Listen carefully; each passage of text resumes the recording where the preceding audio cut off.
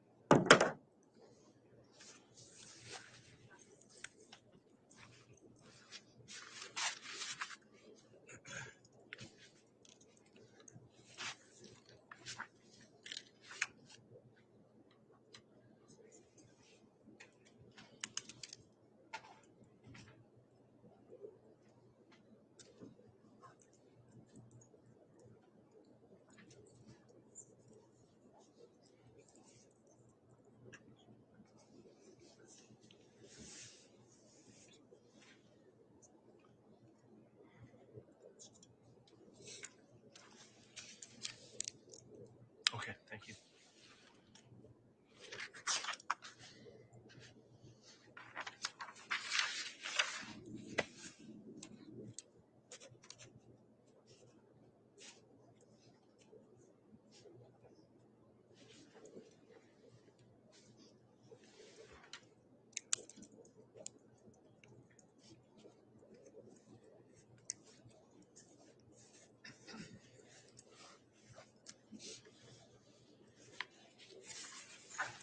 All right, then.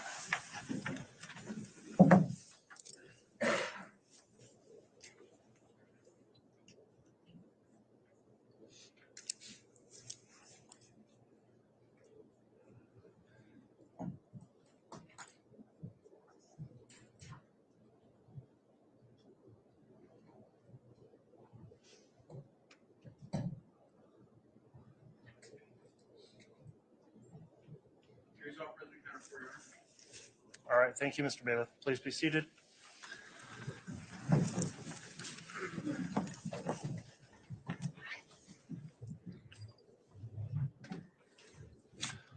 All right, good morning, everyone. We're going back on the record on case CR 22-21-1624, State of Idaho versus Lori Noreen Ballo. The state's continuing with its case in chief. I'll note that we do have our conduct order in effect in the courtroom and the remote viewing locations that prohibits the use of any electronic devices from transmitting any sounds, images, or videos during this trial. I would ask the public to please continue to comply with that order. I would also note all the jurors are here and accounted for, and I believe we've received the juror affirmation from all the jurors. Is that correct, Mr. Bailiff? Yes, Your Honor. All right, thank you. And thank you again to the jurors for your continued service. When we left off yesterday, Mr. Wood, you were conducting your direct examination, I believe, of Agent Daniels, and I'll just briefly inquire as to Agent Daniels and ensured, did you view any of the trial testimony in this case between yesterday and today when you're testifying again? No, sir. Okay, thank you for that. I'll remind you, you're still under oath for your testimony, and Mr. Wood, if you'd like to continue with your direct, you can. Thank you, Your Honor.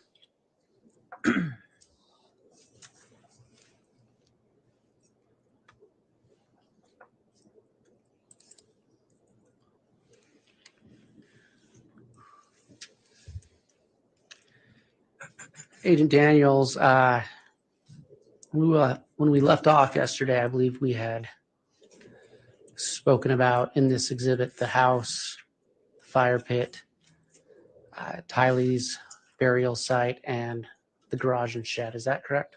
That is correct. Call your attention to the north portion of the map. What's labeled as Site 1. Site 1 was what we called burial site number 1, and that becomes the burial site for J.J. Ballo. Okay. And I believe we may have already started this, but if you could just briefly remind the jury what we're looking at here. This was just what I would call an overall photo leading toward what became burial site number 1, and burial site number 1 ends up being in the vicinity of where that laser pointer is.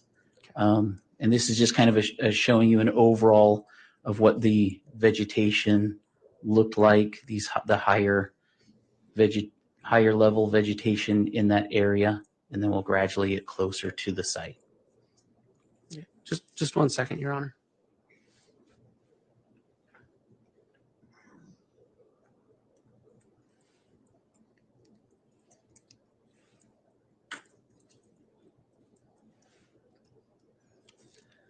Can you briefly describe what's in photograph 149? This is just a photograph as we get closer now to burial site number 1, and this is the actual burial site here.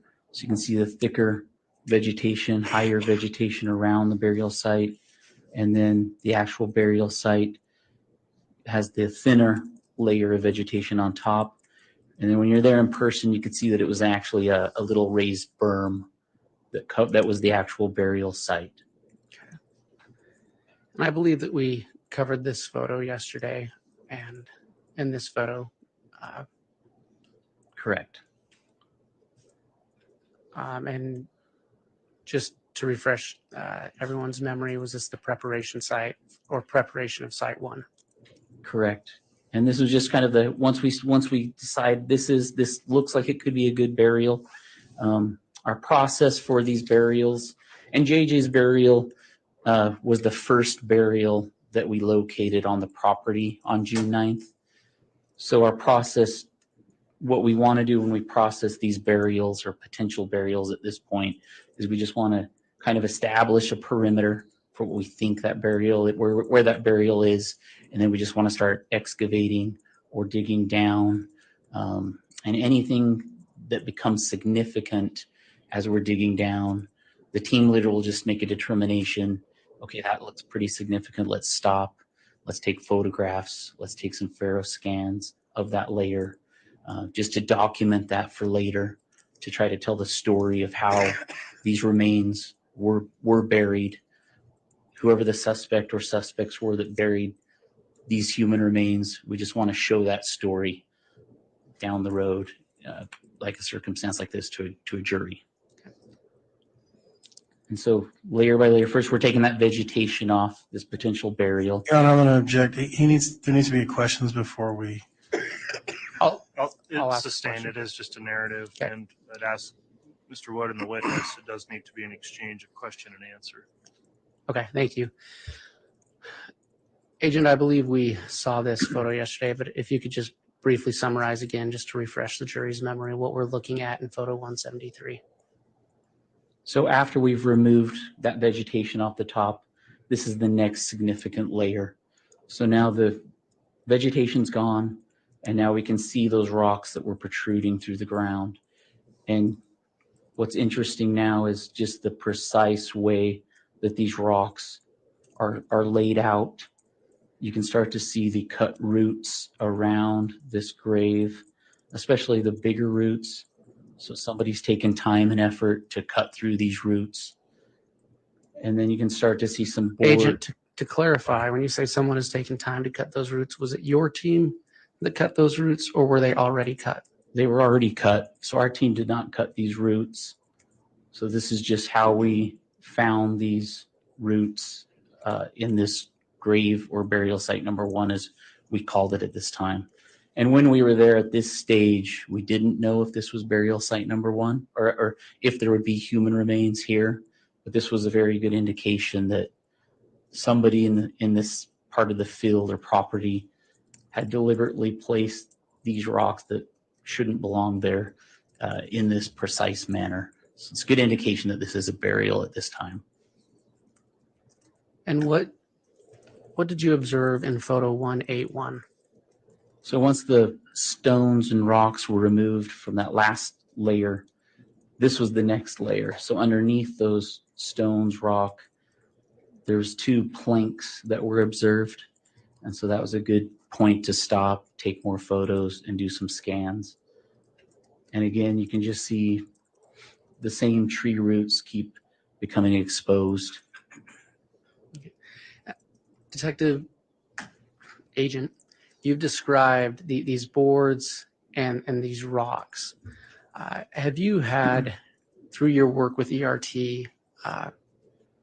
multiple experiences discovering and uncovering clandestine graves? Yes. So through my experience, I've probably excavated approximately 5 to 7 burials. Out of all of those burials, this is the most precise.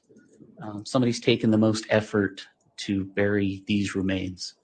And what I mean by that is I haven't Agent, seen it. Oh, here, let me ask the question. Sorry, Agent, from your experience,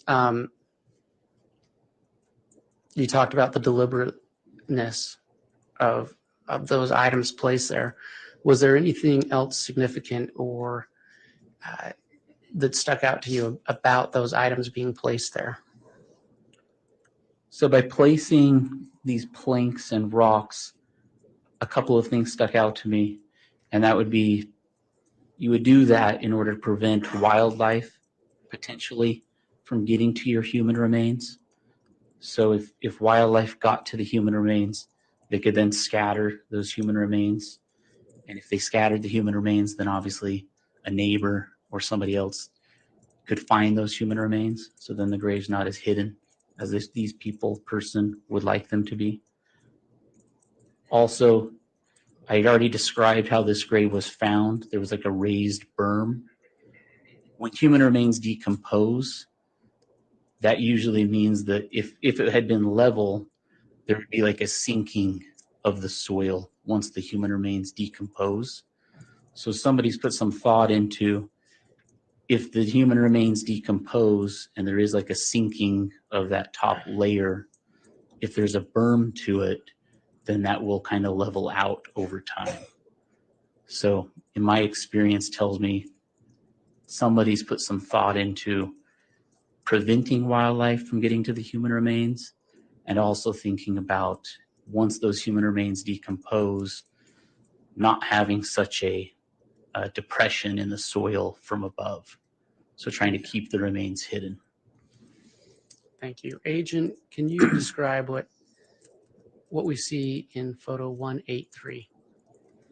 So now we've removed the planks and the teams continue to excavate further into the grave. And now we can see a black piece of plastic that starts to be exposed.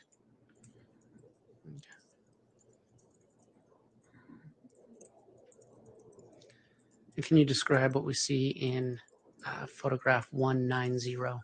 And it's at this point is when I get into the burial and I take my hands and I just kind of brush aside the soil from the black plastic. So I just kind of make an oval shape in the ground, and that has the feel of a human skull. And that's what I presume it is. And at that point, I take a razor blade because we need to determine, at this point, we still don't know for sure if this is a burial and those are human remains. So we have to make that determination. So I take a razor blade and I cut into this black plastic bag. And that black plastic bag, as you can tell, it's tight, sucked tight to whatever's inside. So I had to pull that black plastic bag off whatever was inside, and then I make a razor blade cut to that black plastic bag, trying not to disturb any forensic evidence that might be on it. Agent, can you describe what you see in photo 191? So underneath that black plastic bag, once it was cut open, ends up being this white plastic bag. And so I kind of do the same thing, kind of pull that white plastic bag away from what ends up being the skull, the head of the human remains. And I do the same thing. I make a razor blade cut to that white plastic bag. And as I'm doing that cut, you can see kind of the human hair starts coming out, with that razor blade into my hands. And that's the point that we decide this is human remains. And so that at that point is when that absolutely becomes burial site number 1, and that ends up becoming JJ's burial site. Can you describe what you see in photograph 192. This is just a better picture showing the hair that came off with the razor blade. You can see the cut that was made to the white plastic. And then you can also see some duct tape that was also inside those plastic bags. Can you describe photograph 195?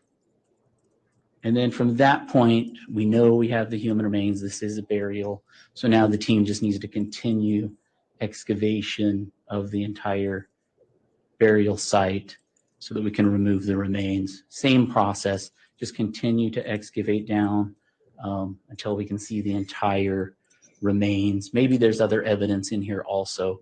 So we're in this site, we talked about it before the other sites, but we did have a sifting operation happening at this site too. We divided this grave in half. So the top with the head was grid A, and the side with the feet was grid B. So we kind of sifted both areas, the dirt that was inside, just in case there was other evidence there. And in grid A, we had like a charcoal piece. We had a charcoal piece in B, and there's a plastic piece found in grid A. So there's other things being done too with these within the burial. You can describe what's in photo 200.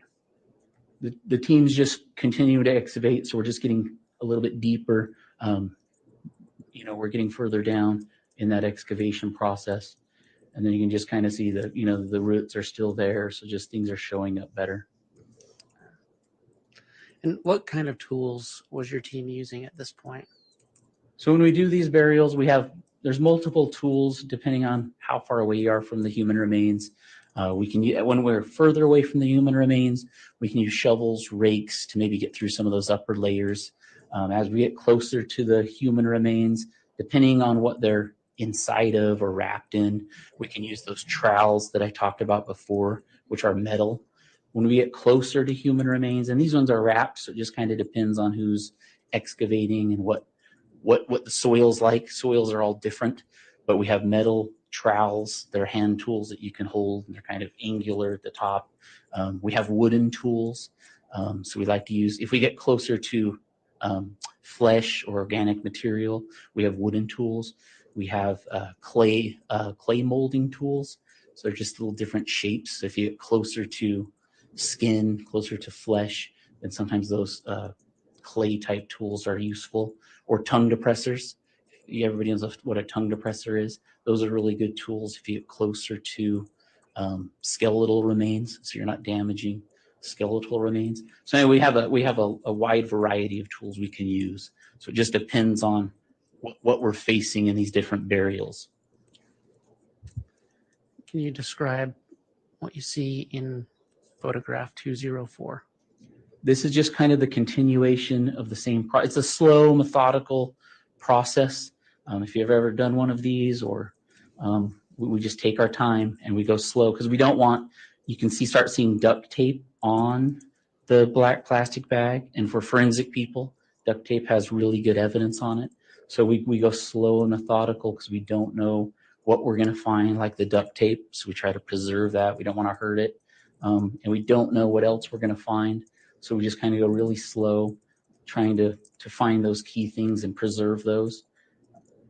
So we just keep going down, and maybe that duct tape, something just every so often we'll just, again, it's the team leader's discretion when we stop, take photographs, and just try to, so when we're at this stage, just try to have these photos for everybody to review later. Okay. And can you tell us what you see in photograph 209? So now we're pretty much complete with the excavation of the human remains, and now we're ready to remove those remains. And what do you see in photo 215? So once those remains were removed, provided to the coroner, this just shows that there was decomposition that was leaking out of those plastic bags and has been left inside the burial. And then we did take samples of that decomposition.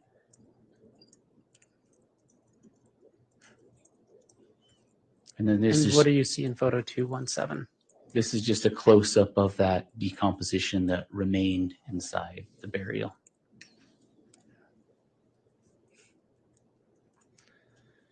Can you describe what you see in photograph 240? This is just showing some of those pieces of evidence or the rocks that were on top of the burial, that first one of the first layers, and then the planks that were on top of the burial. So some of those first layers that we had removed and then later took as evidence. And then all of the evidence from this burial was provided to the Rexburg Police Department, and then the human remains were provided to the coroner. And can you describe what we see in photo 268? And then this was the first, again, this was the first burial that we found on the property. And so at this time, it was really important that we went deeper after we found the remains, and we went wider after we found the remains, because at this time we weren't positive. We were still looking for Tylee's remains. So now that we had found JJ's, we knew, hey, Tylee's around here somewhere. So it was super important that we used the tractor. Is Tylee buried underneath JJ? Is she somewhere in this vicinity? So we just had to use that tractor to try to see if Tylee was in the same area. So this was kind of the first time we used the backhoe to just kind of expand a little bit around where JJ was, just in case. And did you find anything else in burial site 1? We did not.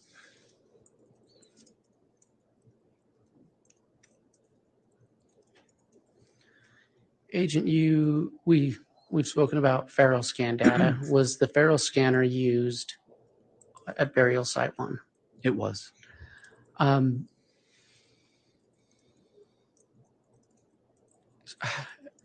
You spoke earlier about it being at the site supervisor's discretion as to when to run the scanner. As the site supervisor, can you just explain a little further what are the types of things that would lead you to have the Faro scanner run? Just these, for a burial, anything significant found while you're doing the excavation. So key pieces of evidence. In this case, you see a layer of rocks that are over a burial. You see the layer of planks over a burial. You know, when the second a black plastic bag shows up that could be the head, you know, that's those key things. You want to try to capture those, whether it's photos, scans. There's multiple ways to capture those things. In this case, we chose to do the photos and the scans with the Faro scanner. Okay. I'm going to show you what's been labeled layer A. And at this point, is there an approximate depth given? Yes, so this is just the photograph showing those rocks on the top on this layer. And then the lowest point of this layer, the approximate depth is listed in this lower diagram. And in layer B? So the lowest depth of the excavation from this photograph is just highlighted right here with that line. And again, you have in the diagram just from 1 foot, 2 foot, 3 foot. And layer C? And that depth is just kind of noted. The lowest depth from that picture is just kind of highlighted right there with C.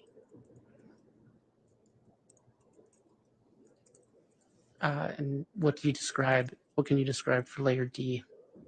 Just from this photograph where we were at that time, the lowest depth that was scanned was right there. So just under a foot. Okay. And finally in layer E? So this is when that excavation was complete. We were ready to remove the remains. And then the lowest layer scan depth when that picture was taken was just above 2 feet. Okay.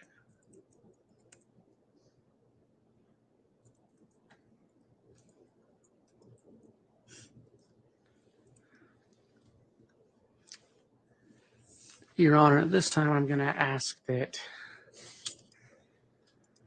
the witness be handed what's been marked as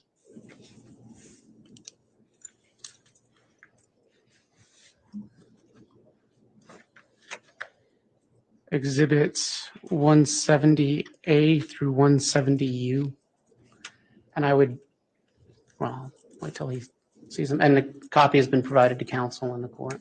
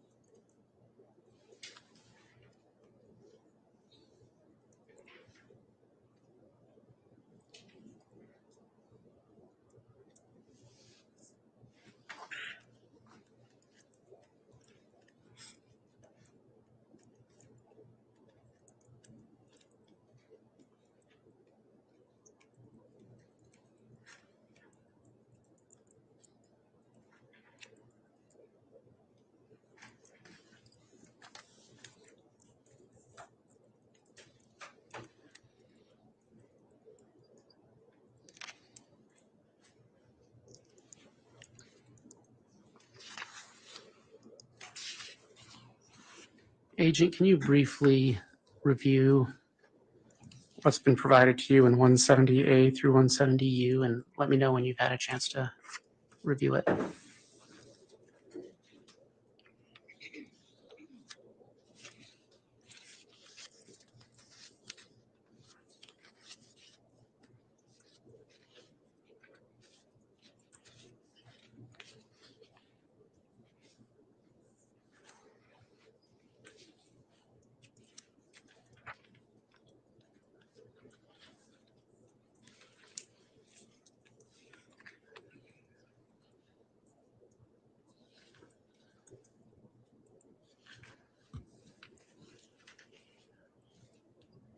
Okay.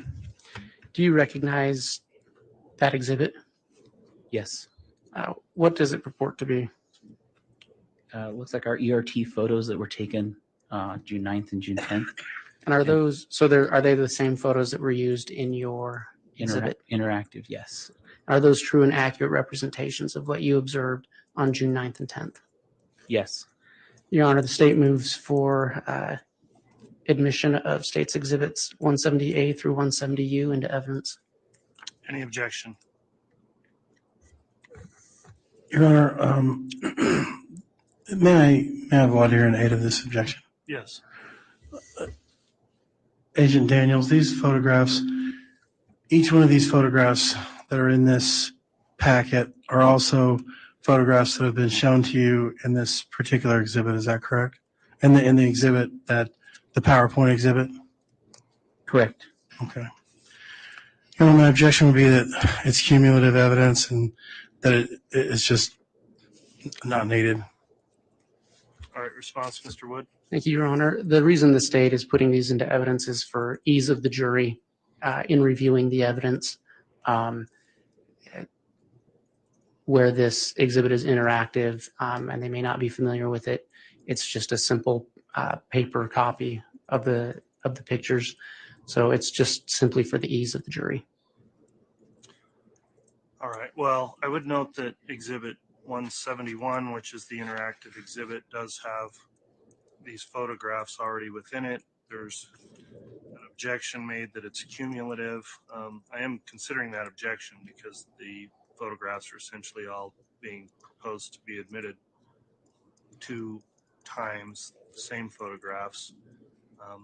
However, given the nature of the different format and having considered whether or not there'd be any undue prejudice to have the paper copies of certain photographs, I'll find that it's not cumulative and it may assist the jury, would not be overly prejudicial, so I'll allow for the admission of exhibits 170A through 170U to be admitted.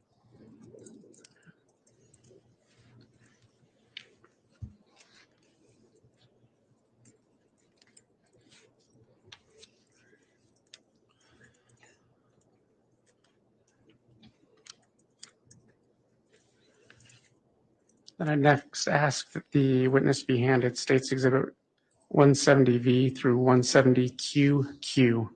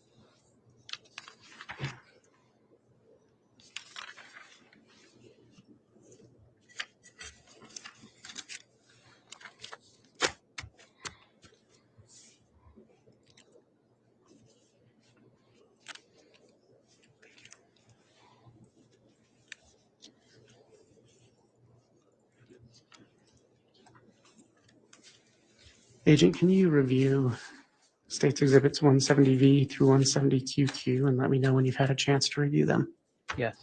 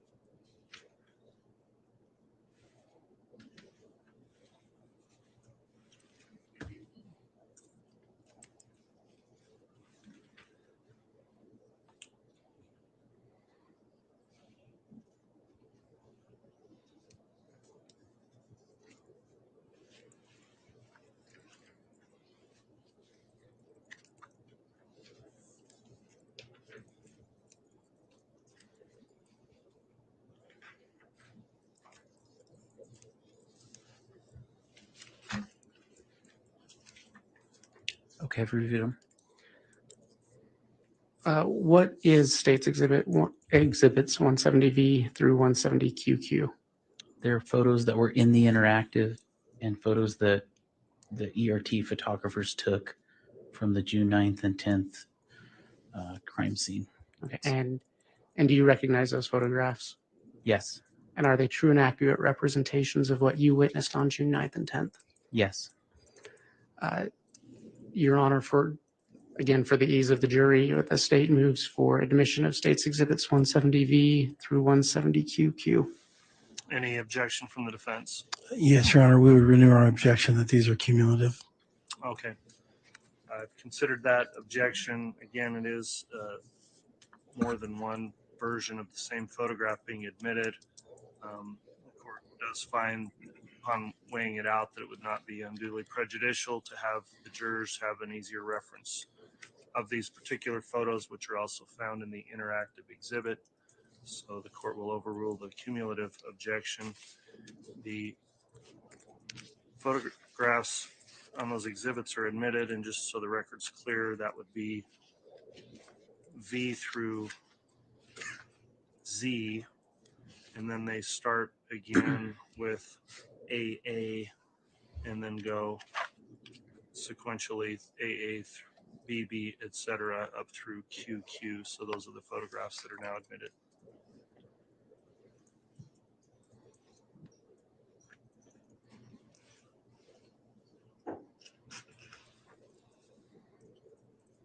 And then if this witness could be handed State's Exhibit 170RR through 170XX.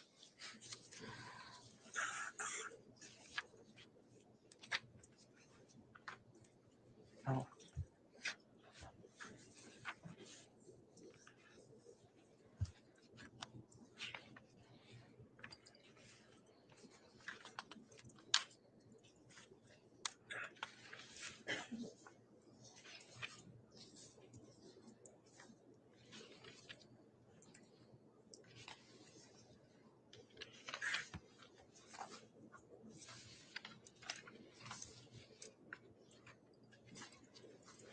Looks like there's 2 copies. Is that right? Yeah, I accidentally handed you my copy as well. Okay.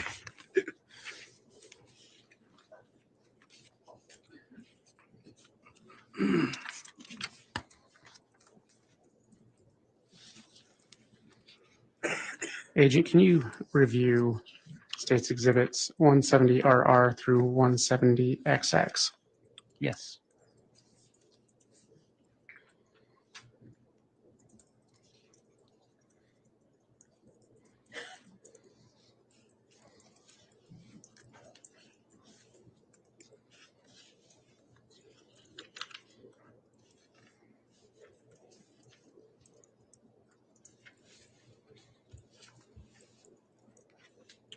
Okay. Agent, what is State's Exhibits 170RR through 170XX? They're photographs from the interactive. Okay. And what portion of the interactive exhibit are they the photographs of? They're from the house. Okay. And are they true and accurate representations of what you observed and witnessed on June 9th and June 10th of 2020? Yes, they are. Your Honor, the state moves for admission into evidence of 170RR and through 170XX. Any objection from the defense? Your Honor, the defense would object to these being cumulative. All right, thank you, Mr. Thomas. The court's again considered that objection. While these photographs are already incorporated into the interactive exhibit, I determined that they may be an alternative way for the jurors to more easily access the photographs and would not be unduly prejudicial. So I'll overrule the cumulative objection and allow for the admission of exhibits RR sequentially through XX.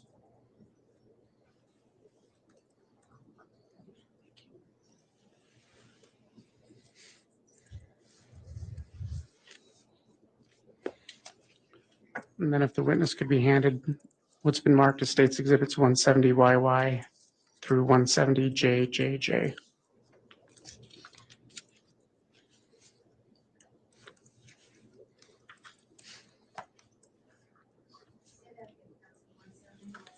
(170YY through 170JJJ).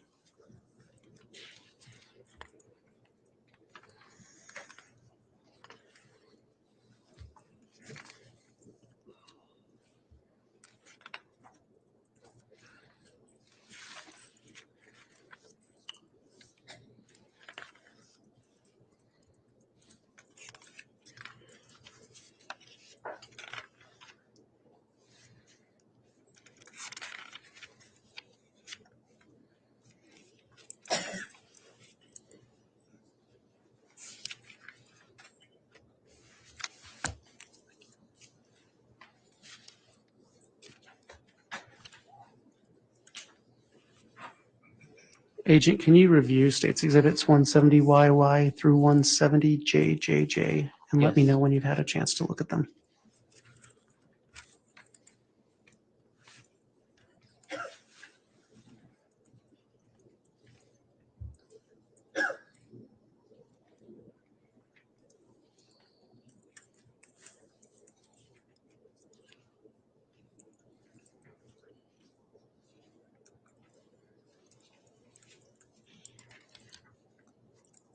Okay. Agent, what is in State's Exhibit 170YY through 170JJJ? Photographs from the interactive. What portion of the interactive are they photographs of? Photographs from the fire pit. Okay. And are they true and accurate representations of what you observed and witnessed on June 9th and 10th of 2020? Yes. Your Honor, the state moves for to enter States Exhibits 170YY through 170JJJ into evidence. Any objection? Yes, Your Honor, same objection. We would object to it being cumulative. Very well. The court's considered that cumulative objection for the same reasons I've indicated in the previous three rulings as to the nature of these photographs in relation to the interactive exhibit. I'll incorporate that same rationale and overrule the objection. So to be clear on the record then, exhibit YY and ZZ are admitted, and then it begins with AAA and goes sequentially through JJJ, and that packet of photos is admitted over the objection.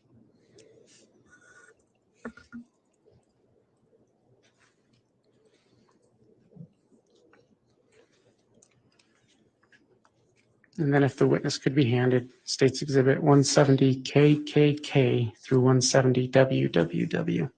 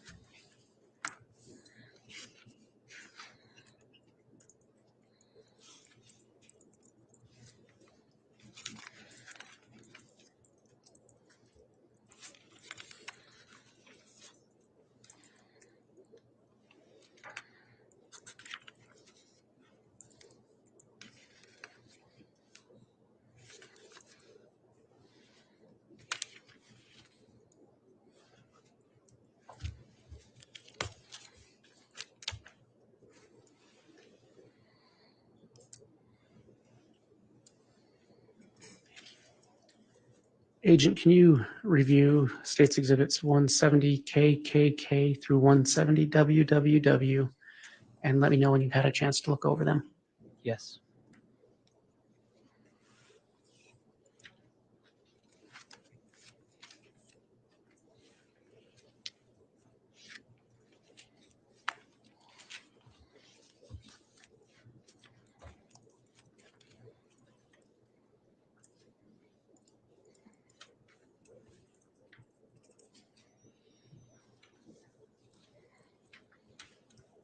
Okay. Agent, what have you had a chance to review States Exhibits 170KKK through 170WWW? Yes. What do they purport to be? Photographs from the interactive. Okay. And they're the same photographs you used in your interactive? Correct. And which portion of the interactive are they photographs of? They're photographs of the garage or barn. Okay. And are they true and accurate representations of what you witnessed on June 9th and 10th, 2020? Yes. Your Honor, the state moves for admission of States Exhibits 170KKK through 170WWW into evidence. Any objection? Yes, Your Honor, we would object to them being cumulative evidence. All right, court's considered that objection as to this set of photographs, and I'll overrule the objection for the same rationale previously stated as how these photographs relate to the interactive exhibit that was admitted. So for that same rationale, the court overrules the cumulative objection, and exhibits KKK through WWW sequentially have been admitted. Thank you. Just one moment, Your Honor.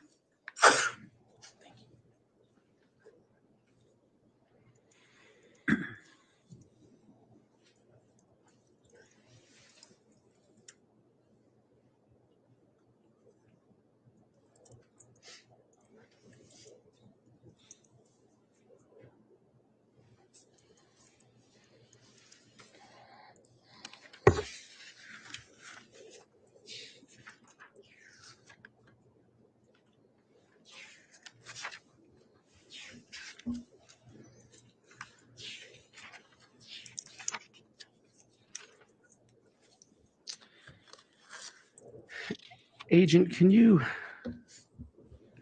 based on the testimony you've given and your experience and training, to you, what were the differences or the contrast between the gravesite of Tylee Ryan and J.J. Vallow?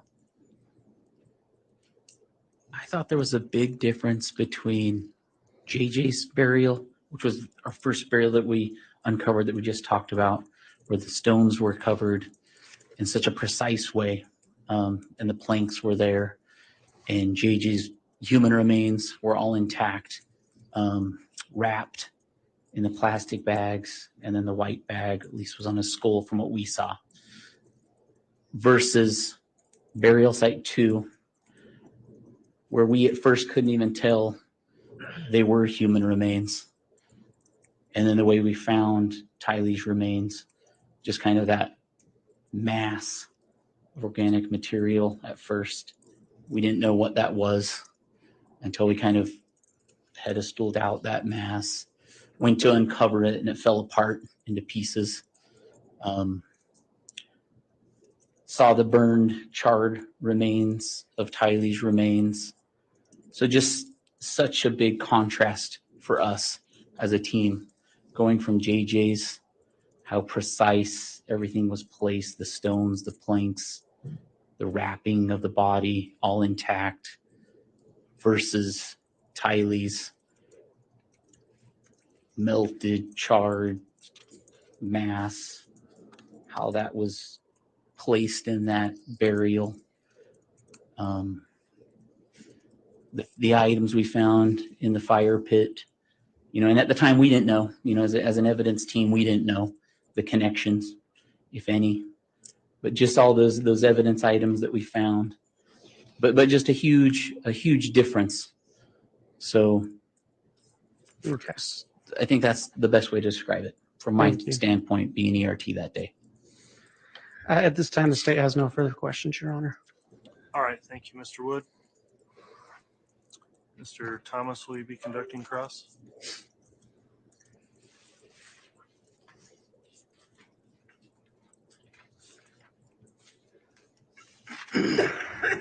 Yes, Your Honor.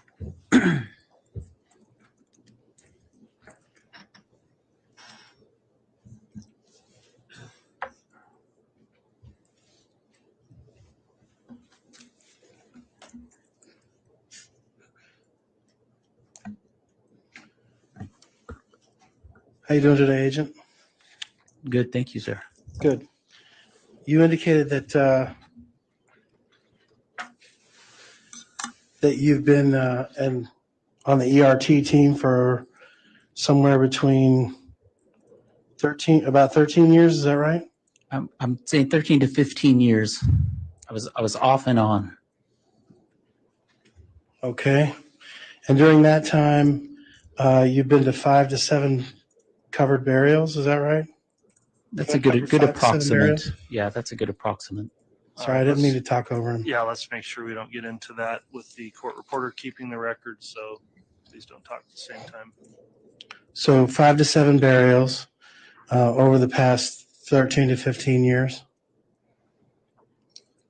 I was on and off ERT, so I would say over the last 12 years, approximately 5 to 7 burials.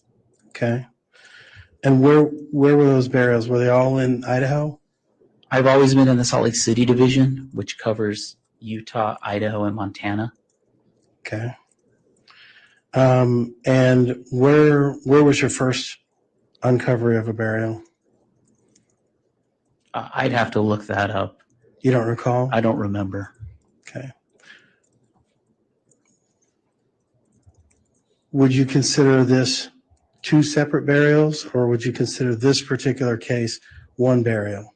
I would consider this 2 separate burials, mainly because of the contrast that I just described. Okay. So I guess what I'm asking is, when you say 5 to 7 burials, are you saying 5 to 7 different events, or 5 to 7 sites that you, or like, I don't know, how would you describe it? I would say some of those burials were in the same burial, and some of them were individual in one burial. Okay. So how many sites, like how many times have you gone out and done a burial uncovery over the course of your career? I'd say approximately 5 times. Okay. So, I'd have to review a bunch of reports in order to okay. give you very specific details. All right. Have you ever done a burial in Idaho? Yes. Okay. Other than this one, I guess is what I'm asking. I believe so. I believe so. I need to check though, just to be sure. Where would it be? Probably on the Fort Hall Indian Reservation. Okay. And what about, you indicated that your coverage area was Utah, Idaho, and Montana? Correct. Okay. Where in Montana would you have gone for a burial uncovery?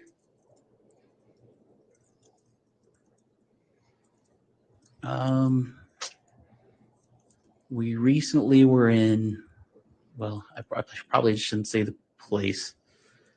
I probably shouldn't talk about specific cases. Well, it kind of goes to your credibility as to, you seem to have a little bit of knowledge recall issues. And so, How about I just say near Missoula, Montana? okay. I've been on call outs near, let's say, Moscow, Idaho. Okay. And a lot of those involve fire pits. So I've done multiple fire pit excavations, and that's excavating human remains from fire pits. Okay. And there was a fire pit in this particular excavation. Correct. That's why I think those are important to mention. Okay. All right. And so when you do these, you mentioned how you kind of made it sort of a grid, right? Correct. All right. And on the grid of the fire pit, it wasn't like exact squared off. We're going to do 3 foot by 3 foot grids, right? And we're going to sift everything in that 3 foot section, and then we're going to move to the next section, and everything that gets pulled from that section gets put in this pile, right? That's not how it worked.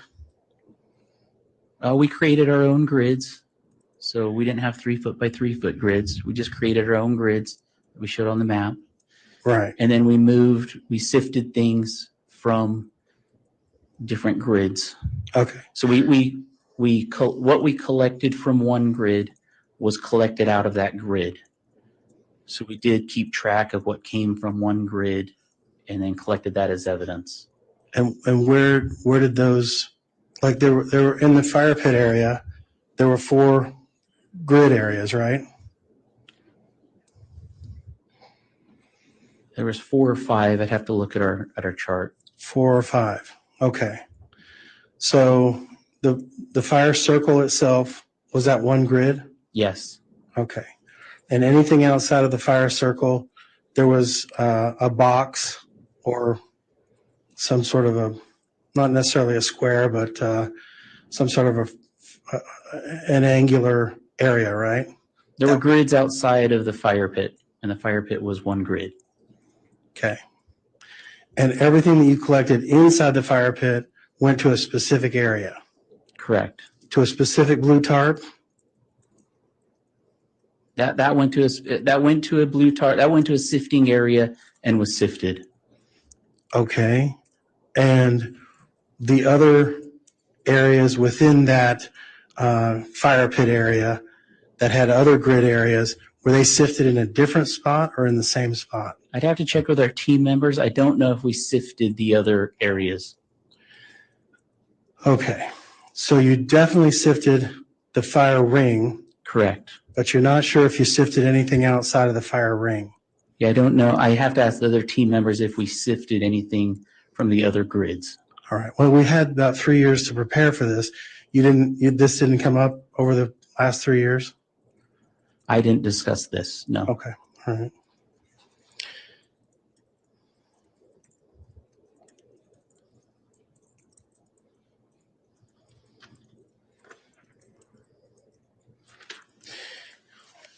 You mentioned that you were the Let me get it right here.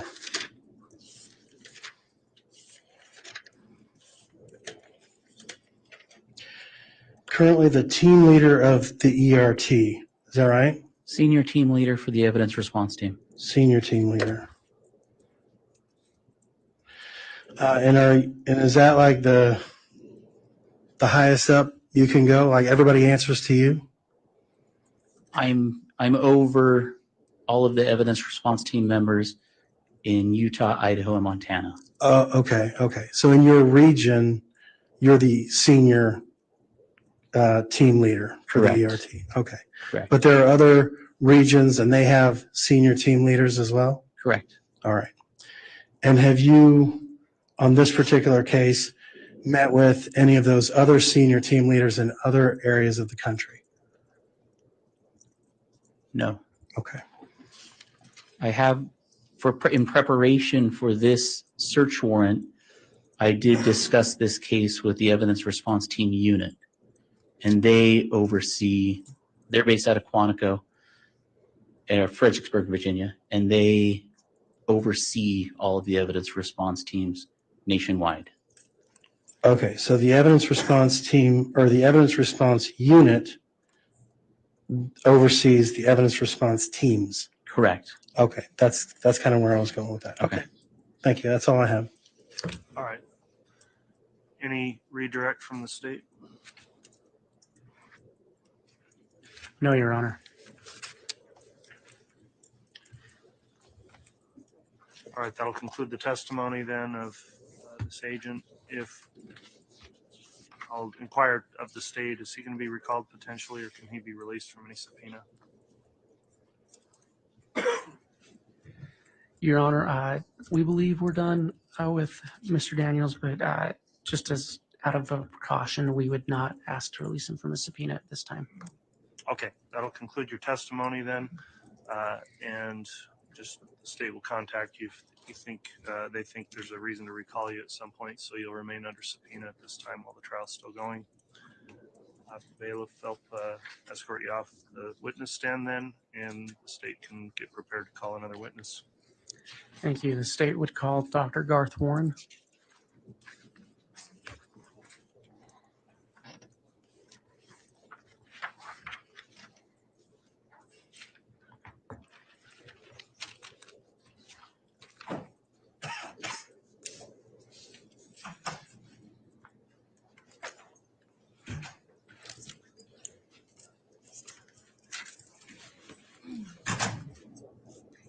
Swear or affirm that the testimony you're about to give will be the truth, the whole truth, and nothing but the truth. So help you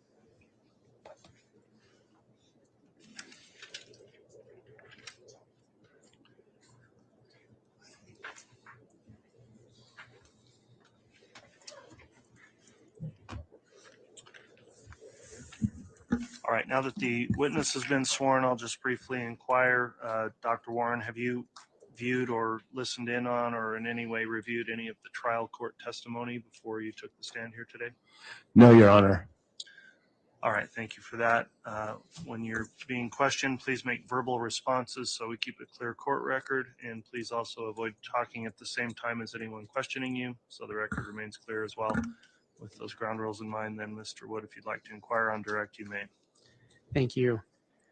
Can you please state your name for the record and spell it? And spell your last name.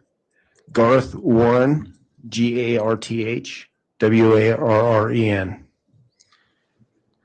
Dr. Warren, what is your occupation or profession? I am a forensic pathologist. Okay. What is a forensic pathologist?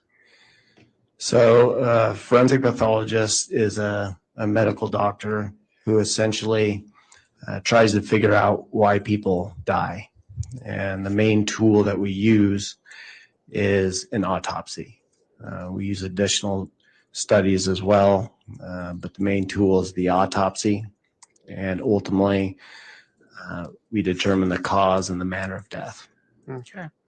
So you said you're a medical doctor. Are you a duly licensed physician in the state of Idaho? Yes. How long have you been licensed to practice your profession? So I've been practicing licensed in Idaho for approximately 6 years, almost 6 years. And I was licensed in my previous job in Colorado for 5 years. So a total of about 11 years. Okay. And are you presently engaged in the practice of being a forensic pathologist? Yes. Where did you receive your training in pathology?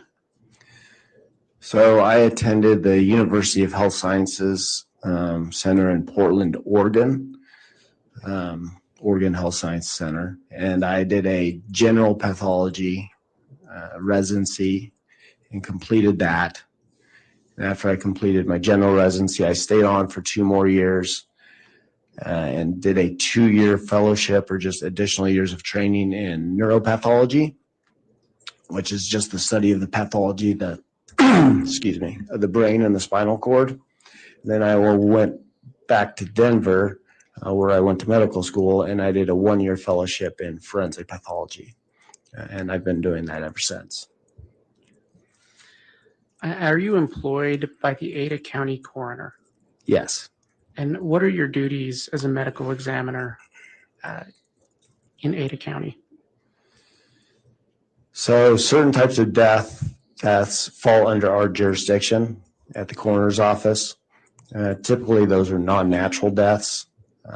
They can be natural deaths, a sudden unexpected natural death in a young individual where the cause of death isn't apparent. We would take jurisdiction. But really anything else, accidents, suicides, homicides, any suspicious cases would fall under our jurisdiction. So we have a whole team at the Ada County Coroner's Office. I play one role as the forensic pathologist. I essentially will either perform an autopsy or some kind of examination to try to determine why people die when they come into our jurisdiction. Okay.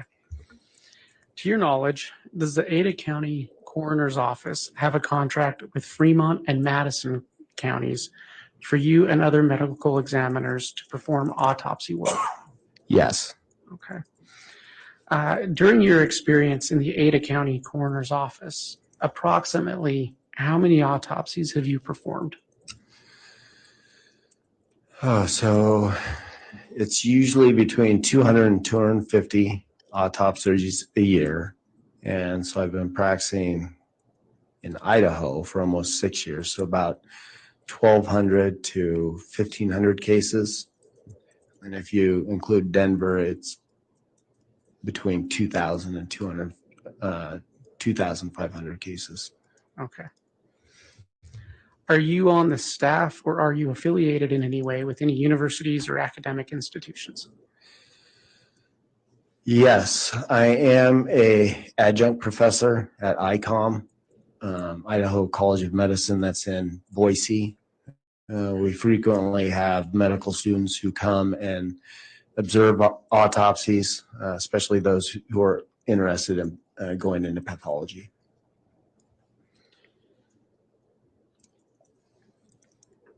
So I asked you earlier what a forensic pathologist does, but exactly what does pathology involve? So pathology by definition is the study of disease, and it's broken up into different branches. The branch that most people are most familiar with is the anatomical pathologist. So that's the pathologist where if you go to the doctor and you get a mole taken off your skin, or you have to have a liver biopsy, or you get anything removed, that piece of tissue will essentially make its way to a laboratory, a clinical laboratory. And the pathologist will examine it, they'll look at it under the microscope, and they'll make a diagnosis. Then that diagnosis will be relayed to the clinician, who will then give the information to the patient. So a lot of pathologists spend their time looking under the microscope, making diagnoses.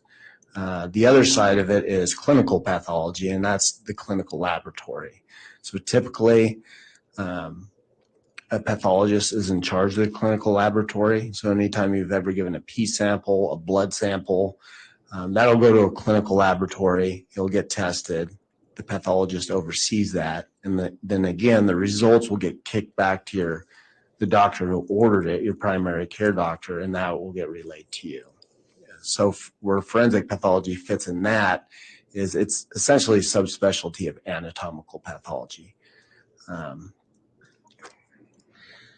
you a member of any specialized medical or scientific groups or associations? Yes, I am a member of the National Association of Medical Examiners. They're essentially the governing body of coroners and medical examiners across the country. I also participate in committees in the Treasure Valley and maternal mortality fatality committee, child fatality committee.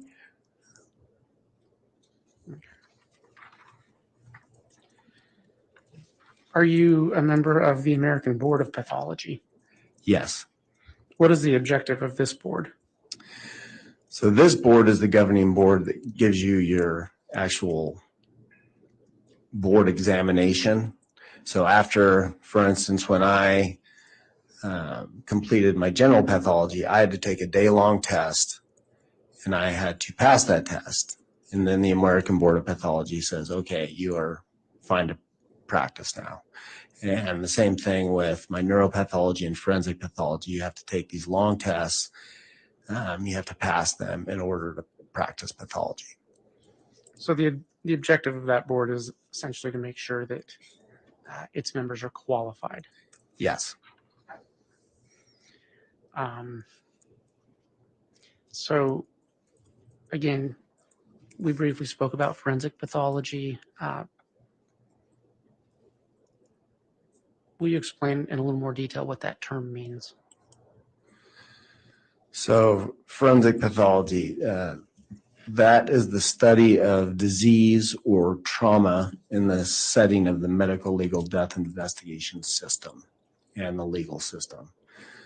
So typically cases that fall under the medical examiner, coroner's offices, as I mentioned, are non-natural.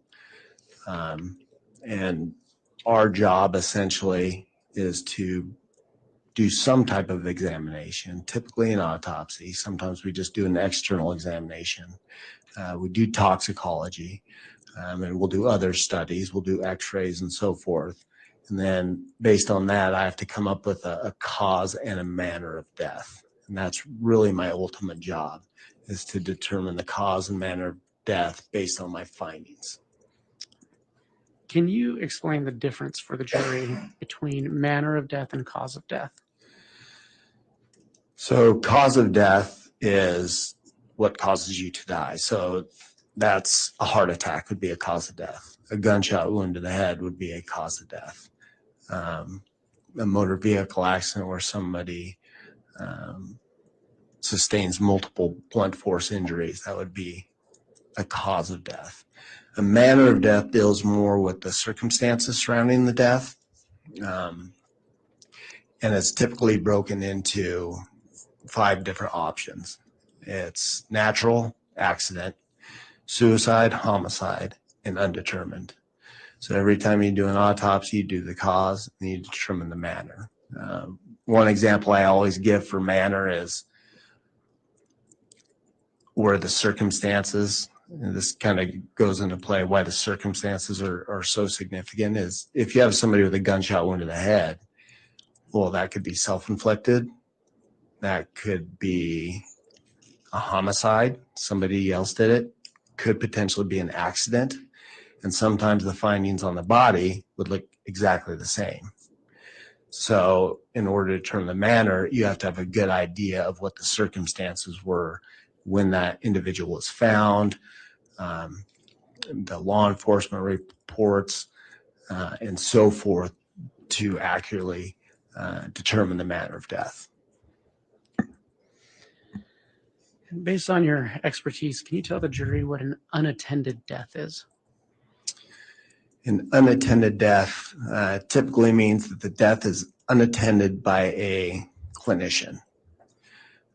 So most state statutes, including Idaho, is if somebody dies, for instance, in the hospital, that's an attended death. There's doctors all over the place in the hospital.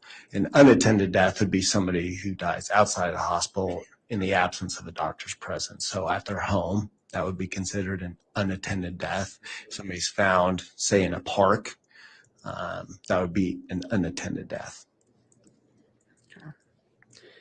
Is there a general procedure that you follow when performing an autopsy? Yes. What is that? So typically the first time I see the decedent or the body is in the morgue, is in the autopsy morgue. Typically the body is received in a body bag. Sometimes it's sealed to preserve evidence on cases that are suspicious or homicides. Sometimes it's not. So the body is received in a body bag. We open the body bag, and the first thing I do is I observe just the decedent as is. So what were they wearing? Do they have any personal effects? Is there any evidence of medical intervention? And once those are documented, I will take off the clothes, we'll take off the medical intervention, we'll gather evidence if needed. That's going to be case by case.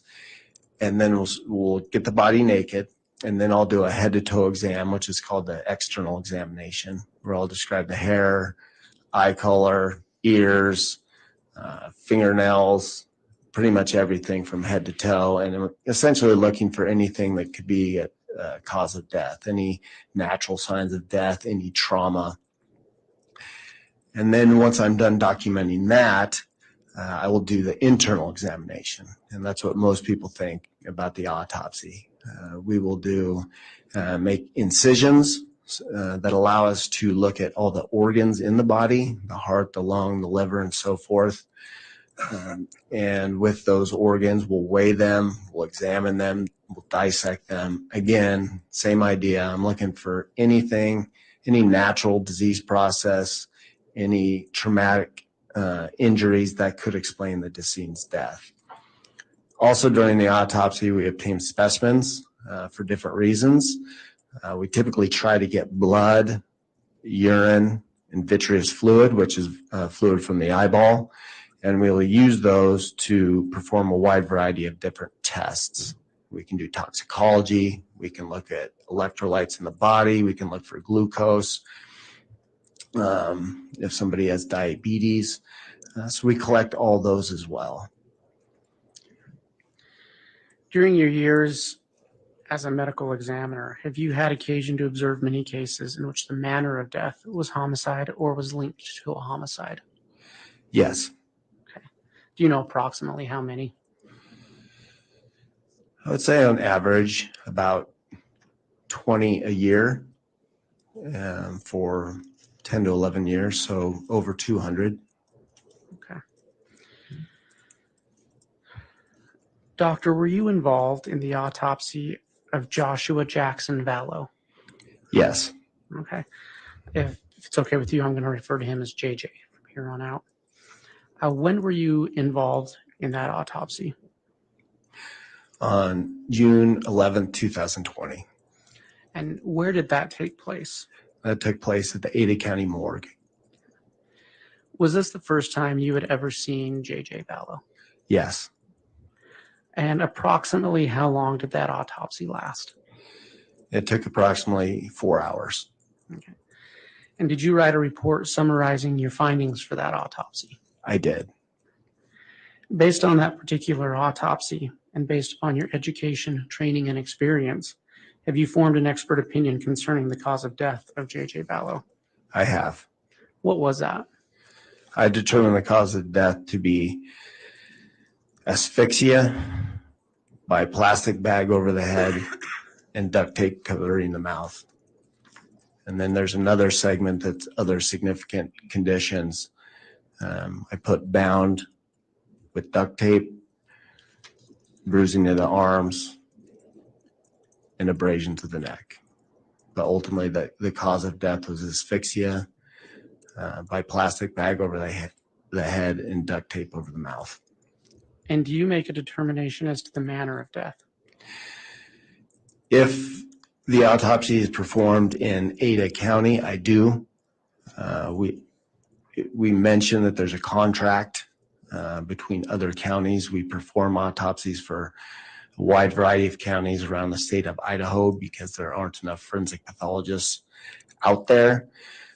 In those cases, our contract essentially says that we'll do the cause and then the coroner will do the manner of death. Okay.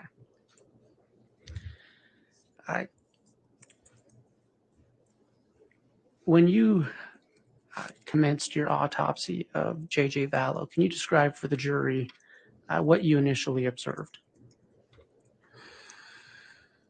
So initially, the body came within a sealed body bag, and it's sealed because we want to preserve evidence. It's just a way of us feeling confident that nobody's gotten into the bag or something's happened.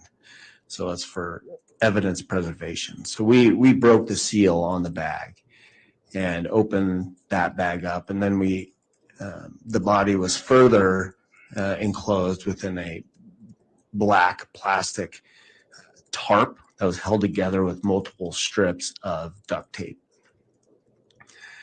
And then we opened that up, and that was the first time that you could actually see the body.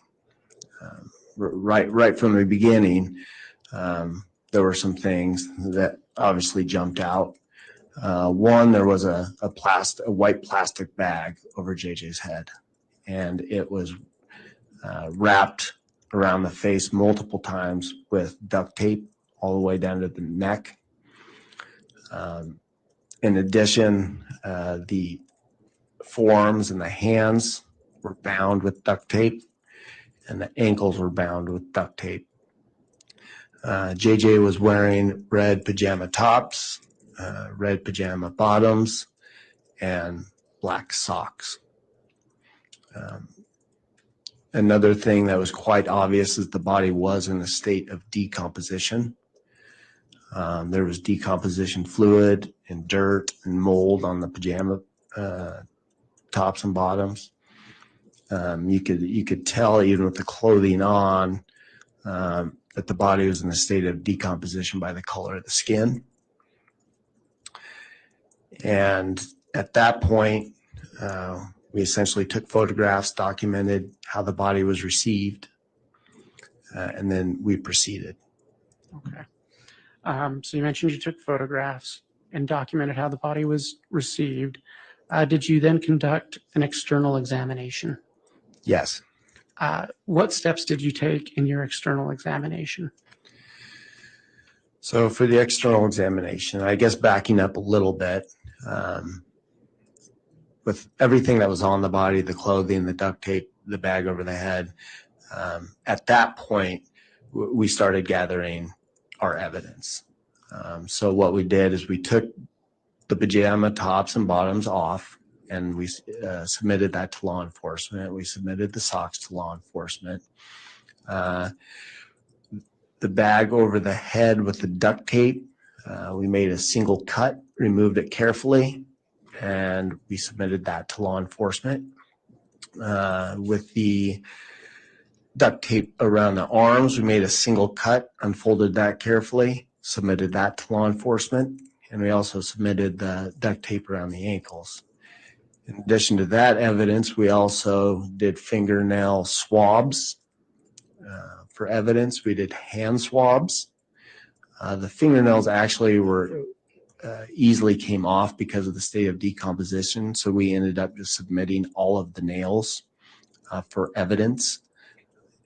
In addition to that, we didn't really know what was going on with the case as far as could there be a sexual component or not. So we did oral, anal, and penile swabs just to be careful. And then in addition to that, we took pulled head hair, a portion of the rib, and that was actually done during the autopsy, and 2 molars from JJ for DNA purposes, bone, the ribs and the molars are a good source of DNA, and we kind of figured that DNA may be important in this case. So that was all the evidence that we got and submitted to law enforcement. And then as far as the external examination goes, like I said before, I do an examination from head to toe. And as I stated before, one thing that was obvious was the body was in a state of decomposition. The head took on a green discoloration, neck. Other parts of the body had a light brown, leathery appearance. That is consistent with decomposition. There's fairly extensive skin slippage throughout the body, including partial degloving or skin falling off of the hands and the feet. And that was essentially what I found. I also found some injuries that jumped out. One injury was a scratch. Appeared to be, there were abrasions. It appeared to be scratch-like abrasions on the left side of the neck. And angle. Doctor, if I can ask you, why was that significant to you? That was significant to me in a case like this, considering the way he was found. If there's any kind of injuries to the neck, it's a red flag. Do I know exactly what it means? No, but I think some of the things that come to mind are, was JJ trying to get the bag off his head? And could they be scratch marks trying to get the bag off of his head? I wasn't there. I don't know exactly what happened, but those are the types of things that go through my head.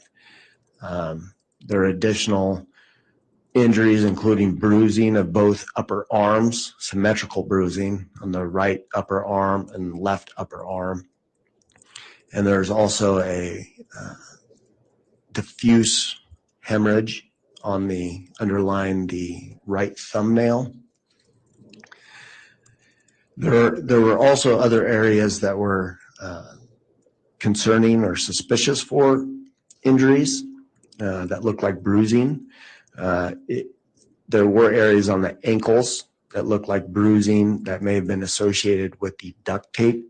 So when I looked at it grossly, they looked like bruises. But in all the injuries I described on the arm, the leg, the ankles, what you do in a case like this where there's significant decomposition is sometimes decomposition can make things look like a bruise when it's not a bruise.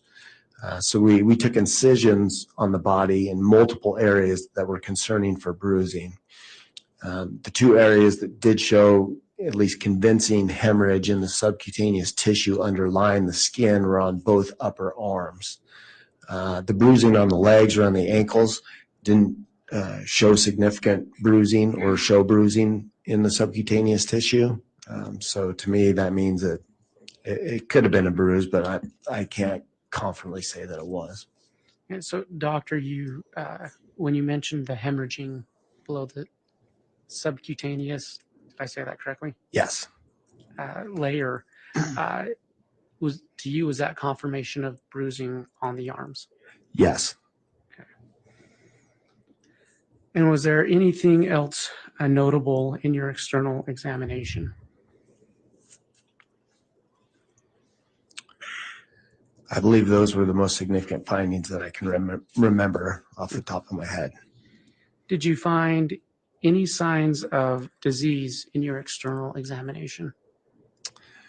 No. Okay. And after your external examination, you conducted an internal examination. That's correct. Can you describe that process for the jury? Yes. So as I stated before, we make incisions on the torso and on the scalp that allow us to evaluate the brain, heart, lungs, look at the ribs, all the different organs in the abdominal cavity. In this particular case, all the organs were still there and they were still well defined. meaning I could tell that's a heart, that's the right lung, there's the liver, there's the adrenal gland, so forth. All of the organs, as to be expected, showed decomposition changes. But I did not see any trauma to the internal organs, and I did not see any evidence of overt natural disease to any of the organs. Did you check for rib fractures? Excuse me. Yes, I did. Actually, when you remove the chest plate, you get a good look at the ribs. And in this case, on a case where you're really looking hard, what you do is there's a thin layer of soft tissue, the pleura, that you actually, in this case, I pulled away to even evaluate so I could actually see the bone itself. And I did not observe any rib fractures. Why would you look for rib fractures?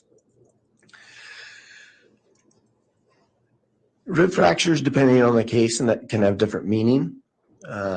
It's important for me just to document everything that I see and everything that I find.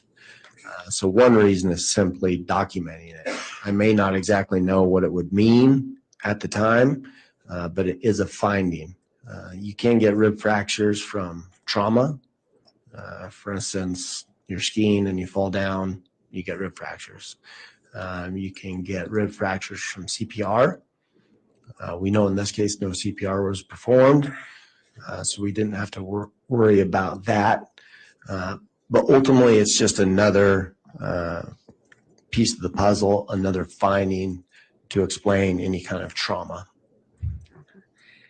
You stated you examined the organs. Did that include the lungs? Yes. Did you see anything remarkable in the lungs? No, I didn't, other than decomposition changes. Upon completion of your internal exam, what did you do? So, I guess going back a little bit, during the exam, like I stated, during the autopsy is when you typically get samples, either to look at microscopically or to send to laboratories. So after the autopsy is completed, and we had gathered that, we were able to gather basically tissue from each organ to look at under the microscope, and I did that at a later day.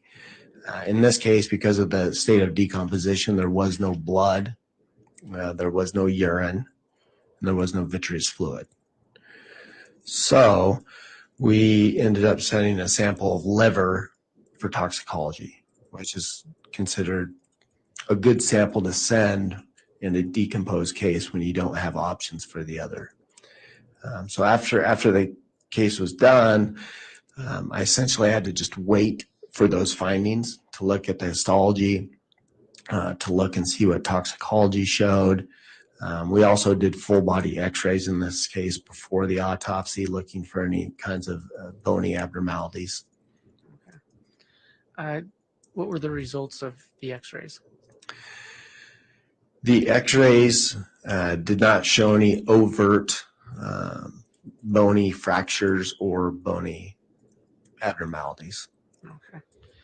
And you mentioned that you sent off portions of the liver for a toxicology report. That's correct. And did you receive the results of that? Yes. What did you find in the toxicology report?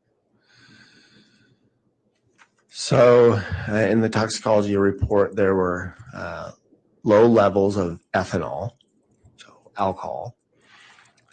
There was a substance or a drug called GHB, gamma hydroxybutyric acid.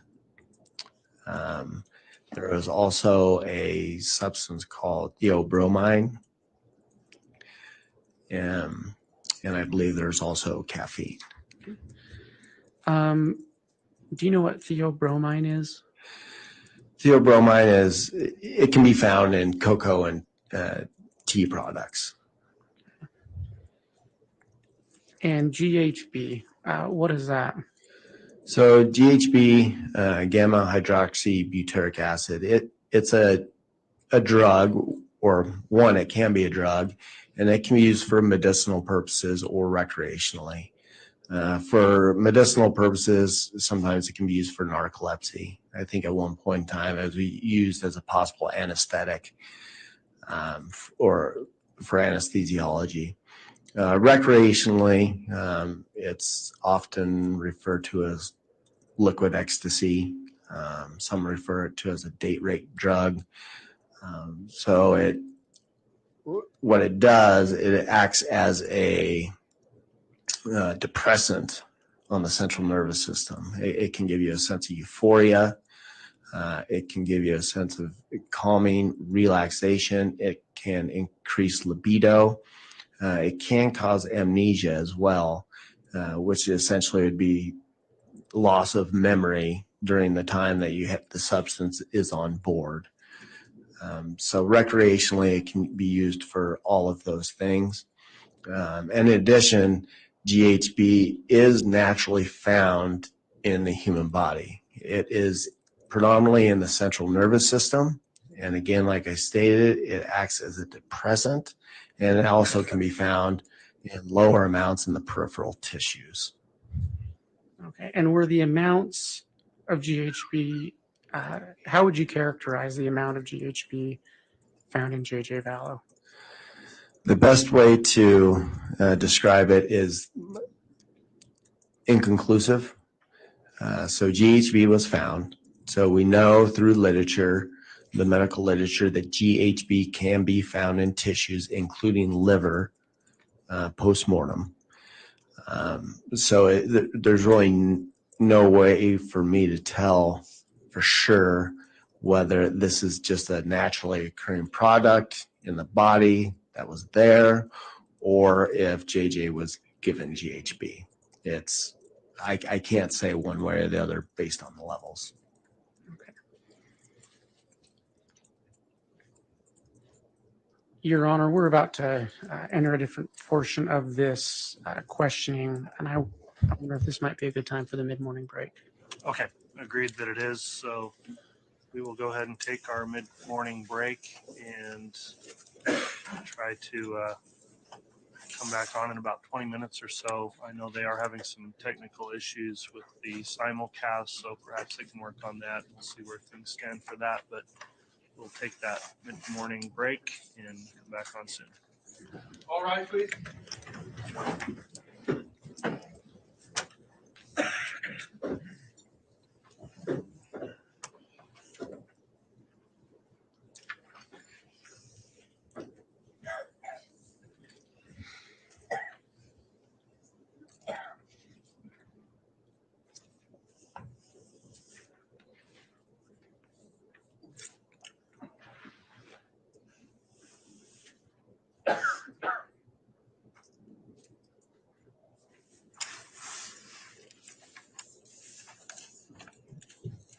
Okay, folks, we'll be back at 35 after. Please grab all your property if you're going to leave.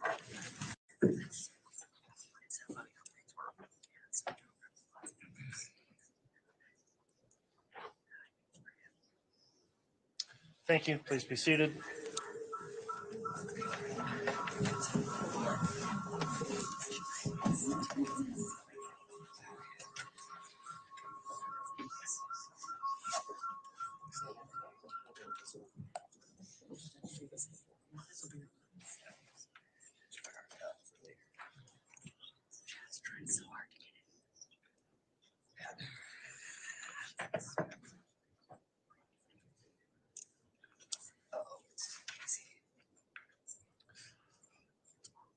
Okay, if we're ready, we can have the jurors brought in.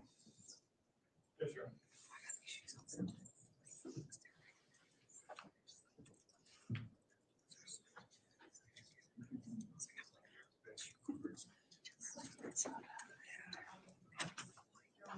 Yes. Okay.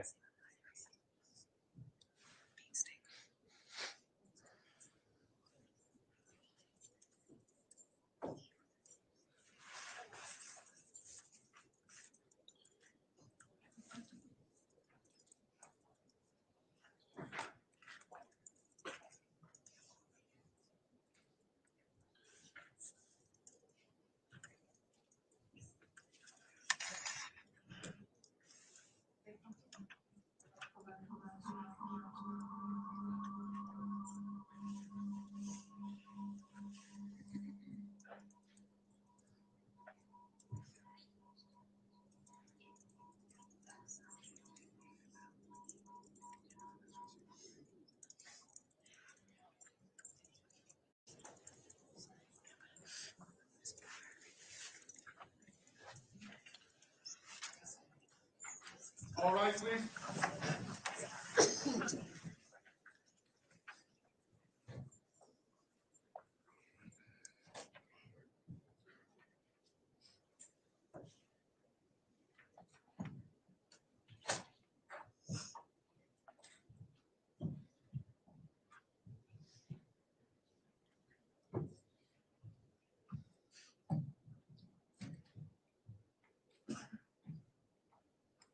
Here's our president for you. All right, thank you, Mr. Bailiff. Please be seated.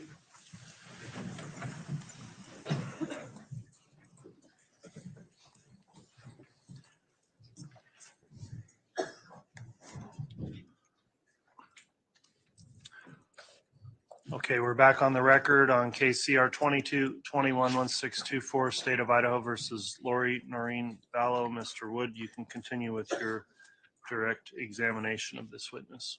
Thank you. Dr. Warren, before we took the mid-morning break, we had walked through the external and internal autopsy examination of J.J. Vallow, correct? And you mentioned that photos were taken during that examination, correct? Your Honor, I'd ask that the witness be handed what's been marked as State's Exhibit 176A through 176MM. Copies have previously been provided to the court and counsel. And Your Honor, I'm not sure if his microphone is on. I just turned it on. Thank you.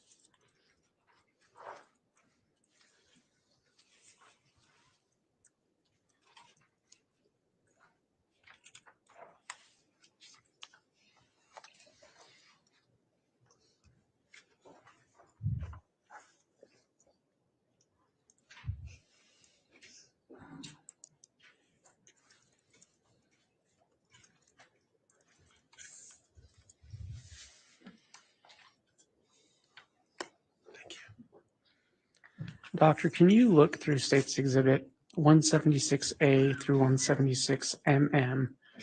Briefly review that and then let me know when you've had a chance to review it. Okay.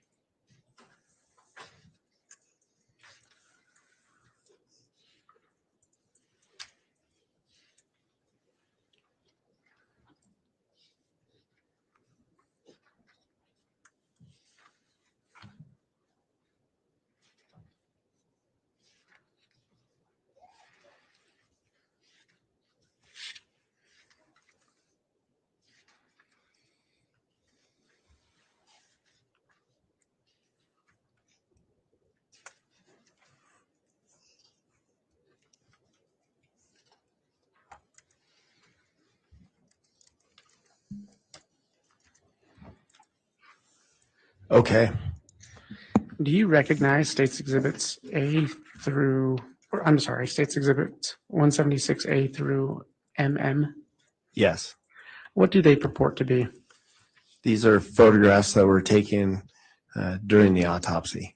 And this is the autopsy you discussed earlier on June 11th of 2020? That's correct. And you were present for that autopsy? Yes. And do you recognize these photographs as true and accurate representations of what you witnessed and observed on that day? Yes. Were some of these taken at your direction? Yes. Okay. Your Honor, the state moves for admission of States Exhibits 176A through 176MM into evidence. Any objection? Yes, Your Honor. Under Idaho Rules of Evidence 403, we'd ask the court to exclude these based on the fact that we believe they are more prejudicial than probative.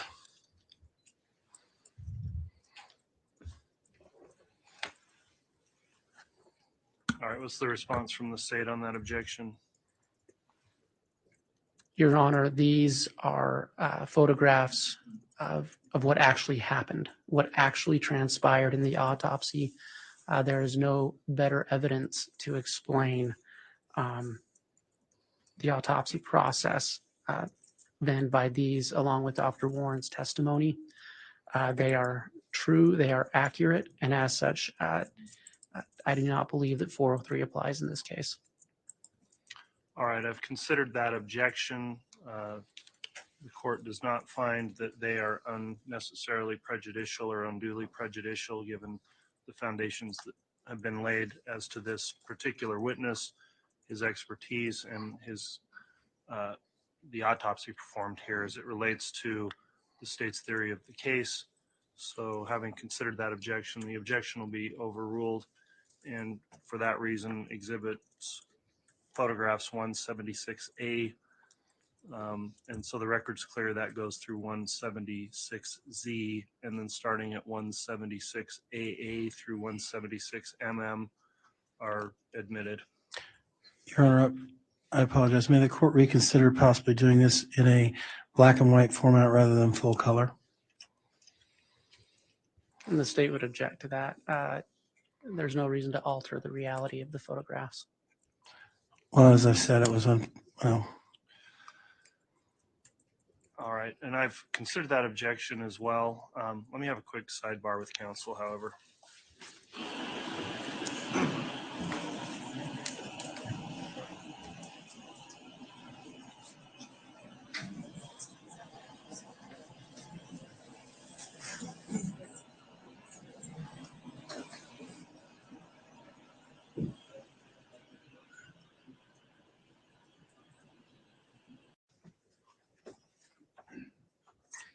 Thank you. Please be seated.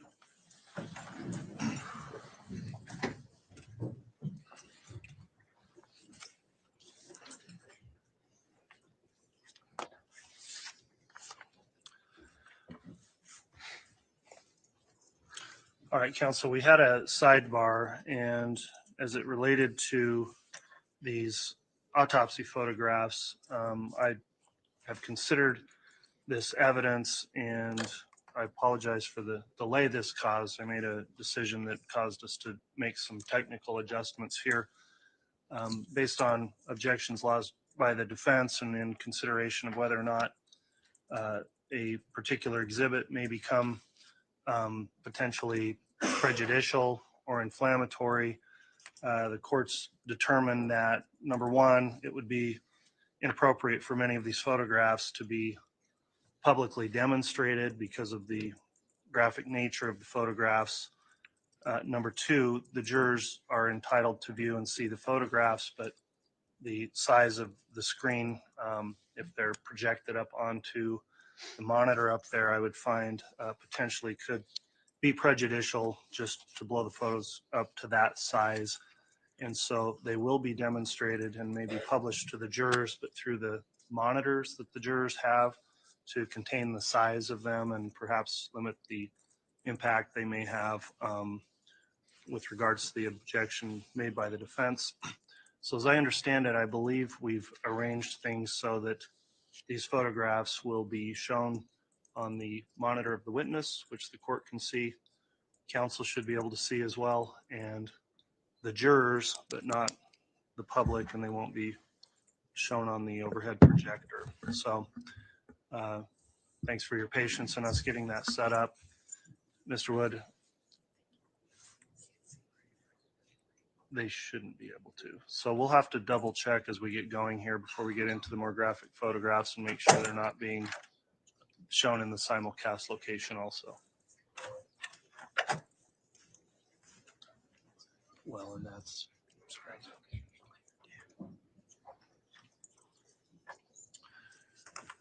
And counsel, just with the state's monitor, perhaps if you could also just position yourselves in such a way that it's not just totally visible to all the public here. So that's the ruling I've got in terms of publishing these. So Mr. Wood, I apologize for the interruption. With that ruling, we'll get started, and then hopefully things are technologically set up to incorporate that ruling. Thank you, Your Honor.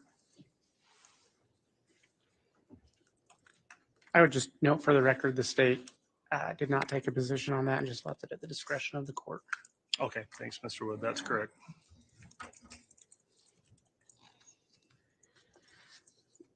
May I have permission to publish now? Yes.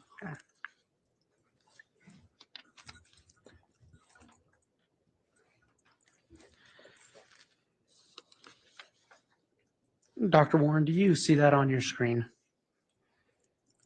Yes. Your Honor, I would note I'm a little bit blind as to how this looks to the jury and on the screen. So I may need some Okay. feedback on And I it. think your counsel can probably help Okay. you as well with their monitor. What is depicted in State's Exhibit 176A? This is a photograph that the decedent was in when I first saw the decedent, how the body was received in a black sealed body bag. You can see there's a red seal that's sealing the zipper of the body bag. And the ruler is simply, that's the case number that we have assigned to this particular case. Can you read that? Sorry, can you read that case number into the record? It's 200611-15. Thank you. What is the significance of that lock or seal? It's essentially to preserve evidence. As I stated before, it ensures, it lets us know that nobody has gotten into the body bag if it's sealed and hampered with evidence in any way, shape, or form. Your Honor, can we have just a second? I apologize. There's really no objection other than the fact that there's no way to follow the court's order because the state's screen is being viewed by everybody back here, and I'm not sure about the jurors if their monitors are being seen. All right, I don't believe the juror monitors are visible to the public, and the one concern monitor, I guess, is at State's Counsel table, and if there's just a way, maybe Mr. Rammel, you could just stand behind that as a way to block view of public behind you. I knew having this many prosecutors would come in handy at some point.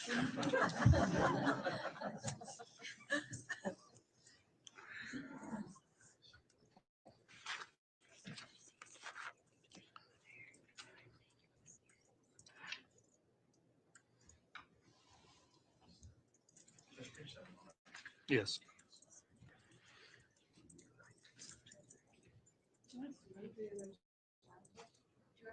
Chairs around to the other side and turn the monitor.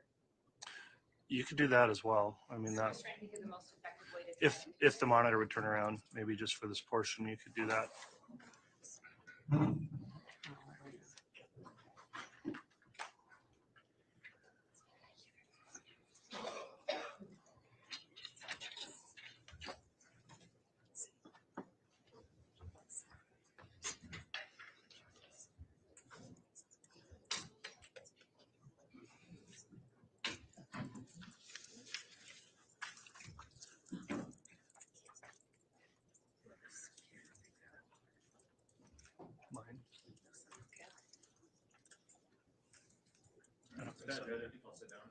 Okay, thank you, Mr. Hamel.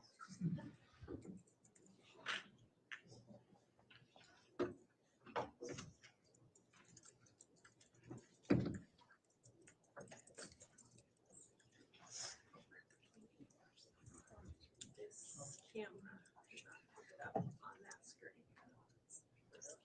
Simulcast screen. Your Honor, can we request another sidebar?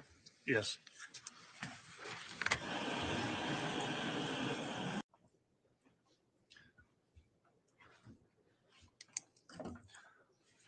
All right, apologies again for that delay, working on the logistics here for a moment. I think we've got things worked out now, and I think we have cut one of the camera feeds for the simulcast, but we still have the audio in the other camera feeds. So, Mr. Wood, if you'd like to continue with your direct examination at this time, you can. Thank you. Oh,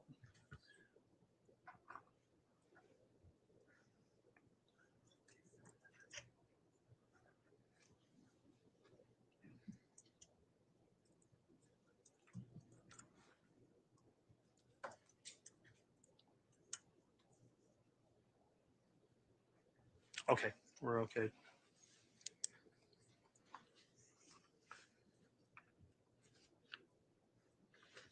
May I continue? You may. Thank Thanks, Mr. Wood. Doctor, what do you, what is in States Exhibit 176B? This is the red body lock after it's been cut by our forensic team and removed. Okay.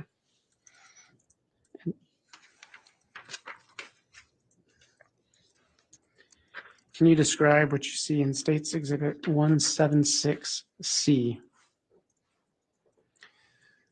So after the sealed black body bag was opened and you can see here that the body is further enclosed within a black plastic tarp that's held together with multiple strips of duct tape. Okay.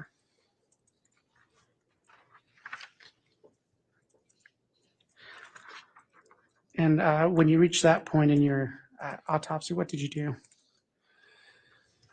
At that point, we opened that bag and we had to peel back some of the duct tape in order to do so. And then we handed over that black bag to law enforcement as evidence. Can you describe what you see in States Exhibit 176D?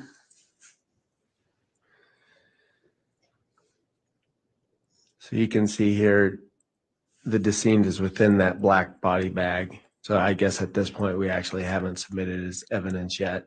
But this is when we opened up that black bag with the duct tape. And this is the first view of JJ, the decedent.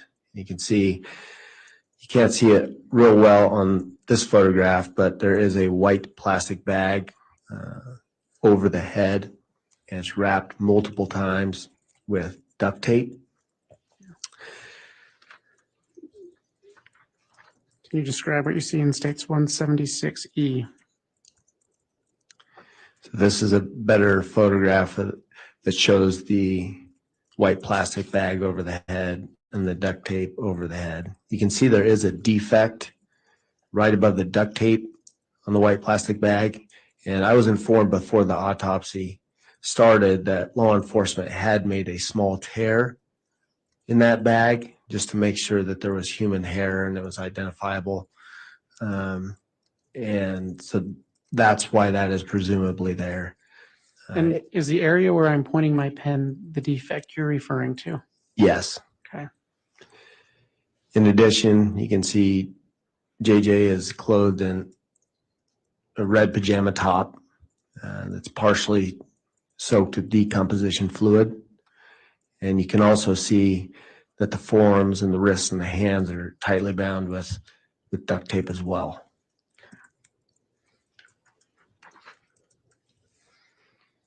Can you describe what you witnessed in States Exhibit 176F? This is a photograph of the lower body now. You can see there's a blue and white blanket that partially covers the lower extremities. You can also see that JJ is wearing a red pajama bottom and black ankle-high socks. And then you can also see the duct tape. The ankles are bound with duct tape as well.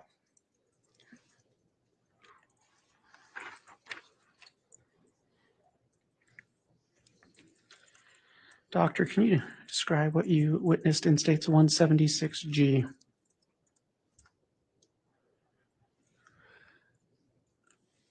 This is essentially another photo. It's just a different point of view. Okay. And what did you observe in 176H? So this is a photograph with the blanket removed. You can better see what JJ is wearing. And you can also see the extent of the decomposition fluid on the clothing better, as well as you can see a small portion of his arm, his left upper arm, and you can see it's in a state of decomposition. It's got a kind of a tan, leathery appearance with skin slippage, which is consistent with decomposition.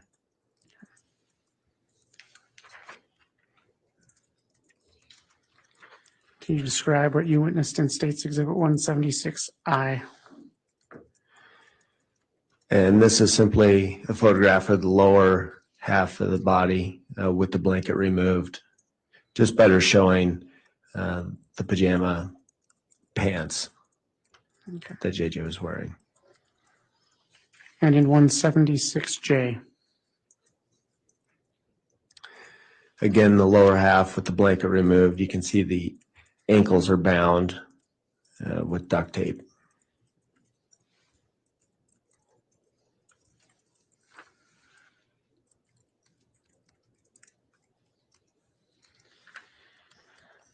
Doctor, can you describe what you witnessed in 176K?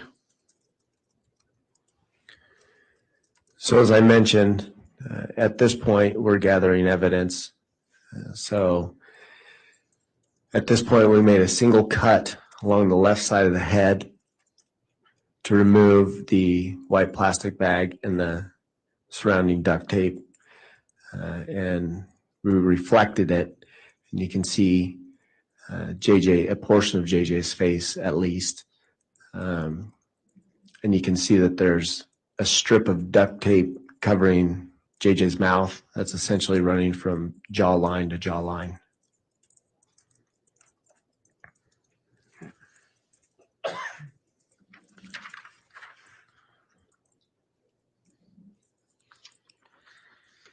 Can you describe what's in States Exhibit 176L?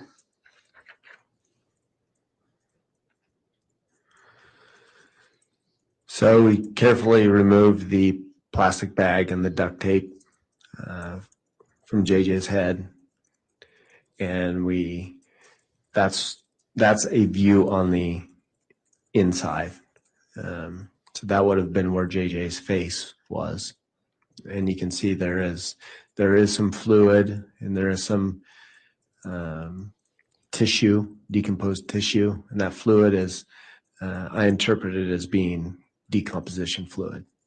It's common to get decomposition fluid or purge fluid after somebody dies, especially when they're going through the decomposition process. So my interpretation was this was some sloughed off skin from JJ's face and decomposition fluid or purge fluid.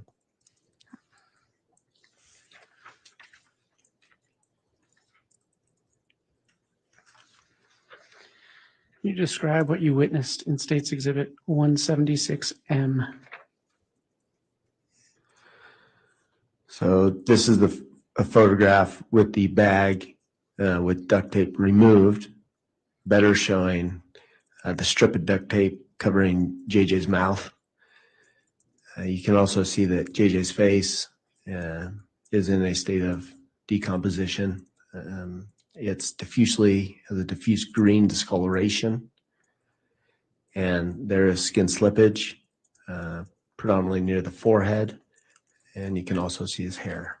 Doctor, just for clarification, where I'm pointing my pen, is that where you're describing skin slippage? Yes. Okay.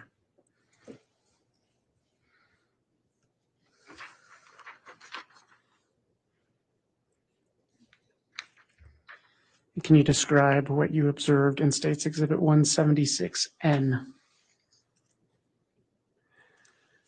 So this is the strip of duct tape covering the decedent's mouth, and we submitted this to law enforcement as evidence.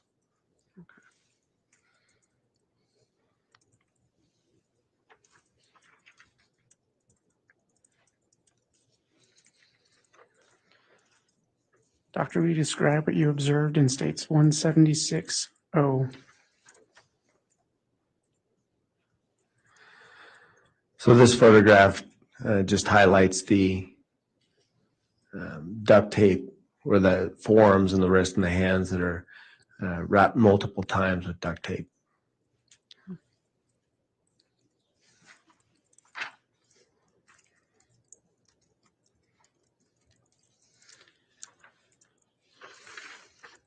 And can you describe what you observed in States 176Q? Yeah, so I was within the bag and the duct tape over the head.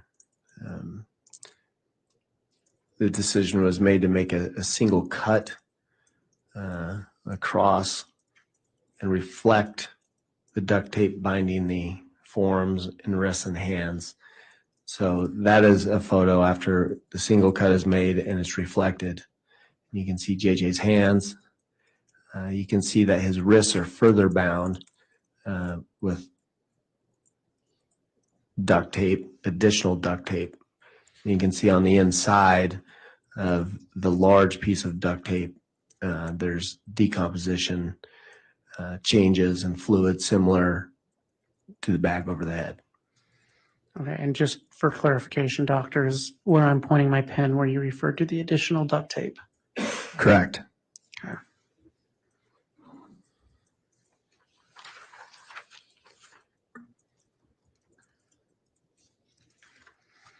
Can you describe what you observed in States 176R?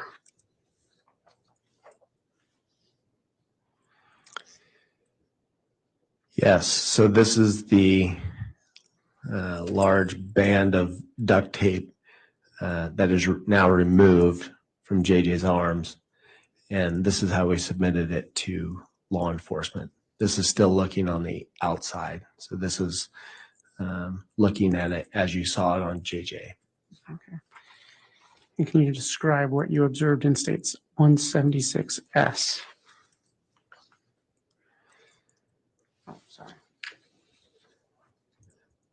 This is the same duct tape, and it's just flipped over, and now you can see the inside of the duct tape. I guess the only thing that's really notable is that you can see the decomposition staining on large portions of the duct tape.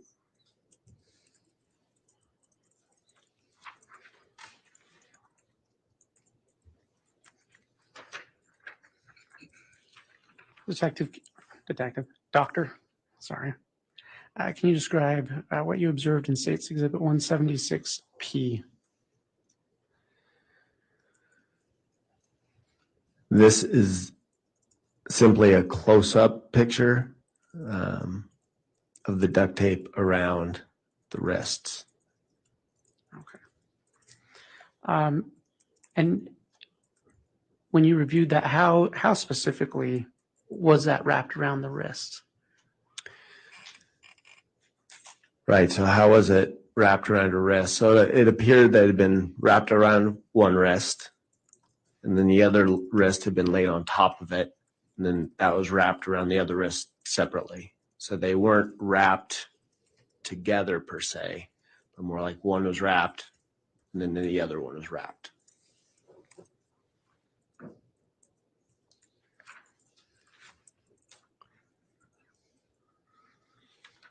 Can you describe what you observed in States Exhibit 176T? This is a photograph of the duct tape after it's been removed around the wrists and how it was submitted to law enforcement. And is that the same thing as in States Exhibit 176U? Yes, Just the opposite side? that's correct. Thank you.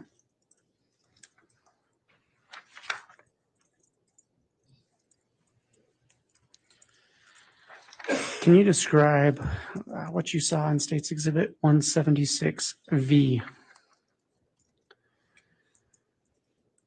So in addition to the red pajamas and the socks, JJ was wearing a diaper. This diaper, as you can see near the top of the photograph, it's still, you can see the white and the blue, the normal coloring of the diaper. In the mid portion, especially towards the bottom of the diaper, that's all decomposition fluid and probably decomposition sloughed off tissue. Okay.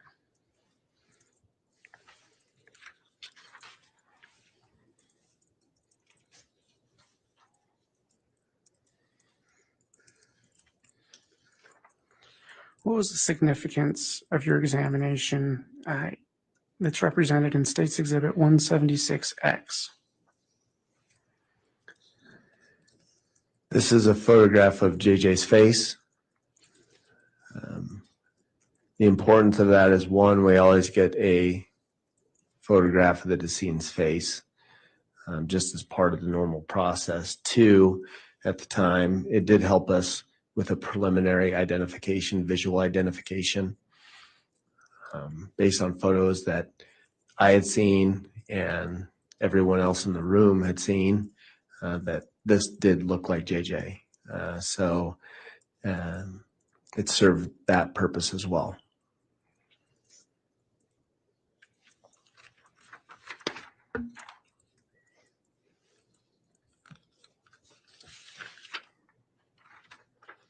And what did you witness in States Exhibit 176Y?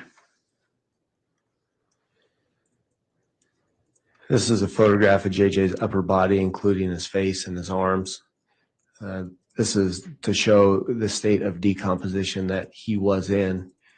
As already noted, his face has a diffusely green discoloration. On his chest, abdomen, and upper arms, you can see that there's a green to tan skin discoloration, and there's fairly extensive skin slippage that's scattered on the chest, the abdomen, both upper arms, and you can see a little bit on the hands.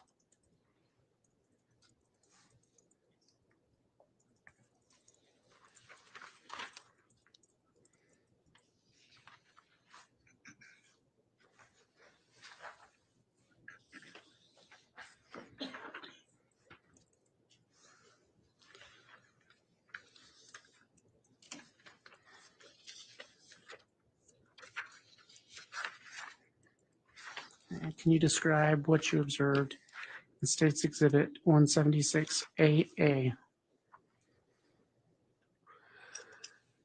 This is a photograph of JJ's lower half, his legs and his feet, and has a very similar appearance to that of his chest and abdomen, in that there's a obvious discoloration, tan greenish discoloration, and there's scattered skin slippage on both thighs, knees, shins, and both feet.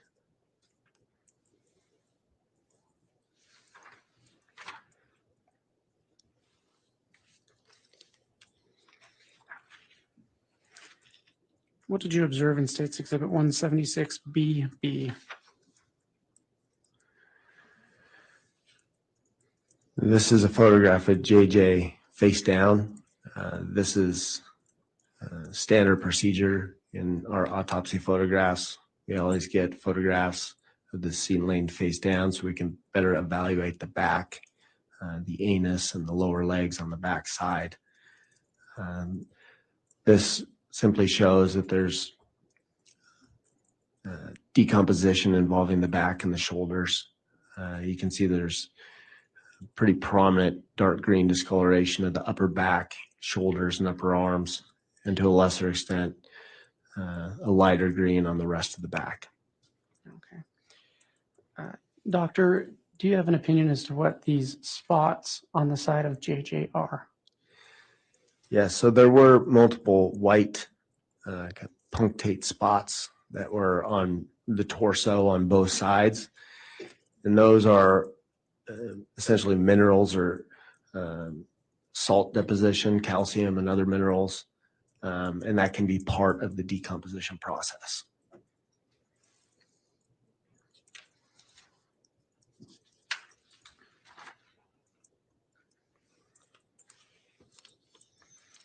And can you describe what you observed in States Exhibit 176CC? This is a photograph of JJ's lower half face down, from his buttocks down to his feet. Again, showing the evidence of decomposition and the discoloration of the skin. And there was also partial degloving or significant slippage of both feet.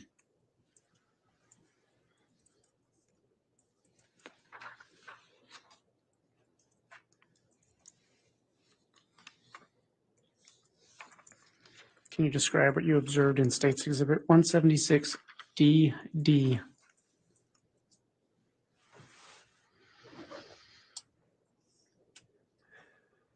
Yes. So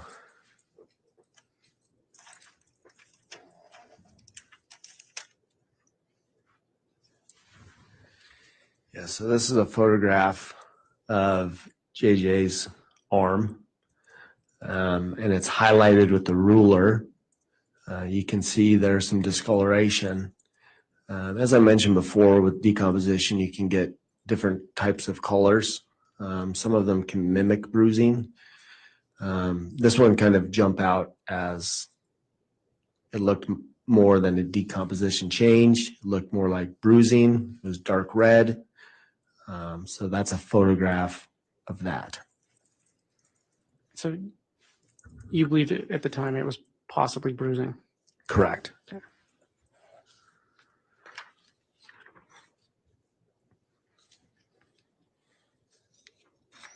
And what did you observe in States Exhibit 176EE? So this is just a closer up photograph of what appeared to be bruising on JJ's arm.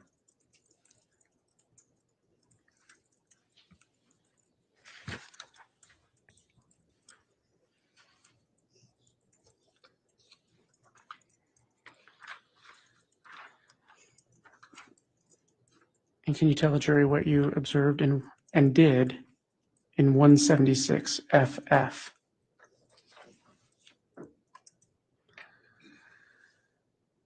So this is a photograph of that same area of what I thought to be bruising.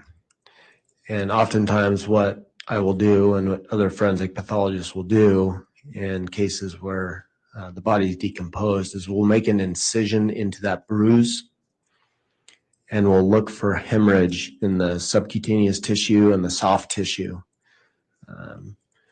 The idea being that if you do see actual hemorrhage in the subcutaneous and soft tissue, that it is true and true versus the artifact of decomposition.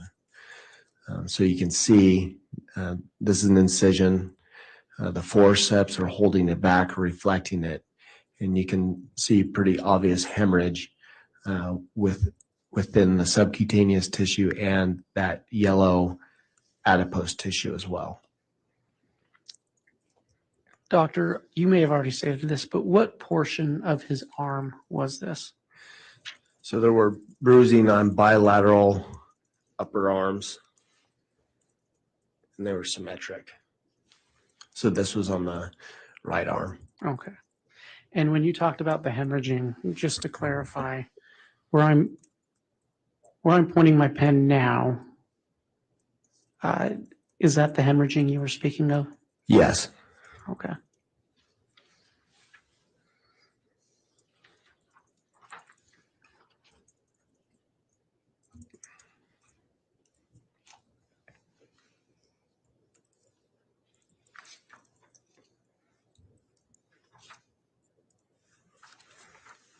Can you state what you observed in State's Exhibit 176 MM?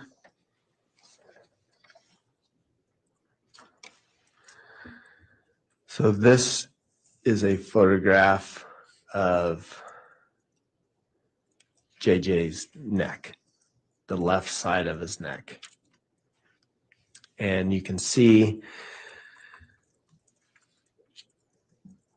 if I can orient you a little better. So at the top, you can see hair. So that would be hair on the left side, on the left side of JJ's head. And then this is a photograph of the left side of his neck. So there's a couple things you can see. One, you can see a slight or faint impression of where the duct tape was around the neck. And it's fairly well delineated. And then in addition, you can see multiple brown to light brown abrasions, some with a small amount of red hemorrhage that are scattered on the left side of the neck and on the left angle of the jaw. Doctor, I'm going to ask you to pause real quick. I just realized I put this on the Elmo at my angle. Is it better seen at that angle? Yes. Okay, I apologize. So to orient you now, so JJ's eyes and his nose and his head would be, it's out of view, but it would be on the top part of this photograph. His body would be on the bottom half of this photograph. And this is a photograph of the left side of his neck. So again, that impression, if you can appreciate that, it's very well delineated along the superior inferior borders. And then you have multiple abrasions, these light brown to red abrasions that appear most consistent with scratch-like abrasions in my experience. Some with hemorrhage that are on the left side of the neck and the left angle of the jaw. Doctor, just for clarification, where we aren't able to use a pointer here, when you mentioned the impression, is this what you're referring to? Yes. Okay.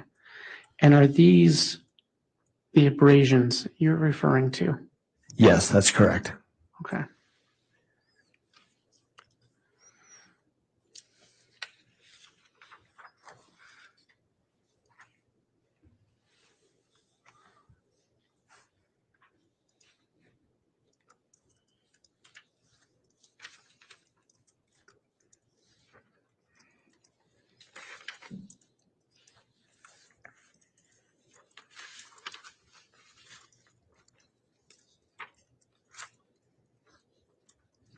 Doctor, can you point out what you observed in State's Exhibit 176II?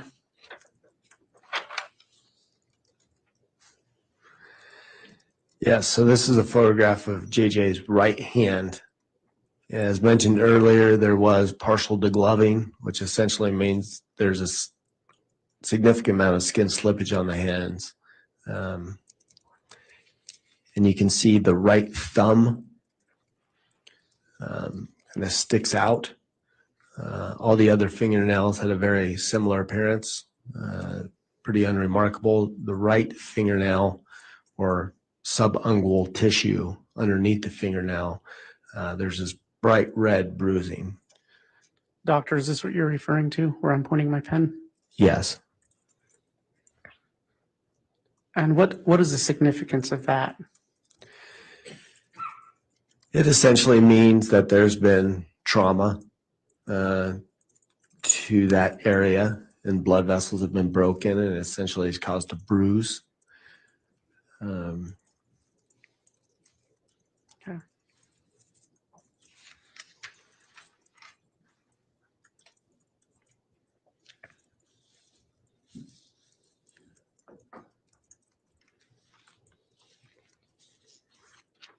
Can you describe what you observed in State's Exhibit 176JJ?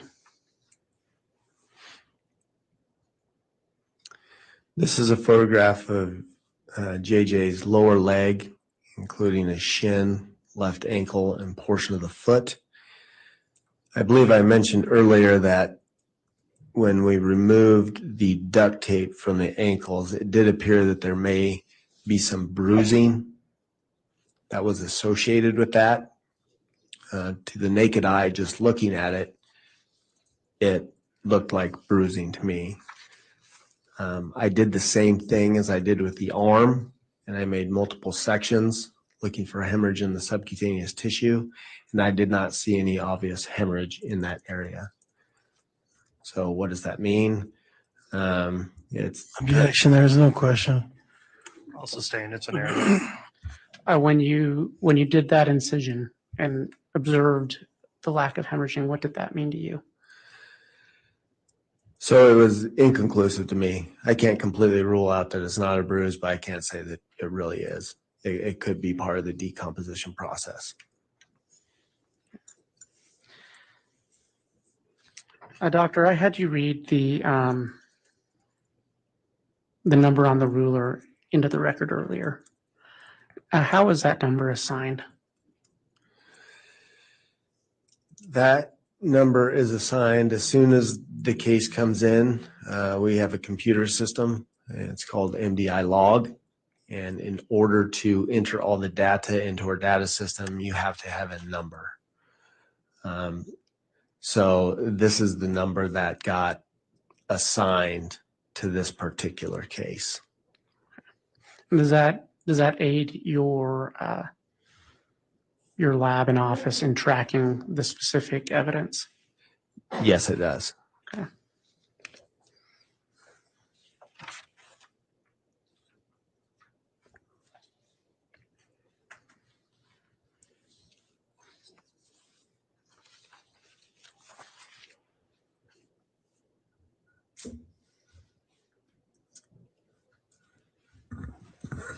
Your Honor, I'm about to move into a separate discussion with Dr. Warren. More than happy to take up another 10 minutes to do so, but just wanted to ask if the court wanted to break for lunch now or to continue going.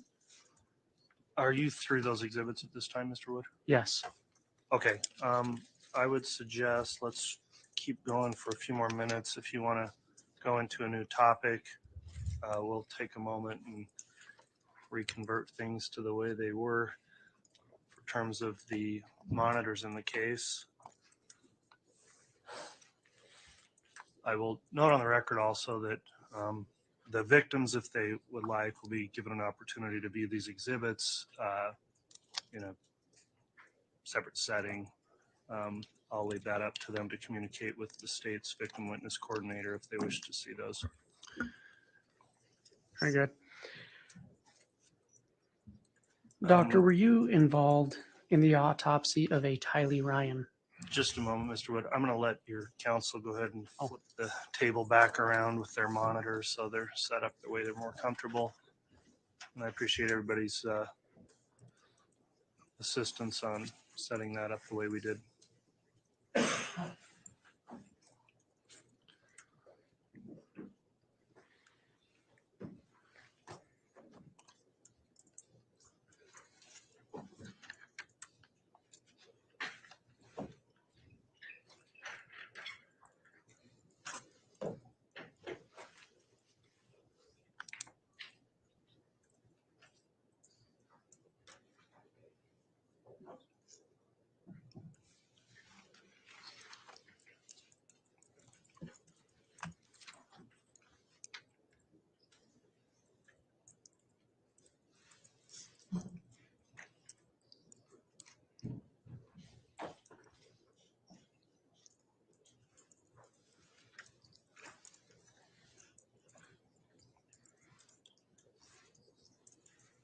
All right, Mr. Wood, you can continue.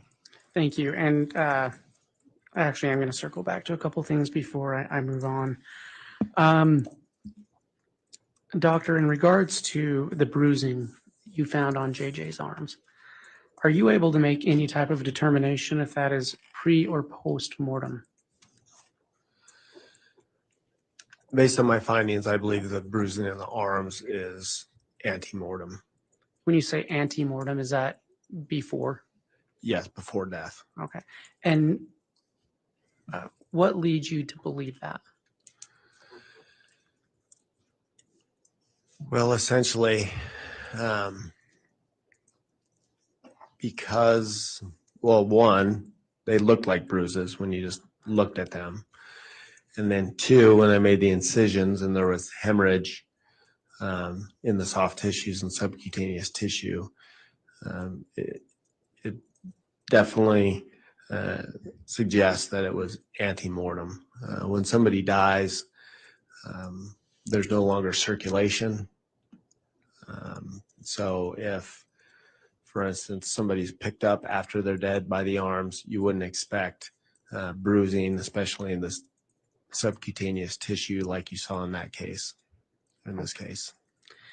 And then in the area of the neck where you described the abrasions, I believe, could those abrasions just be decomposition? I don't believe so. The reason being is they look like abrasions. They oftentimes abrasions that are post-mortem take on a certain look to them. They'll have a yellow appearance. They'll have a very waxy appearance to them, very firm, and there's rarely, or if ever, any hemorrhage associated with them. The abrasions on the neck in this particular case, on JJ's neck, they had more of a tan brown to red appearance, and there was hemorrhage associated with them. So that makes me believe that those are also ante-mortem as well. Okay, thank you.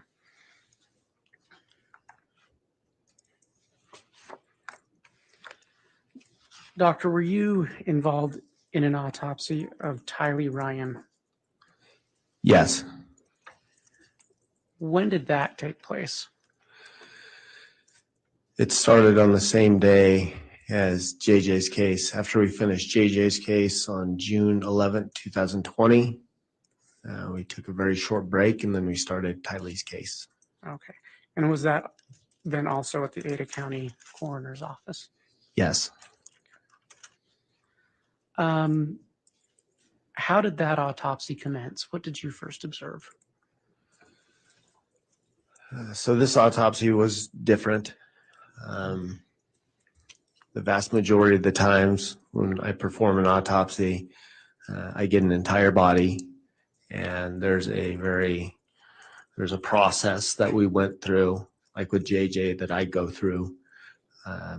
Tylee's case was different.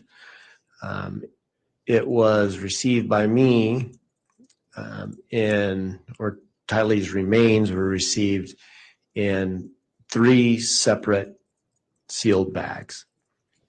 One of the bags, or 2 of the bags, were black body bags, and the third was a large brown paper bag that was sealed, and within that contained 5 other paper bags within it. So I received Tylee's remains in multiple different bags. Okay. How long did that autopsy last?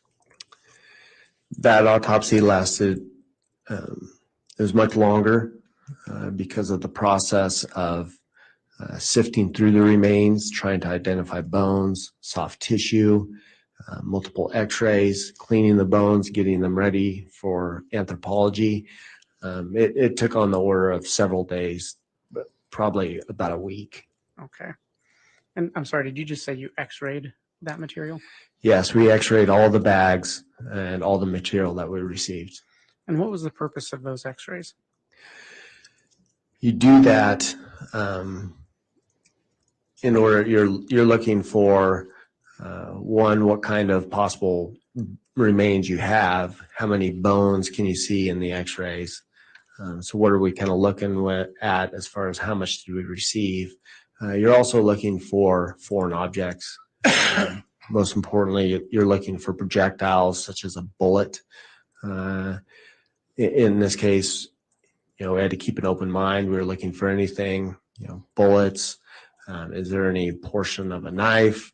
Is there any other foreign debris that can be found on x-rays that we could collect as evidence? Okay, and did you find anything with those x-rays? There were no projectiles. There were no portions or pieces of weapons. Essentially what we saw was collections of bones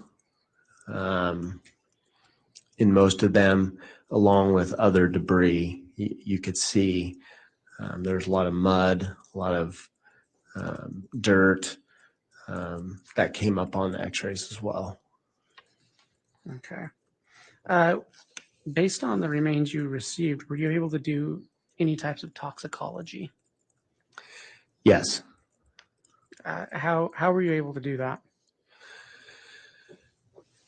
So in this case, with the remains, there was no blood descent, there was no urine, no vitreous fluid. So one sample that can be used for toxicology is skeletal muscle. And in this particular case, there were large pieces of identifiable skeletal muscle. So I cut into the skeletal muscle and I got the best tissue that I could, and then we send that for toxicology. And did you receive reports of that toxicology? Yes. What were the results of that? So I believe it came back positive for ibuprofen. It came back for a common decompositional product that we see in most cases of decomposition.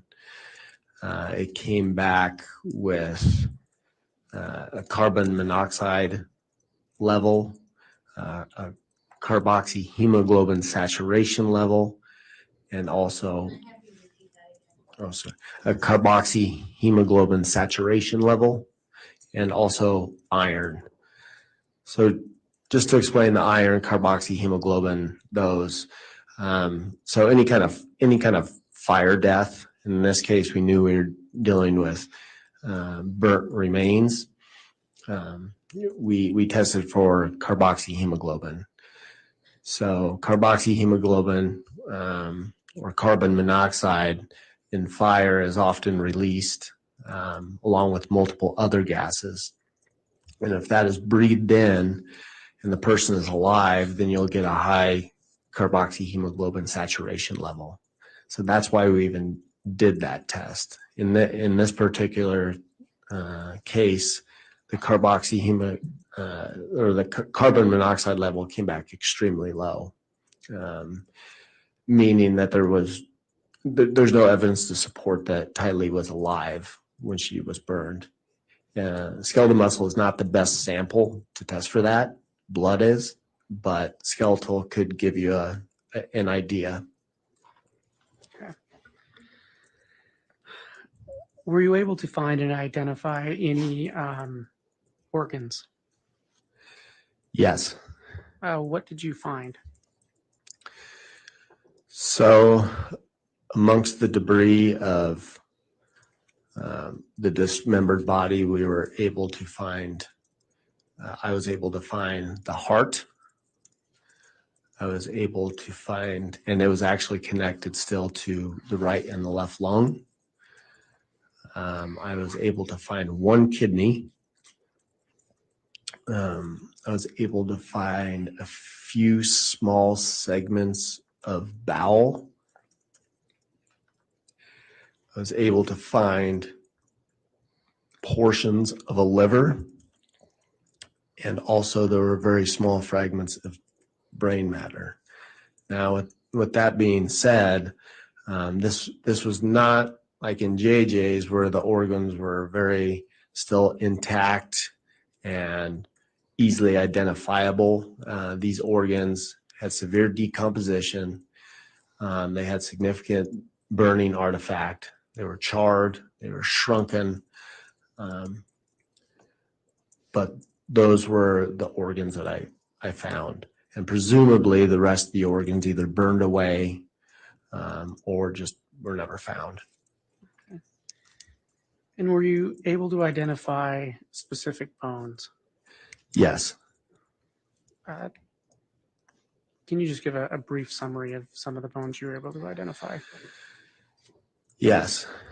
So in one of the large bags, there was essentially the pelvis with portions of the, at least first portion of the femur that were attached to them. So your right pelvis, left pelvis, sacrum, and then portions, small portions of the femur. In one of the other large bags, we were able to find portions of the skull, including the superior portion of the orbit, where the eyeball would be. Other fragments of the skull, fragments of the mandible and maxilla, with some teeth still intact. There were multiple vertebral bodies from your vertebral column that were identified, both clavicles. There were multiple long bones, including the tibia and fibula from your lower leg, the radius and ulna from your forearm, a portion of the sternum was identified, multiple rib fragments were identified. I think those were the main bones that were found. And again, these weren't nice, clean bones. These were bones that had significant artifact secondary to the fire. Okay. So when you say Yes. significant artifact, does that mean effects of the fire? Yes, they were blackened and charred, and also it was presumed that some of the artifact was due to the dismembering process as well. Okay. Mr. Wood, would this be a good time to be able to break? Can I ask a couple more questions? Sure, go ahead. Dr. Warren, based on your autopsy of Tylee Ryan and based upon your education, training, and experience, have you formed an expert opinion concerning the cause of death of Tylee Ryan? Yes, What is that cause of death? I determined the cause of death to be homicide by unspecified means. And homicide by unspecified means, does that have a specific definition? It does. So homicide by unspecified means is a term that is or can be used for the cause of death when the forensic pathologist has essentially looked at the totality of the case, including the circumstances of the death, the autopsy findings and lack thereof autopsy findings in this case, the toxicology, and also based on medical and social records, that the forensic pathologist, which is me in this case, feels that the cause of death was by homicide, but I just can't pinpoint exactly what that was. Most homicides, you can say something like gunshot wound to the head when the body's intact, or a stab wound to the heart. I can't do that in this case. And it should be noted that I guess the term homicide by unspecified means, it's widely used in the forensic pathology world. And it's been around for decades, for several years. And there's been published articles about specific guidelines and criteria that you should follow in order to come to that conclusion. So that's where that term comes from. Okay. Your Honor, we can break now and then we'll continue with Okay. Dr. Warren after the lunch break. We will take the break. This time today, we'll take a full hour for lunch. Give the jurors a chance to get caught up and have a little extra time today. So we'll come back on the record after lunch. All right.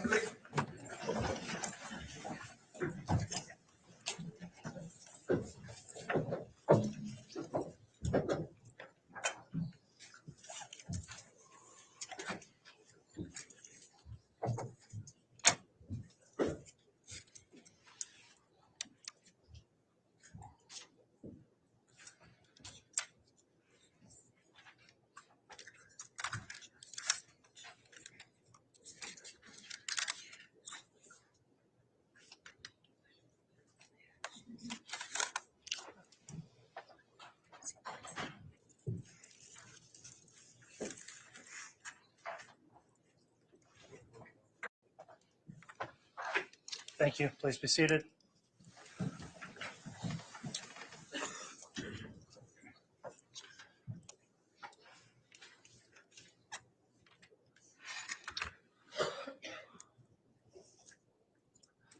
All right, let's have the jurors brought in, please.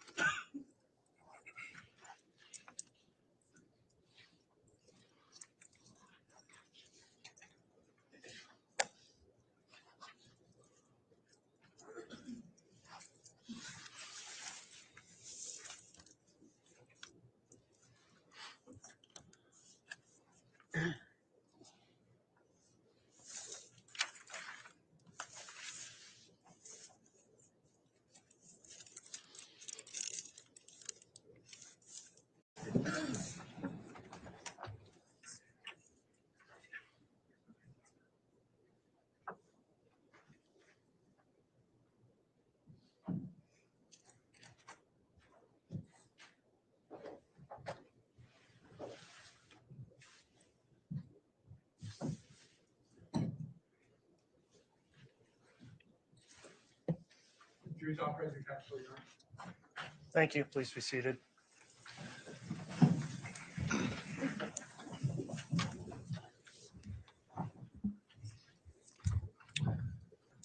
Okay, we're back on the record on case CR 22-21-1624, State of Idaho versus Lori Noreen Vallow. We just concluded the lunch recess. Mr. Wood is continuing with direct examination of Dr. Warren.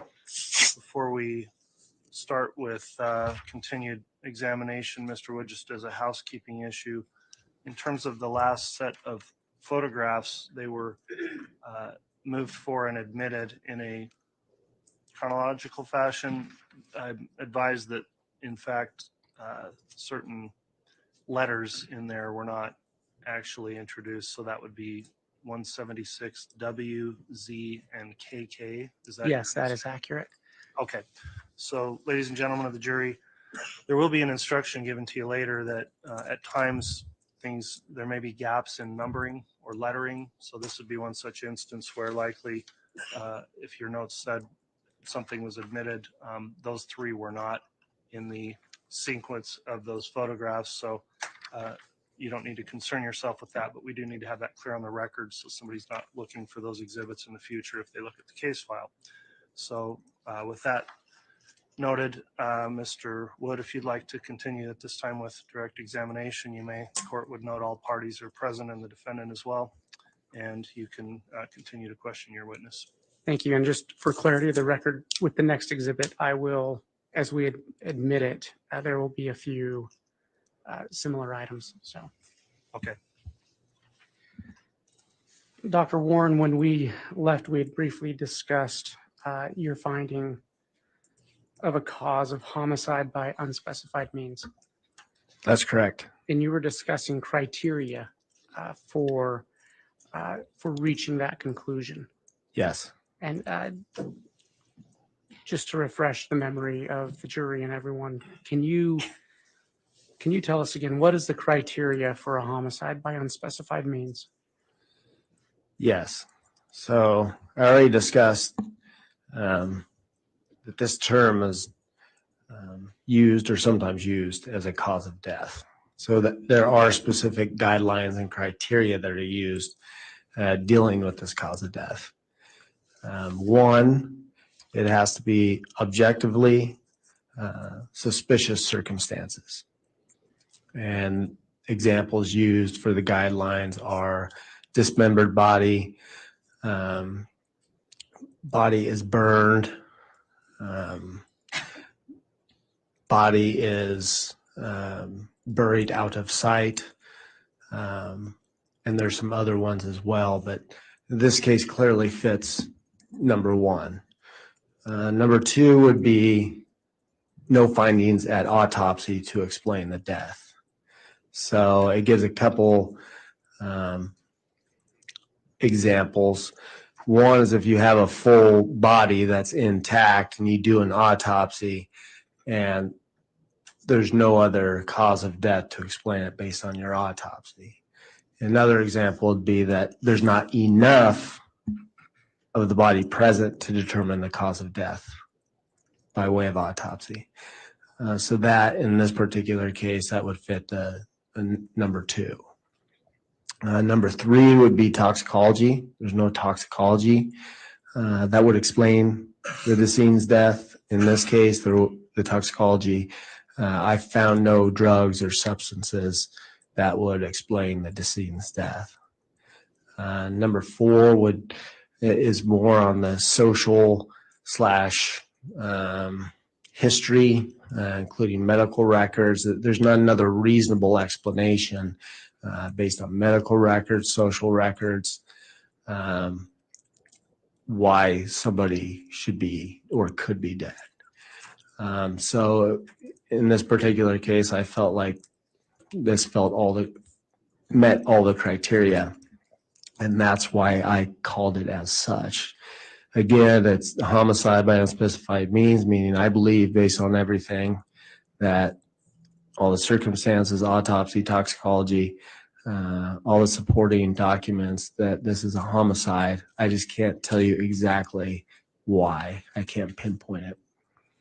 Doctor, did you review Tylee Ryan's medical records? I did. And in reviewing, what did you find in her medical records in terms of prior illnesses or sicknesses? So based on the medical records that were available to me, Tylee was documented to have anxiety with panic attacks. She was documented to have ovarian cysts that sometimes caused her pain. She was documented to have pancreatitis or recurrent pancreatitis. In her case, her pancreatitis often flared up when she took antibiotics, but there was, I believe that in the medical records too, there's mention of an possible autoimmune reason for pancreatitis. There's a wide variety of reasons to have pancreatitis. And then also she is known to have mesenteric adenitis, which would also cause her abdominal pain. So mesenteric adenitis is essentially your loops of bowel are held together with adipose tissue. And within that adipose tissue, there's numerous lymph nodes. So typically during a viral infection, your lymph nodes will get inflamed, they'll become enlarged, it'll cause pain. It's usually self-limited. And I believe those were, at least based on the medical records that I reviewed, that was part of her medical history. Okay, and is there anything in her medical history that would provide a reasonable explanation for her death? No, not in my opinion.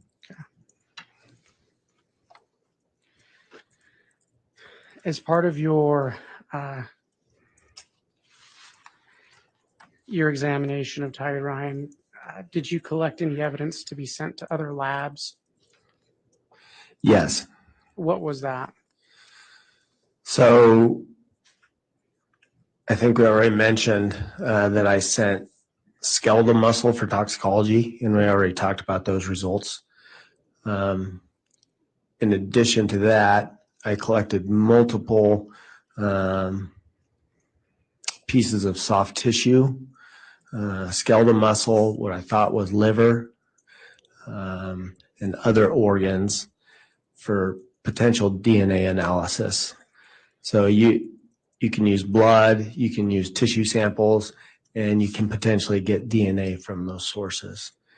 There was also a strand of hair in bag number 2. I talked about how there were 3 bags that the remains came in. In bag number 2 of 3, there was a single strand of hair, so we submitted that to law enforcement. And there's also in I believe bag number 2, there was a green bucket, a melted green bucket, and that was submitted to law enforcement as evidence as well.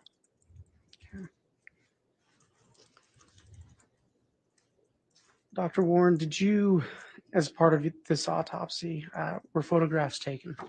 Yes.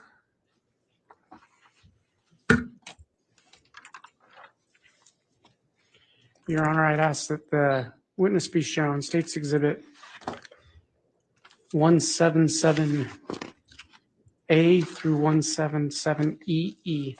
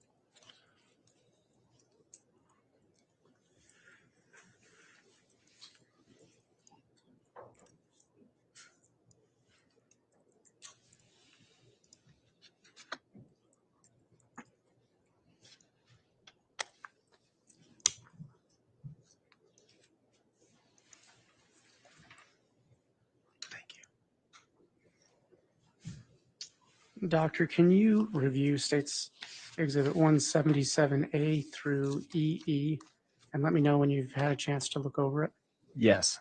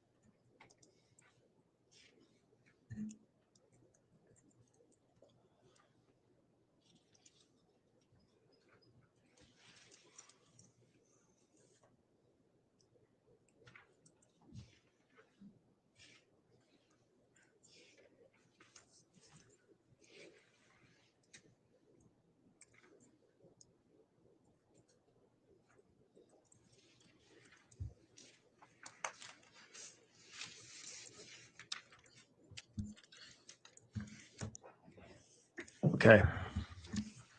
Do you recognize State's exhibits 177A through EE? Yes. What are they? These are photographs taken at the time of the autopsy by our office. Okay. And you were present during that autopsy? Yes.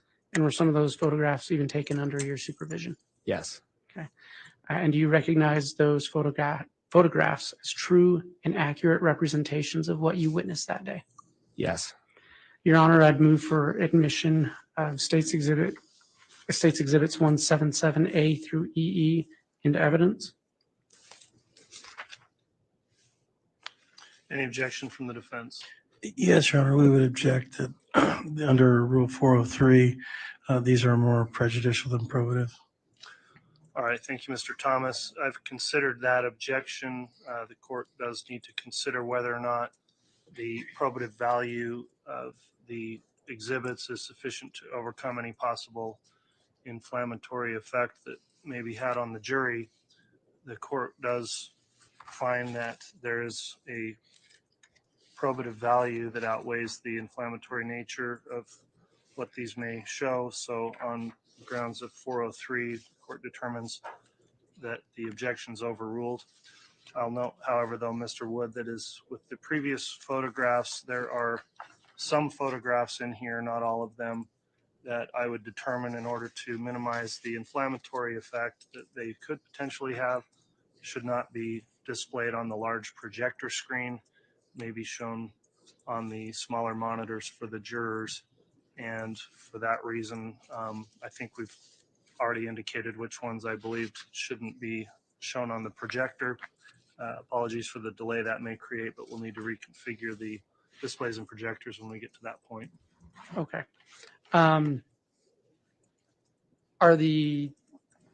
Is that exhibit admitted? It is. Okay.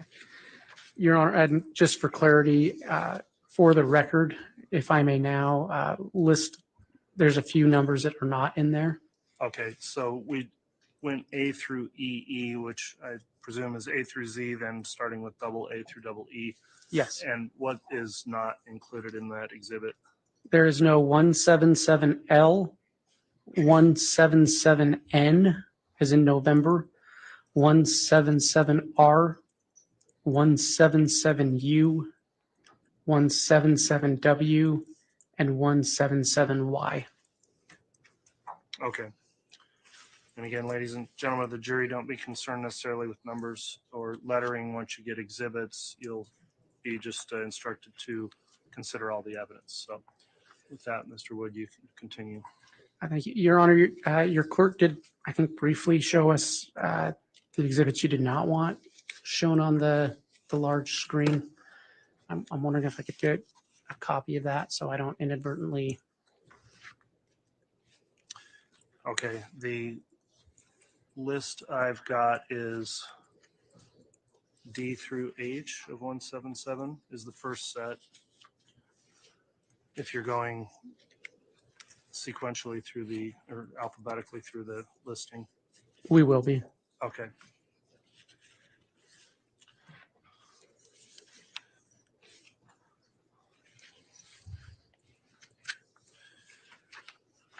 The second group then, Mr. Wood, is I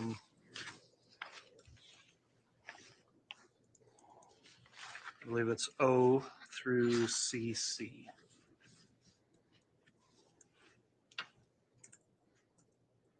Okay.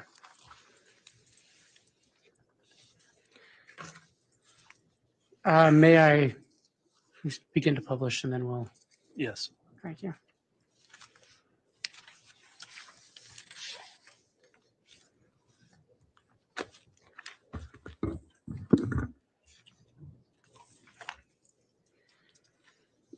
Doctor, can you describe for the jury what you observed in State's Exhibit 177A? Yes, as I mentioned, the remains came in 3 separate bags. So this is labeled 1 of 3, and you can see there's a red seal through the zippers of the bag. Again, the seal is to preserve evidence. And was there a number assigned to Tylee Ryan's case for autopsy for your lab? Yes, same with JJ. There's a ruler with the case number 200-611-61, and this is the number that was assigned to Tylee's case. And can you describe what's in State's Exhibit B? This is simply a close-up of the seal with number 506600, showing that it's intact. Okay.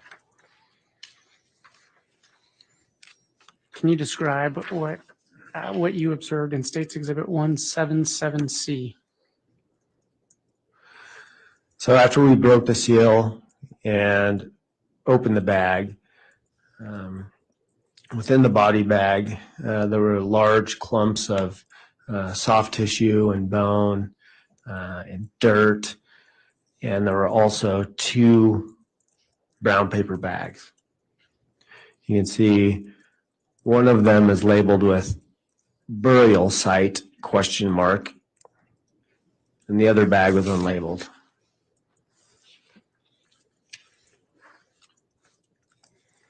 Your Honor, on to 177D. Okay, for that next set, then I would require that, again, for purposes of not making the exhibits unnecessarily inflammatory, that they not be projected onto the monitor.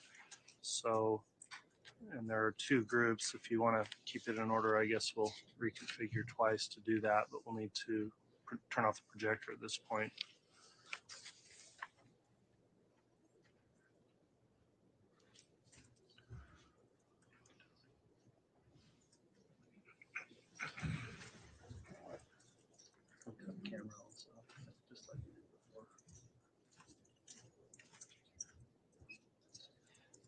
That's what I was going to have, yeah.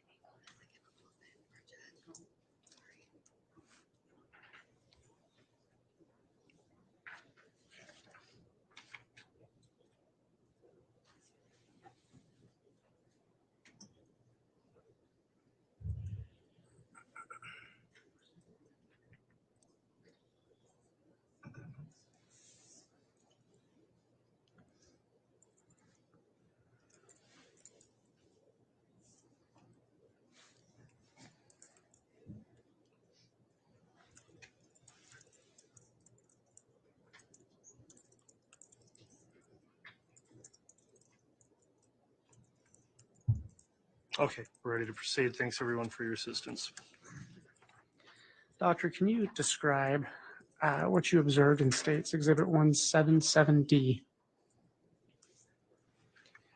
Yes, so we're still on bag 1 of 3. The previous photo showed you the 2 brown paper bags. The rest of what was in the bag is what you see. It's essentially charred remains of clumps of mud and dirt, soft tissue, and bone.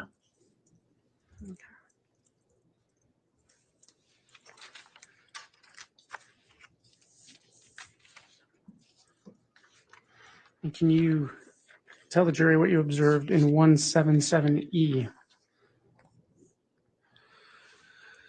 So this is a photograph of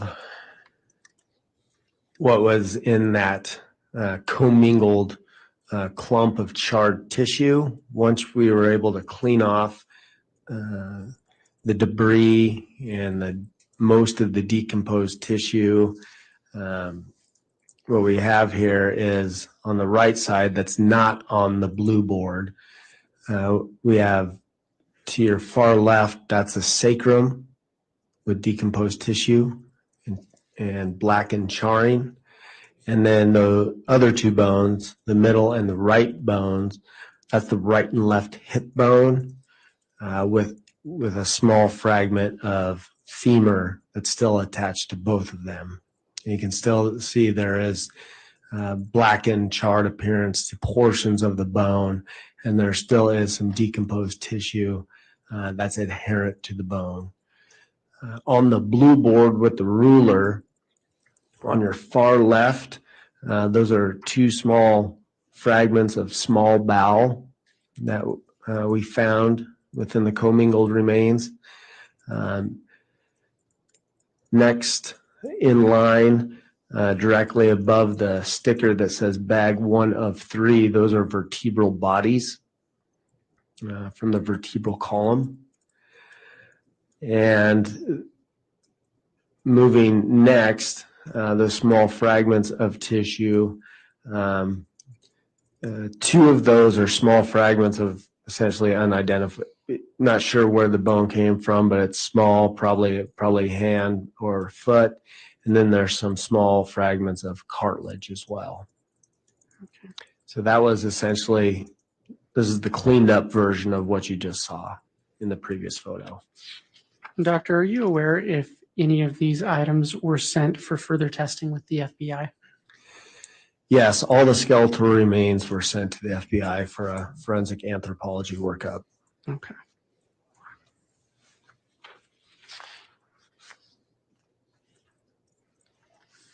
And can you explain what you observed in States Exhibit 177F? So this is still bag 1 of 3. This is on your left, right, again, right above the ruler with the sticker bag 1 of 3. That was what was determined to be, to the best of my ability, charred and decomposed soft tissue. On the right, the blackened chunks of tissue, chunks of material, that was determined to be, those were charred clumps of mud, just ash and rock.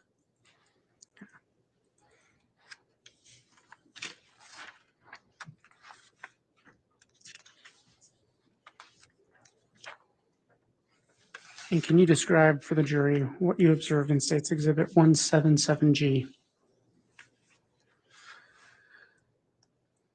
All right, so if you remember, we're still on bag 1 of 3. If you remember, the burial site question mark was within bag 1 of 3. And this is what was in the paper bag burial site question mark. You can see it came in a foil container, and there's multiple charred pieces of bone and other debris. You can make out on the far left, those are vertebral bodies. The remainder of the bones were just small fragmented bones that were charred.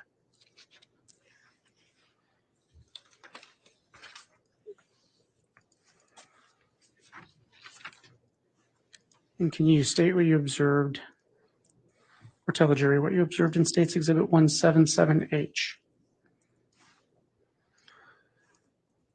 Yes, so this is the cleaned up version of what you just saw within that container.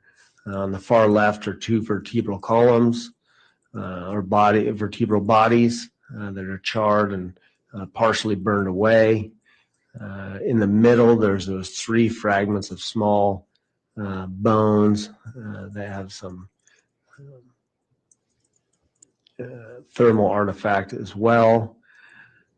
In the bottom right, that black material, that was determined to be more just charred ash, dirt, twigs, and rock. And then up in the upper right, those are just small fragments of unidentified bone that were charred.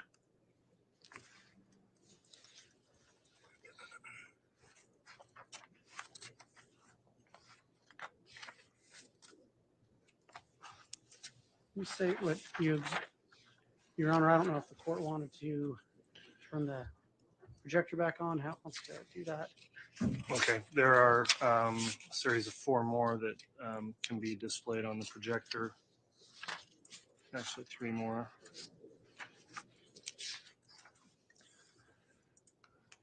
It might be,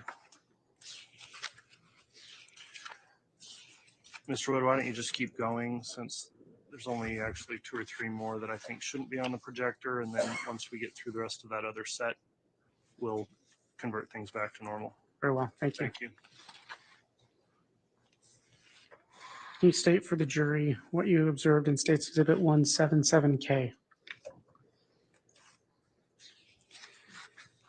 Yes. So as I mentioned, 3 bags were received. We just went over bag 1 of 3 and the contents of bag 1 of 3, and now we're moving on to the second bag, bag 2 of 3.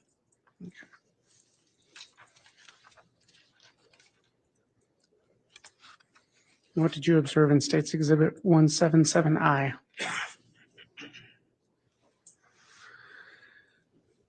This is just another photograph of how the body bag was received. Body bag 2 of 3 is a suspected female. And 177J? That is the body lock with seal number 506564, just showing that it's intact.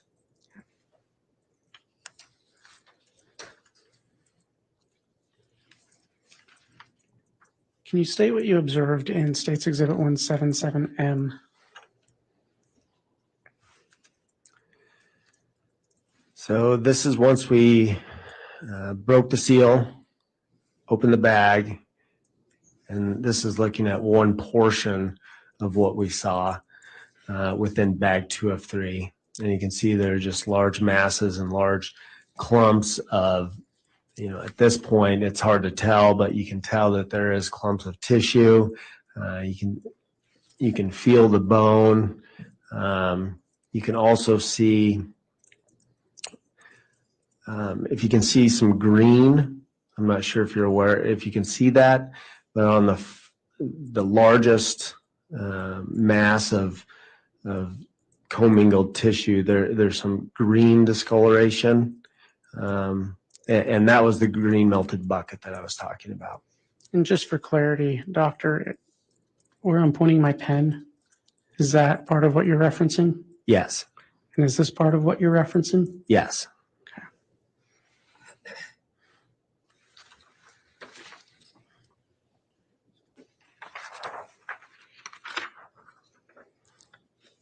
And what did you observe in State's Exhibit 1770? So this is all also within bag 2 of 3.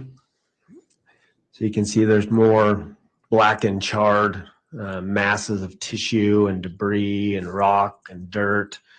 And in addition to that, there's 2 brown paper bags. One of them is sealed with white tape. That's the far left bag. And then there's another brown paper bag that's enclosed within a clear plastic bag, and that's at the top of the screen.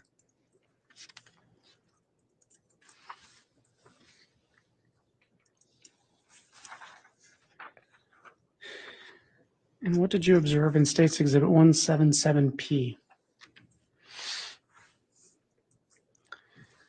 So after sifting and partially cleaning through the debris and the remains, this is a portion of what we found. At the top of the screen, that's the frontal bone. So that's the top of the skull. And you can see semicircular rounding off at the bottom of the skull. So that would be the top of your orbit. So that's where your essentially your eyeballs would be. So it's the top of the head. You can see there's some charring, there's some dirt still on it. Just to your left, on the far left, that's another large fragment and cranium. So that's a large fragment of skull that has significant charring and blackening secondary to the fire. And the most bottom piece of tissue is a portion of the mandible and maxilla. You can still see that there are teeth, if you can recognize it.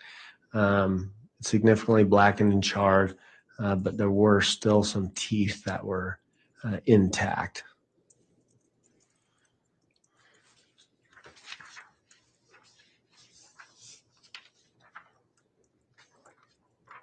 And can you tell the jury what you observed in 177Q?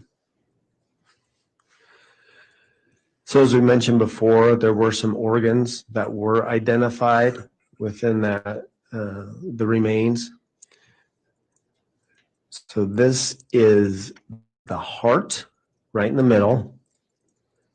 And then on both sides of the heart are the right and left lung. So they're still attached to one another. You can see the great vessels.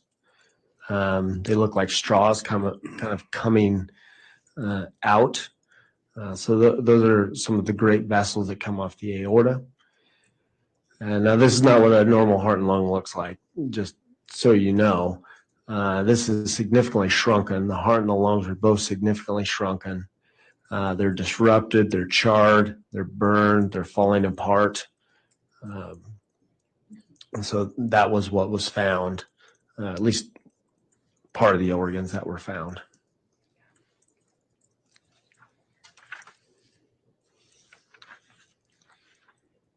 What did you observe and do in States Exhibit 177S?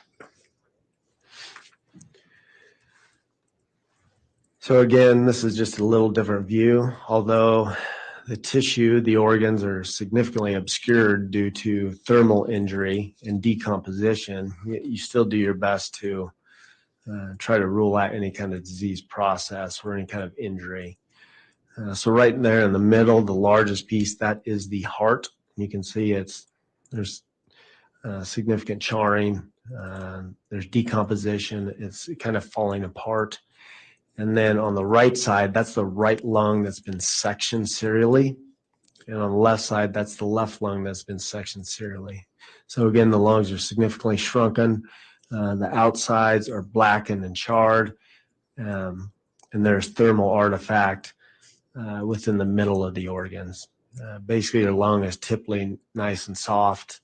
It had become to the point where it was like a very hard sponge.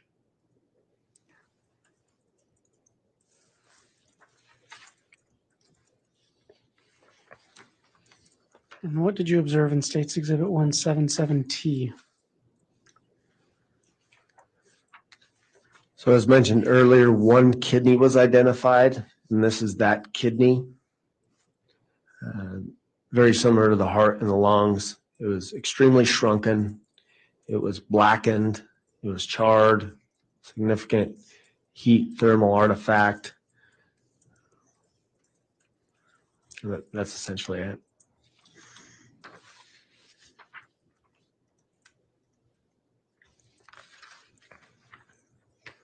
And can you describe what you observed in States Exhibit 177V?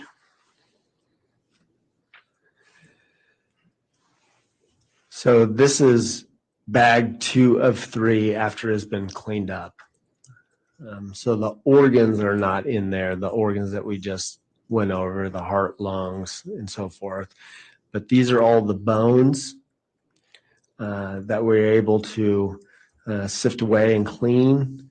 As I mentioned earlier, in the top right corner, you can see there's these larger, flatter bones, and that's part of the skull.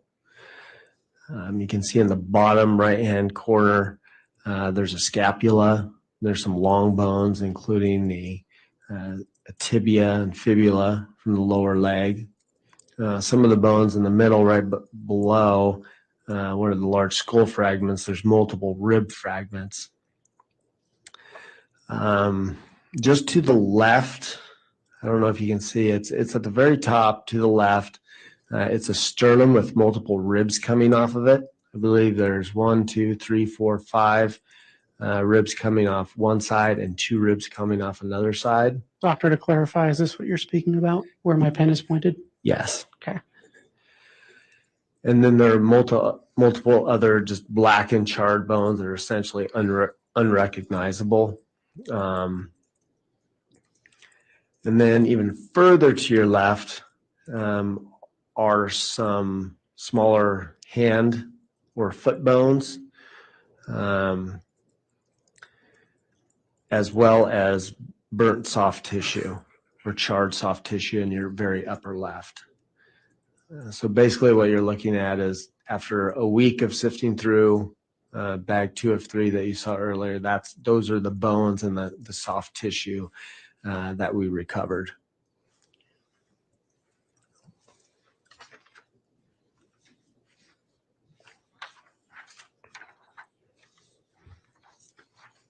Can you describe what you observed in States Exhibit 177X?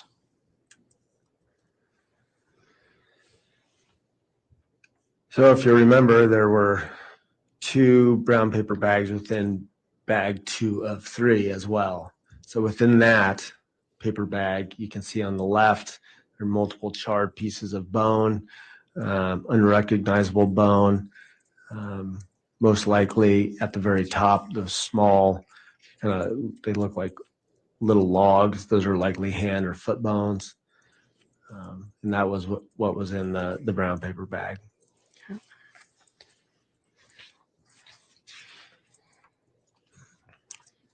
Doctor, can you describe States Exhibit 177Z?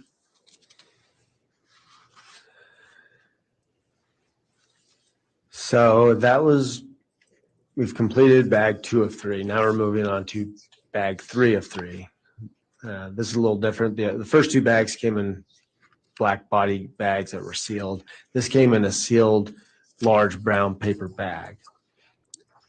And within this brown paper bag, there were 5 smaller paper envelopes that came within this bag 3 of 3. All right. Mr. Wood, at this point, we can continue to just project these regularly if you'd like going forward. Sure. We'll take a moment to reconfigure.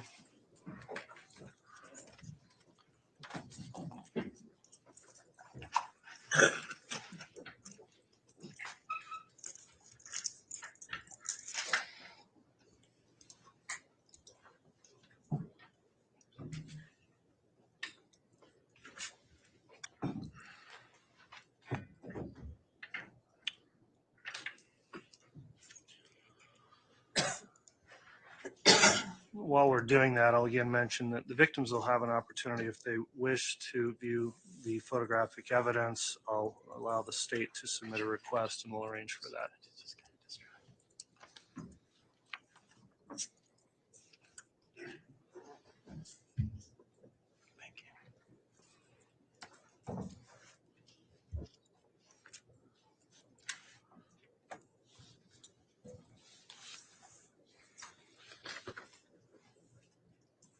Doctor, can you describe what's in States Exhibit 177AA?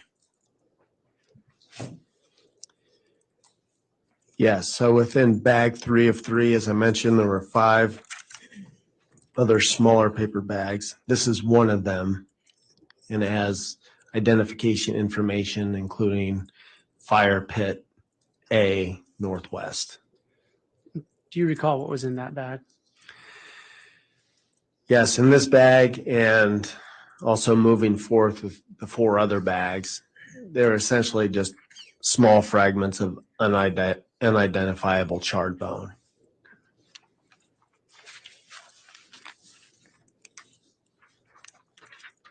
You identify States Exhibit 177BB. So this was a second bag that was received within bag 3 of 3. It's sealed and labeled with identification information, including Fire Pit B. Okay, and what was in, you may have already stated it, but just for purposes of clarity for the record, what was in this bag? So there were small fragments of charred, unrecognizable bone.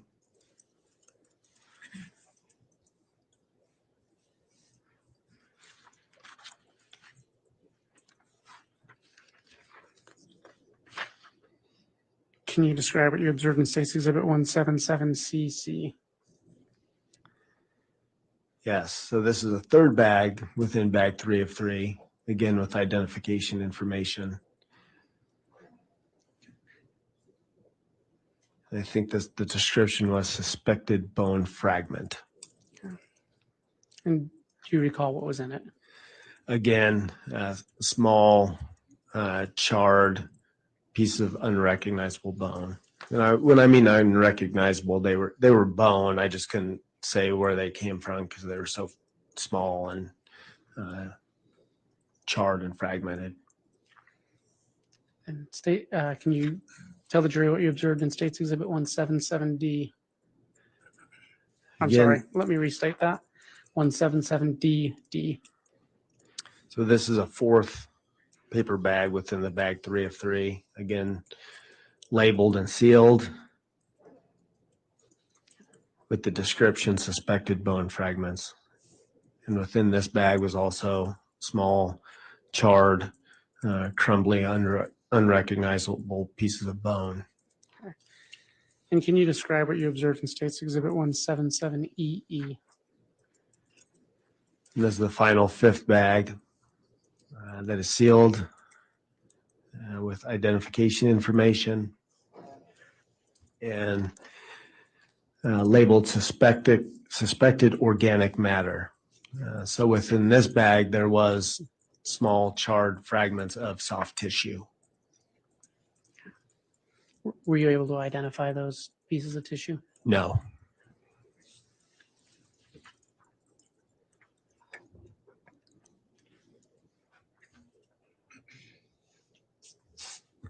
Just one moment, Your Honor.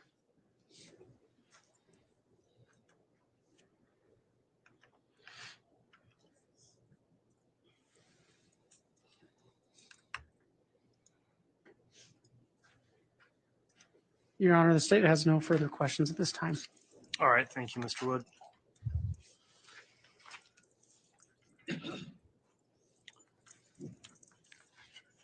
Who will be conducting cross? I will, Judge. All right, Mr. Thomas, you can commence with your cross-examination.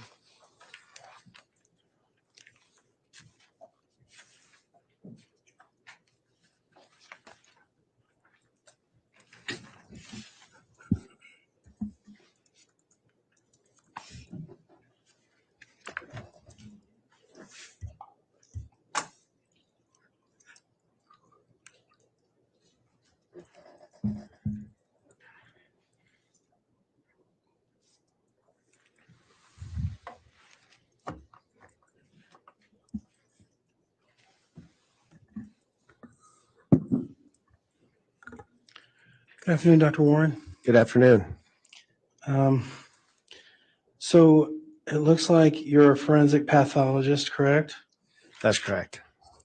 So where did you, I think you said you got your medical degree in Denver? Correct. The University of Colorado. Okay. And where did you do your undergraduate work? I went to Stanford University. Okay. And when was that? 1998 to 2002. Okay. Any other postgraduate work other than going to medical school? Other than, we've already gone over this, but my general pathology residency, neuropathology fellowship, forensic pathology fellowship, and that's it. Where were those done? So the general pathology was done at Oregon Health and Sciences University in Portland, Oregon. The neuropathology fellowship was at the same place. I just stayed there for another 2 years. And then for my forensic pathology fellowship, I went back to Denver for the forensic fellowship. Okay. Now you talked a little bit about forensic pathology and what it is, and I believe you said that in a nutshell, you try to figure out why people die. Is that right? Correct. Okay. You currently work at the Ada County Coroner's Office, right? Yes. That's not necessarily that's not an arm of law enforcement, right? That's correct. Okay. You're kind of an independent office. You don't work with law enforcement necessarily, right? I would say I don't work for them, but work with them often. Okay. All right. And in this particular case, well, I guess when you say you work with them, what does that mean? You are not an independent, you don't look at this case, each body, you don't look at it independently, you kind of look at it with an eye towards law enforcement? No. So we're our own independent agency, the Ada County Coroner's Office. We perform our own death investigation independent of other agencies. But in case of suspicious cases, homicide cases, we obviously rely upon information. You can't do an autopsy in a black box, right? You can't do it in a basement with no information. So we often rely upon information from law enforcement to help us determine the cause and manner of death. Okay. And so you say you do somewhere between 200 and 250 autopsies a year, Correct. and about 20 of those or 10% of those are homicide or some sort of suspicious circumstances? Yes. All right. And the state said that the prosecutor said that you have some sort of a contract with Fremont and Madison County. Is that right? That's correct.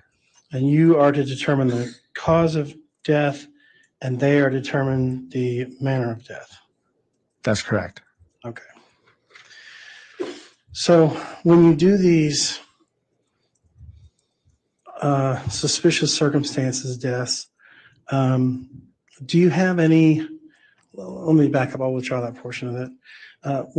Do you have any specific training on the collection of evidence that you turn over to the police? Through my training, yes.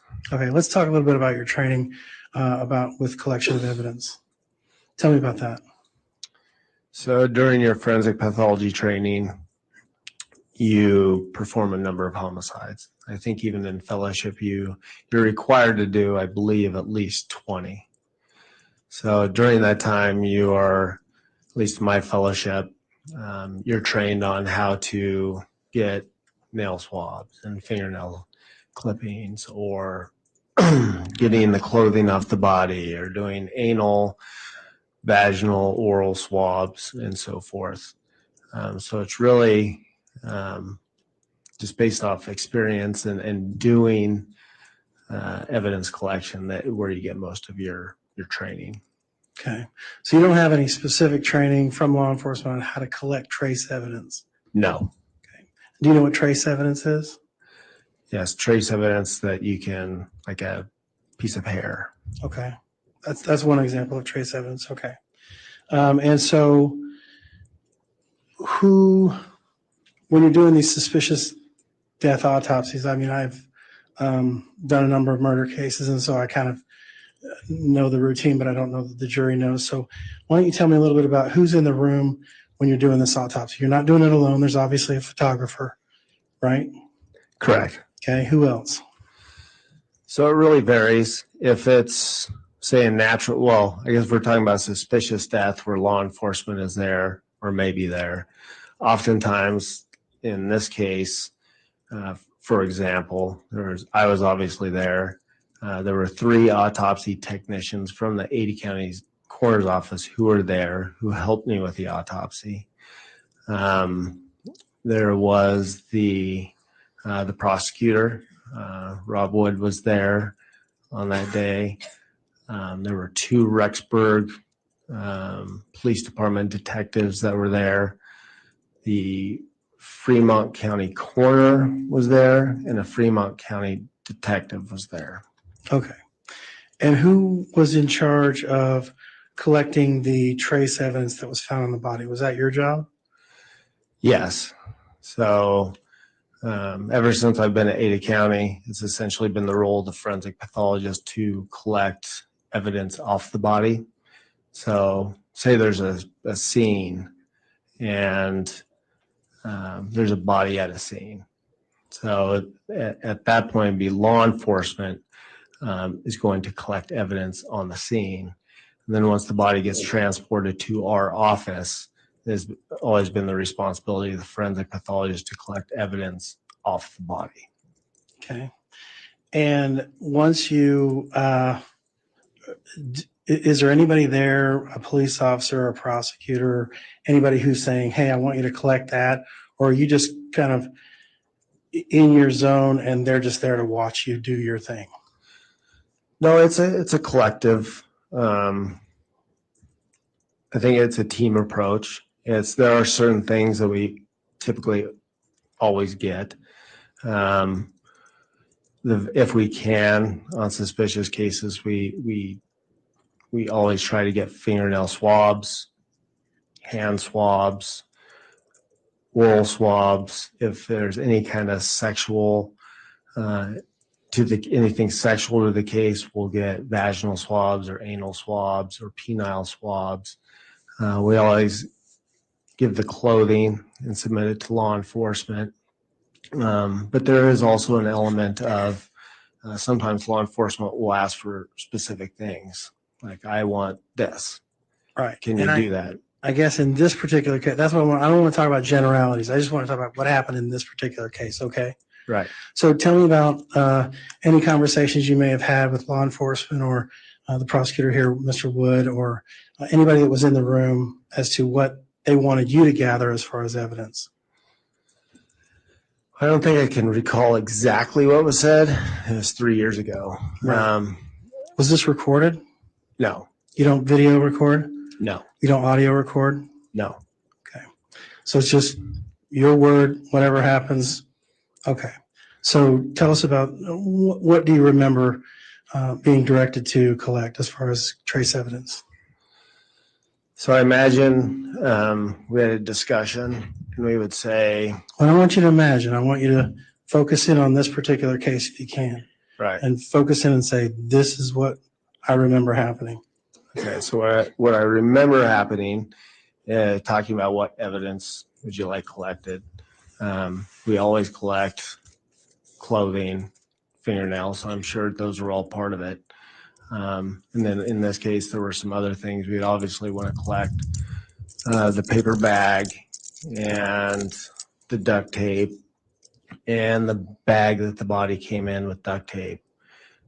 So I'm sure all of those things were discussed. Okay, so you're saying these are things you generally do, and so this is what you probably did, but you don't have any specific recollection of having any conversations with anyone on that particular day about the evidence that was collected. Yeah, I think that's safe to say. Okay. And now, by the time these bodies were collected and brought to you, there were a number of theories going around. What was told to you as far as the background that led you to come up with the cause of death here on J.J. Vallow? For J.J. Vallow, we did have a briefing before the autopsy. Met with law enforcement from Rexburg, from Fremont, and there was an individual from the FBI there as well. And I remember I got a timeline of what they knew at that point, kind of leading up to when they disappeared to when they were found. So I essentially got a general guideline or timeline, of the events that had happened up to that point. Okay. So now you mentioned that Fremont County Sheriff's Office was there, Rexburg Police Department was there, and now you indicate that there was also an FBI agent that was there? That's correct. At least one, or more than one? There's one. Okay. You don't recall his name or her name? I don't. Okay. Male or female, do you know? It is male. Okay. So you indicated the cause of death on JJ was, well, I don't want to get this wrong. Why don't you go ahead and tell me what it was? It was asphyxia by plastic bag over the head and duct tape covering the mouth. Right. Plastic bag over the head. So tell me what evidence did you collect? Did you collect any evidence inside the sinuses? Did you swab the sinuses and pull out any evidence? No. Okay. Did you swab the throat or go down the throat somehow and swab anything down there? Yes, we took oral swabs. Okay. And did you find any evidence of microplastics or something that might be consistent with someone being smothered with a plastic bag? Well, I wouldn't expect to find that, but no, we didn't find anything.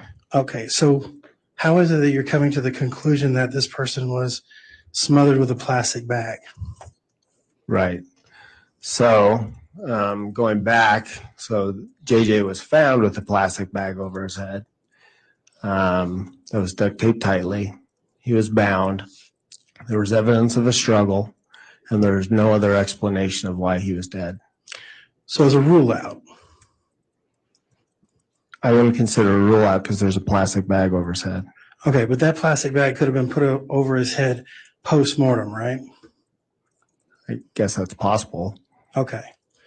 But you're saying that your conclusion is that it was done ante-mortem prior Correct. to his death. Correct. And that's based on nothing concrete, just your theory of the way you think the crime may have happened.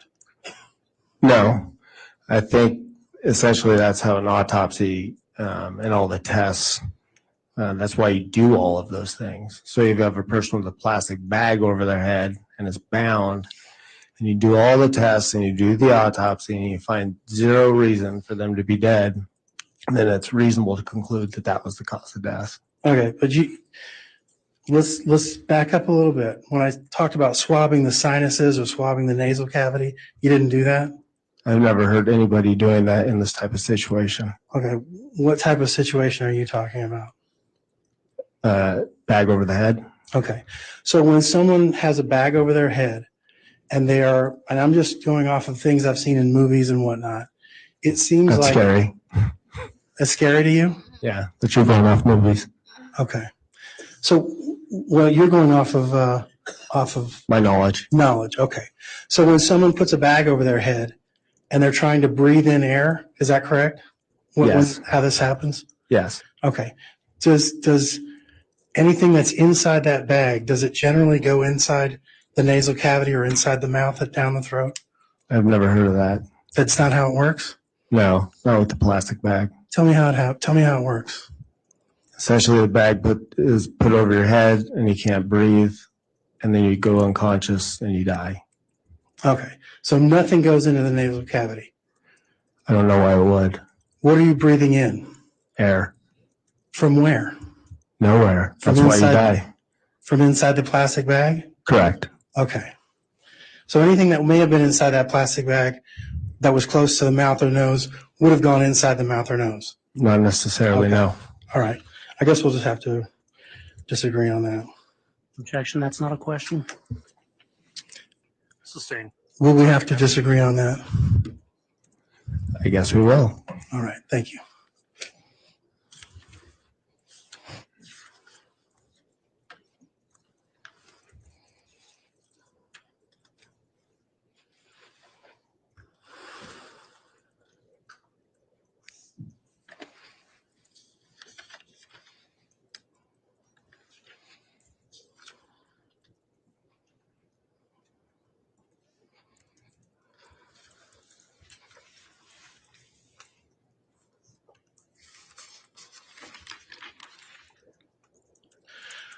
So you turned JJ from face up to face down, and did you collect any trace evidence that was on his back or his buttocks or his legs? Yes, we obtained anal swabs. Okay, but there were no hairs, loose hairs, or anything that or other swabs other than the anal swabs. Other than that, you didn't take any swabs No, there was no trace evidence that I found to swab. that you could see Correct. with the naked eye. Yes. Okay.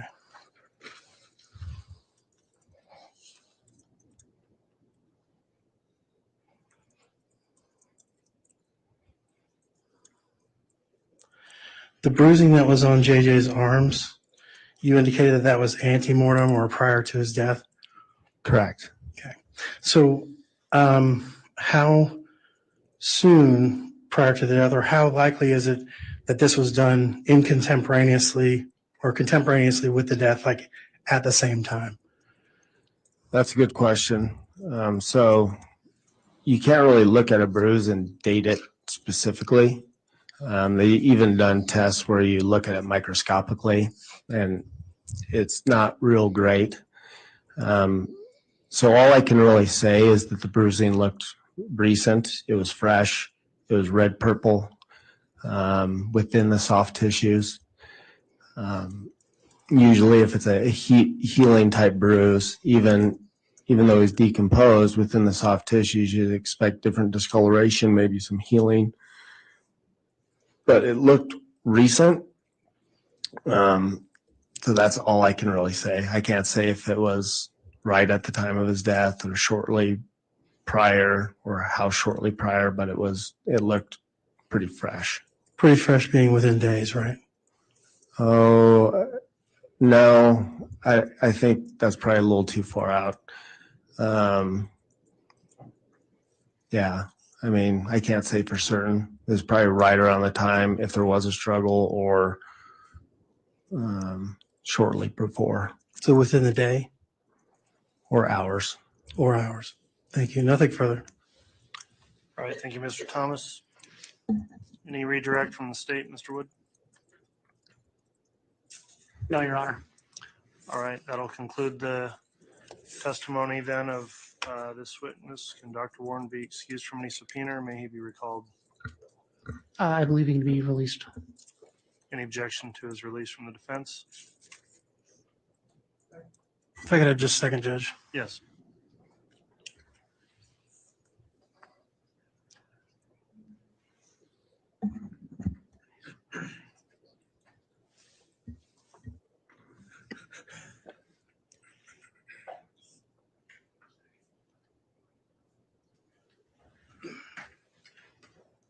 Judge, we may recall him, so we're gonna ask that he not be released from his subpoena at this time.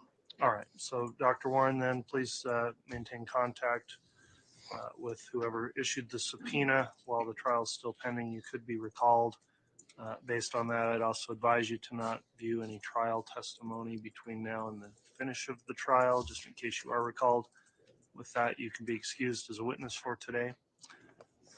So we'll have you step down, but before we do that, I guess it looks like a good time for us to take our mid-afternoon break. So we'll go ahead and take a break, and then will the state be calling another witness after that? Yes, Your Honor. Who's your next witness going to be? Dr. Christensen. Okay, thank you, Mr. Wood. We'll go ahead and take our break then for 20 minutes. All right, please.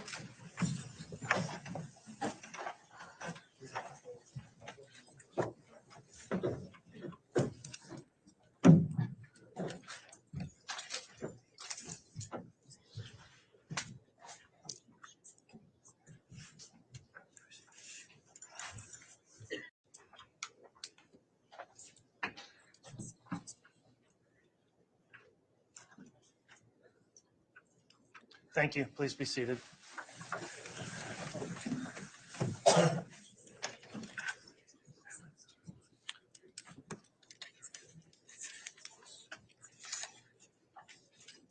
Have the jurors brought in, please.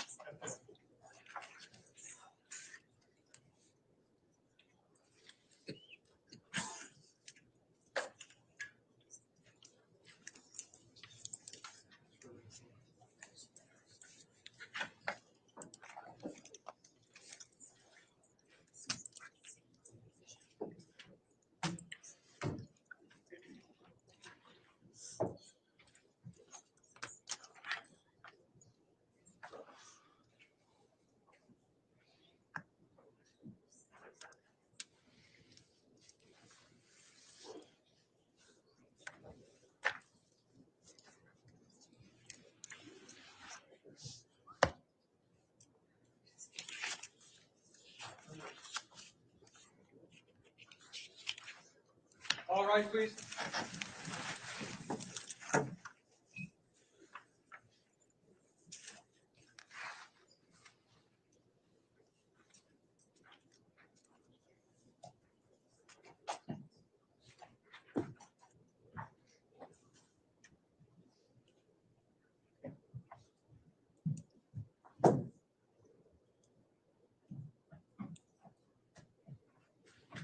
Jury's out for the count of 4. Thank you, Mr. Bailiff. Please be seated.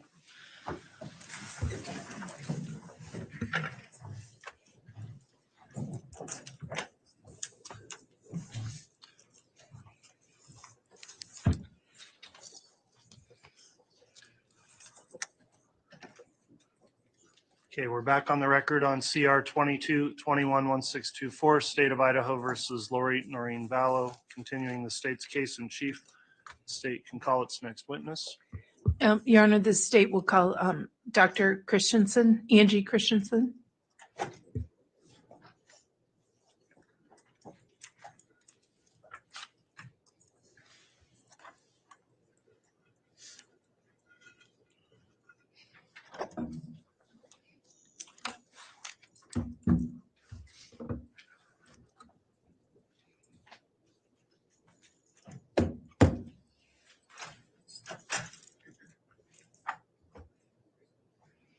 Do you solemnly swear or affirm the testimony you're about to give will be the truth, the whole truth, and nothing but the truth, so help you God?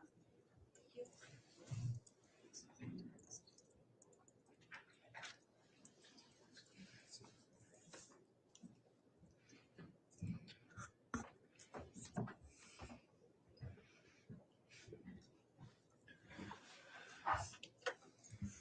All right, as we get started, I'll just have a preliminary question or two for the witness. Dr. Christensen, now that you've been sworn, let me ask you, have you reviewed, listened to, or in any way seen any of the testimony that's occurred in this trial since it started? No, I have not. Okay, thank you for that.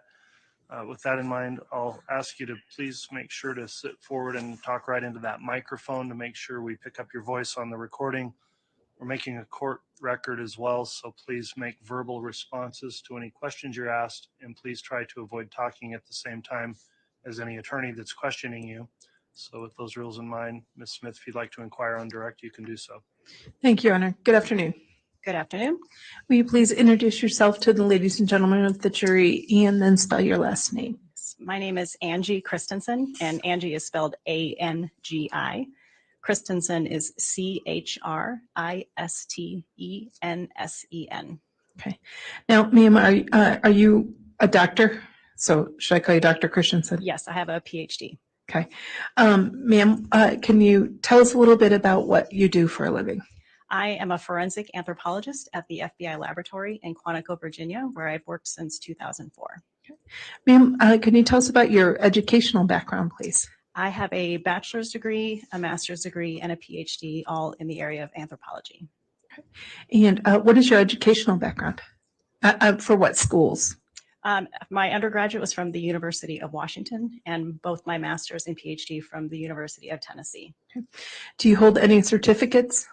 Yes, I am certified by the American Board of Forensic Anthropology and the Forensic Anthropology Society of Europe. And the Forensic Anthropology Society of Europe, how many people are allowed to be in that society? I'm not aware of how many are certified in that society. Okay. Just generally, what is anthropology? Anthropology is a very broad science that includes the study of humans and humanity in any way. So human language, culture, biology is a very broad discipline. And are you a forensic anthropologist, you said? Yes. What is forensic anthropology? Forensic anthropology is a specialized area of anthropology that includes the examination and analysis of skeletal remains in forensic or death investigation contexts. And that is your occupation at the FBI at Quantico? Yes. Okay.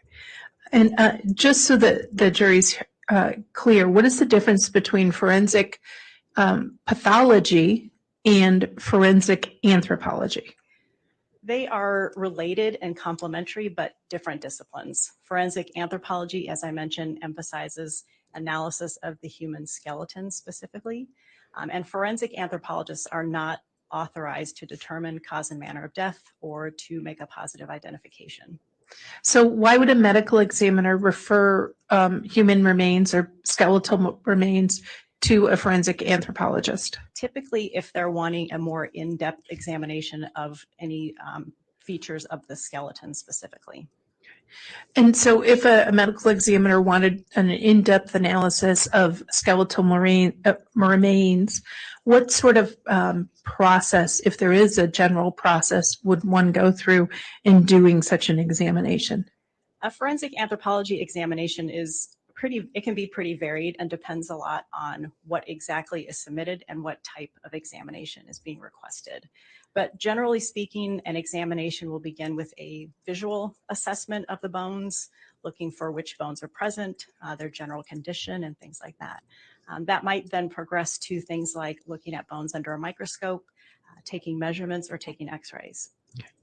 Now, were you involved in a laboratory number, and I believe an FBI number, HQA32902279? Yes, I was. And was that your internal lab number 2020-01332?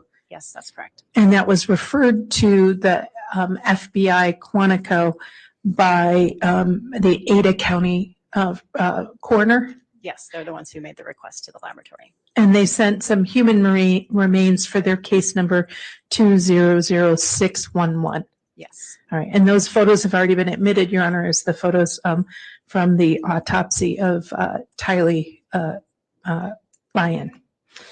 Are you aware that those remains have since been identified? Yes. Okay. And are you aware that those remains have since you looked at them been identified as Tylee Ryan? I may have learned this information at some point in the investigation, but I don't recall specifically when. In this specific case, specific process, what methods did you use? Specifically in this case, I did that initial visual assessment. I did take some measurements of the bones. I looked at some of the items microscopically, and I took CT scans, which are a three-dimensional X-ray. Do you have an idea of how many bone fragments you received from the Ada County coroner that turned out to be some of the remains of Tylee Ryan? I don't recall the exact number, but somewhere in the ballpark of 100 or more. Okay. Was there any decomposing tissue or any tissue with it? Some of the skeletal remains or bones did have some soft tissue still attached. And in your position as a forensic anthropologist, do you work with or analyze tissue? Skeletal tissue is technically a tissue, but it is a hard tissue, and I do not work with soft tissues such as skin, muscle, and organs. Okay. So let me ask if you know, if the remains you received were all from one single person, do you have any idea of what percentage of the body you received in terms of the skeletal remains? Because of the condition of the remains in this case, which were fragmentary, I don't know the exact proportion, but all major parts of the skeleton were represented. So, for example, parts of the cranium, parts of the thorax, and parts of the arms and legs. Okay. Turning to your specific analysis in this situation, let me ask that you be shown two exhibits for reference, States Exhibits 182A and 182B, both of which have previously been given to both defense counsel and the court.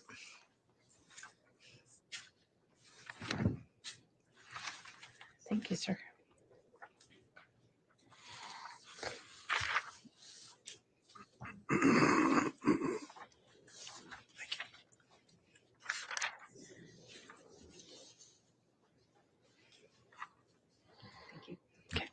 Ma'am, do you recognize these? Yes. Okay, what are they? And if you could, what is Exhibit 182A? 182A is a schematic or just a general depiction of a generalized human skeleton. Okay, and what is States Exhibit 182B? 182B is a portion of that same schematic focusing on the pelvic region. Okay, and are both of those a fairly and accurately depiction of the general layout of the skeletal human skeletal outline? Of a general human skeletal outline, yes. Okay, move for the admission for States Exhibit 182A and 182B. Any objection? No objection, Judge. Exhibits 182A and 182B are admitted.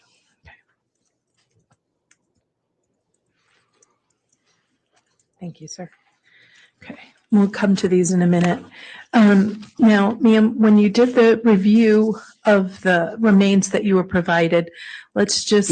I'm sorry. I apologize, Ms. Smith. We're omitting these just for demonstrative evidence, right? They're not the actual skeletons of anybody that we know of. I think it's a important distinction that they are, I would consider, demonstrative exhibits since they don't relate to any particular person in this case. Thank you. I apologize. Thank you, Judge. Yeah, no, that's no problem. If I neglected to say that, I apologize. Very well. Now, turning to the specific examination that you did, what were your general observations of the skeletal remains and remains you received? The material I received was fragmentary in nature for the most part. There were many parts of the skeleton that were thermally altered or exposed to some sort of heat or burned. I also identified 3 bones with sharp trauma or alterations that were produced by a instrument or tool with a small surface area, such as a bevel or point. Now, let's talk briefly. Was there any evidence that some of the bones were hinged or bent? Yes, I believe there. Might I be able to refer to a copy of my notes? Absolutely. Judge, she provided the state as she walked in a copy of her notes that she might need to refresh her recollection. Maybe she'd be given those. Yes.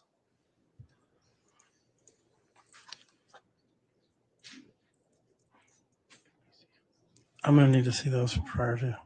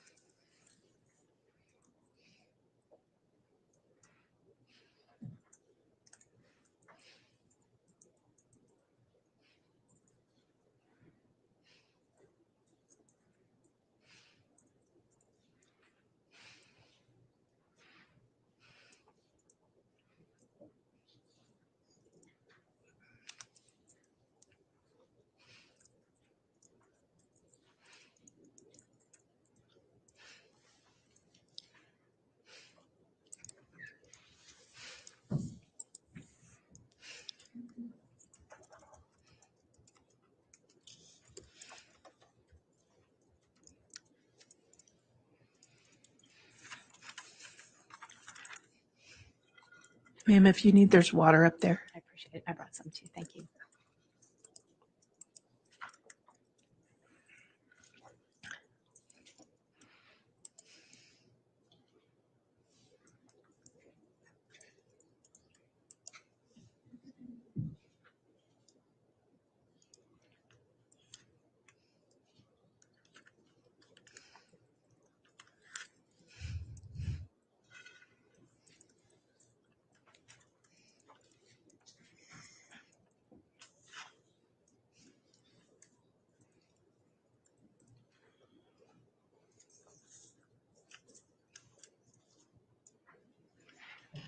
Thank you, counsel. Thank you.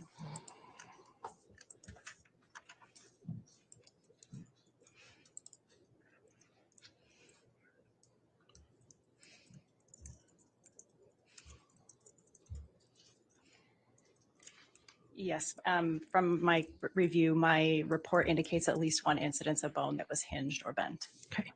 And does it indicate also that it was perimortem at the time? Yes. Okay, what does perimortem mean? Perimortem means at or around the time of death, but it's important to make the distinction that forensic anthropologically, what we refer to as perimortem could extend into the postmortem period. And the reason for that is when we are looking at just the bones and we're not looking at any of the soft tissues, all we can see is how the bone reacts to force. And the bone, if it stays in a what we call biomechanically fresh state, but basically just in a state that retains moisture and collagen and the things that make bone a bit flexible, if that's preserved well enough into part of the postmortem period, the bone reacts exactly the same way. So anthropologically, perimortem could be right at the time of death, but it could also be after the death event if the bone was still in that biomechanically fresh state. And so when you talk about that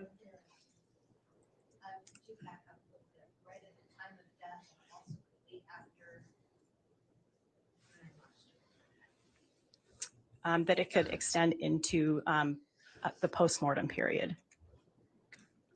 Okay. So when you talk about biomechanically fresh state, what if a bone was subjected to extreme heat or subjected to and received thermal damage? Could that affect that process as well? Yes, that would affect the biomechanical properties of bone, which would make it more brittle. Okay. So turning to a discussion of was there any evidence that the bone received thermal damage? Yes. Okay. Now, just so that we're clear, what does thermal damage mean? Thermal damage is an alteration to the bone caused by exposure to heat or fire. How were you able to tell that some of the bones in this case had been subjected to heat or fire? Burning does a number of things to bone. It changes the color. So bone is naturally a sort of creamy white color. And as it becomes burned, it turns tan and black and eventually white. It also, as I mentioned before, causes the bone to become more brittle. So it fractures more easily. Now, in some of the bones, did you see evidence that there was a lot of thermal damage? There were some areas that had more thermal alteration than others, yes. Okay. And were there areas that had less thermal damage? Yes, some parts of the skeleton had less thermal alterations. And what can account for that? When the body burns, there is a typical pattern to the damage that occurs to the bones. And basically what happens is the areas of the skeleton that have less soft tissue protection or less other tissues covering them tend to be burned and exposed first. So the knees, the elbows, these areas with just a little bit of skin covering them. Other parts of the skeleton, like those within the torso, are better protected by a lot of tissue and organs and then tend to be altered last by the fire. Okay. And did you take efforts to document the various findings you made? Yes, my findings are in my report. Okay. And did you take photographs? Yes, the photographs appear in my examination notes. All right. Your Honor, I'd ask that the witness be shown State's Exhibit 181A through 181I. Courtesy copy has been given to both the court and the defense.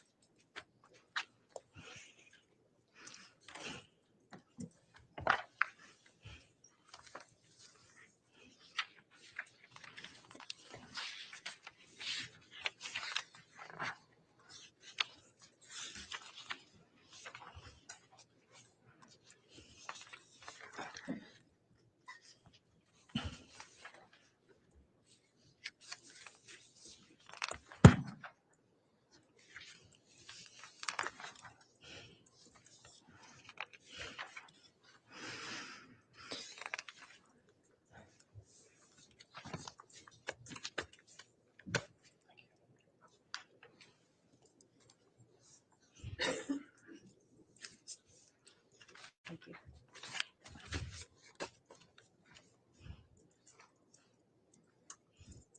And can you take a look at State's Exhibit 181A through I with that, and just take a look at them as a group?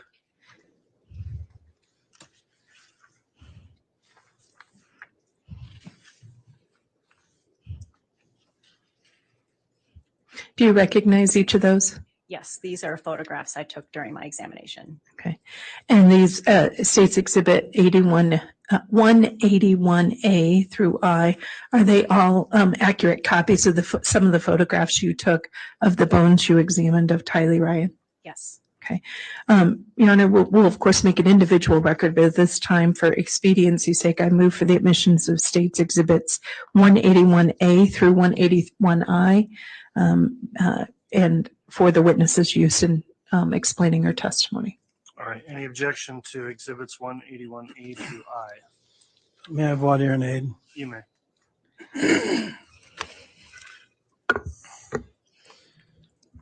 Doctor, some of these photographs have scale, and then some of them also have scale as well as numbers with arrows on them.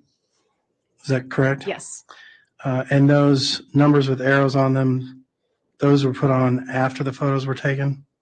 Yes, those were used to annotate the photos in order to demarcate and differentiate alterations that I observed on the bones. Okay. I'm going to use a term that is probably not appropriate, but photoshopping that you superimposed the numbers and the arrows, but you didn't do anything to the actual underlying photos. That's correct. Okay. 181D. I'm not sure. There's some photos, and then it looks like there may be something else there. Could you tell me what that is? The colored, the black with the yellow and green and red. Yes, all of the images in Exhibit 181D depict screen captures of the CT scan or the 3D X-ray that I took in the laboratory. And that one that's different colors is just a different visualizing mechanism that I used within the CT scan software. Okay, but you took screenshots of those, and that's based on your taking the CT scans. Yes, so the CT scan is a 3D file, and what's on this page is a two-dimensional screen capture of a particular view of that 3D file. And then if you turn to 181G.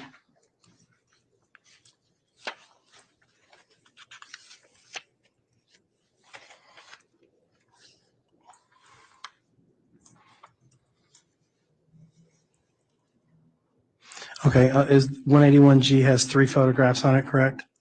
Yes, And the bottom 2 are those CT scans? yes, those are also 2D screen captures of a 3D CT scan. Okay, and then the top one is just a photograph. Correct.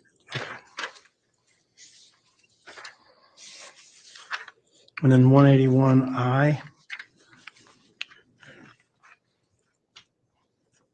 181I is a traditional two-dimensional X-ray. Okay, so it's a radiograph? Yes, Okay, and did you do that yourself? yes. Okay. Based on that foundation, I have no objection. All right, thank you, Mr. Thomas. So exhibits 181A through I are all admitted. Your Honor, I request permission to display these. You may. Okay. And we'll take them one at a time and ask the doctor to explain on the record what they are. But first, let me ask a quick question. You mentioned some thermal evidence of thermal damage. Did you see any evidence in any of the bones that you had of carnivore activity? Yes, there was one bone that had marks on it that are consistent with what you see when carnivores scavenge or chew on bones. And when you say carnivores, we're talking a dog, a cat, A meat-eating animal, yes. Okay. Let me show you what has been marked as 181A.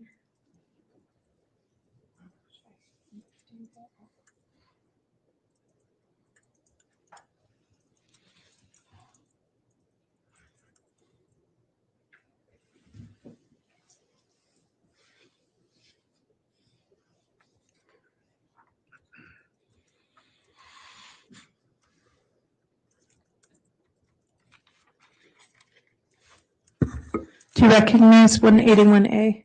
Yes. What is it? That is a photograph depicting portions of the left and right femur or thigh bones. Okay. And when you say the left and right femur, why did you take these particular pictures? I take pictures to document everything in my examination. Okay. And you earlier referenced that you'd seen some activity of carnivore activity. Yes. Is that depicted in this photograph? It is not. And in my notes, it indicates that this was noted on the trochanter, which is going to be on the back side of what's depicted here in this image. Okay. So in the back side of this bone is where you found the carnivore activity. Yes. Okay. Now, for reference sake, maybe people's memory of anatomy is better than my own. So, but for reference state, let me show you State's Exhibit 182A. Do you have the laser pointer up there? Yes. Okay. Can you point to us where the bone you just referenced is? The femur is the thigh bone, which is this bone here. Okay. So State's Exhibit 181A is an image of both the right and the left femur, correct? Yes. Okay.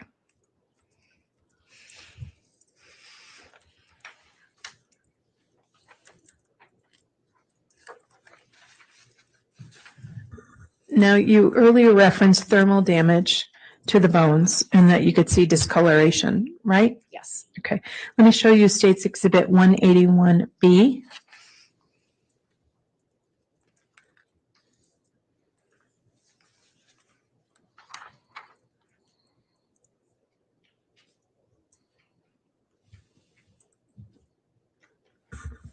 What is 181B? This is a photograph that I took depicting 3 parts of the skull. And you mentioned thermal damage. Is there a way to show us what you mean by thermal damage in this image? Yes. So on this bone here, which is the right side of the face and upper jawbone, this part where you see the blackened area is thermally altered from heat. Okay. And so when you received the bones, had they been cleaned or was there dirt on them? My understanding is that they had been partially cleaned at the medical examiner's office. Okay. And did you take steps to further clean these bones? Yes. In some cases where there was still some remaining soft tissue, I removed it in order to be able to examine the bone surface directly. Okay. And why is that important? Because if I'm looking for any alterations or damage to the skeleton, I can't see it visually through the soft tissue. So I remove the soft tissue to expose the bone surface. Okay. And so in State's Exhibit 181B, we're seeing thermal damage, correct? Yes. Do you notice any other items of interest for your analysis? There is also thermal alteration on this part of the upper jawbone and on this portion of the lower jawbone. Okay. And again, you had mentioned to us that sometimes there's thermal damage in some of the bones and sometimes there's not. Is that again a situation where if a part of the bone is protected, it doesn't have the same level of damage? Well, these parts of the skeleton are actually, the front part of the face is not very well protected. So it's possible this part wasn't exposed to the fire, but I can't account for all of the possible patterns. Okay. But that front part of the face was not, did not show the same level or degree of burns that some of the other bones That's did. correct. Okay.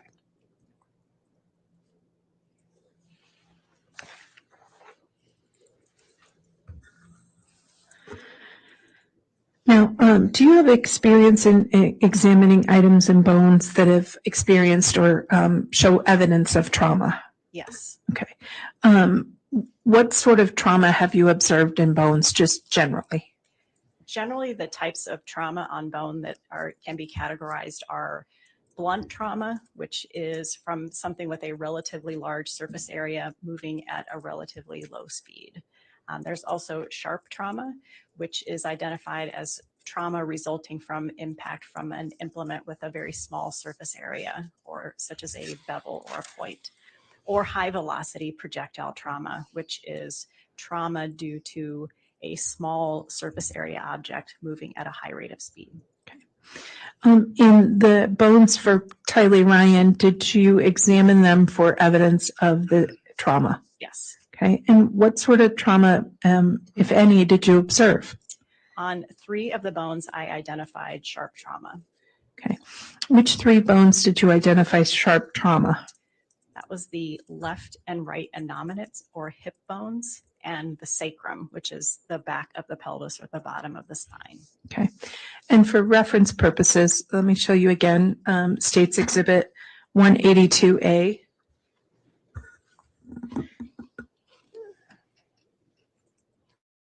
Can you point to us on the diagram that's up there on 182A and show us generally what you're talking about? Yes. So these are the 2 hip bones. This is the right side and the left side. And the sacrum is the one right in the middle at the base of the spinal column. Okay. And that's areas where you found evidence of sharp trauma? Yes. Something sharp, a knife or a hatchet or something of the like caused injury in this area? I can't identify the specific tool type, but it was something with a small surface area, such as a beveled edge or a point. Okay. And a tool mark examiner would be the person who might try to identify what object would do that. Yes, the procedure in my agency is the anthropologist identifies the location and general nature of sharp traumas, and that's then forwarded to our firearms and tool marks unit for additional analysis. Now, let me show you just for reference, it states Exhibit 182B, which is a close-up of that area. Could you again point to us the area where you saw the trauma? Yes, so this is the right innominate or right hip bone and the left side and the sacrum in the middle.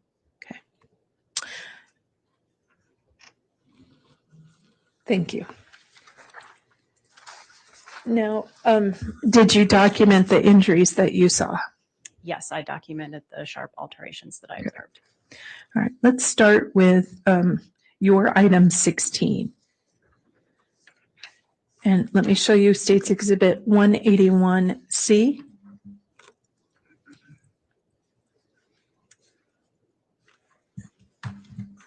Do you recognize that? Yes, that is a photograph that I took during my examination, annotated with numbered indicators of the sharp alterations. And those annotations were put in there by who? I added those. Okay. And I know you answered defense counsel's question, but since it's in front of us, why did you enter those annotations? So just to make it clear in my documentation and report where these alterations were located. Also because these two photographs are taken from two different views, and numbering them helps to clarify that some of them can be visualized on both sides of the bone. Okay. When you say visualized on both sides of the bone, that means the front side and the back side? Yes. Okay.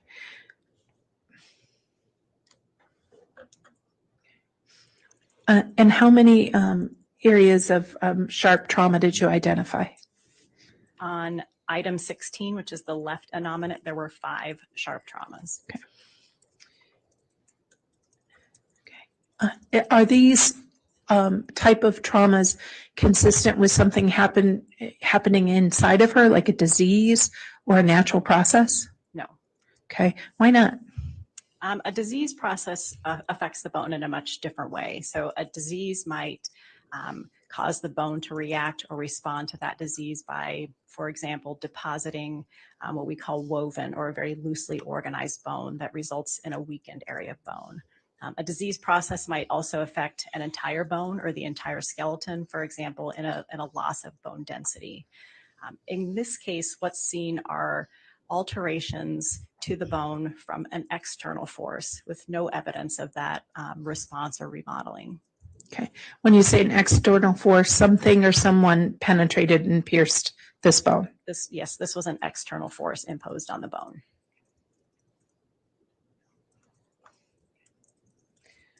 Now, have you had experience in looking at bodies that have been dismembered? Yes. Okay. Are there areas when a body is dismembered where you expect to see issues that are, or injuries as evidence of dismemberment? Typically, sharp traumas in dismemberment cases occur around joints. So when you say around joints, what does that mean? Around parts of the limbs and body that join together. So for example, where the arms or legs or head meet the torso. Okay. So the 5 sharp instrument injuries that we see in your item 16 on the exhibit before you, are these all evidence of dismemberment? These would not be typical of dismemberment. Okay. What are they typical of? I can't say exactly what sort of action or implement caused them, but that some sort of external small surface area object impacted the bones. So why do you say they are not consistent with consistent with other injuries you've seen for dismemberment? Because these do not appear, these aren't near joints. So typically dismemberment, the objective is to break the body into smaller portions. And that's why the joints tend to be targeted. In this case, all of these sharp traumas are in the area of the pelvic region. Okay. So you said in the area of the pelvic region. So for reference, if I may, let's use States Exhibit 182B again. Could you point to us what you're talking about? So the sharp traumas were all found on the innominates or the hip bones here, as well as part of the left side of the sacrum. And some of the sharp traumas can be visualized on both sides of the bone because it went all the way through. So it would be on the back side that you can't see here. Okay. So it's more on the side that would be interior of the body and not exterior? Yes. Okay.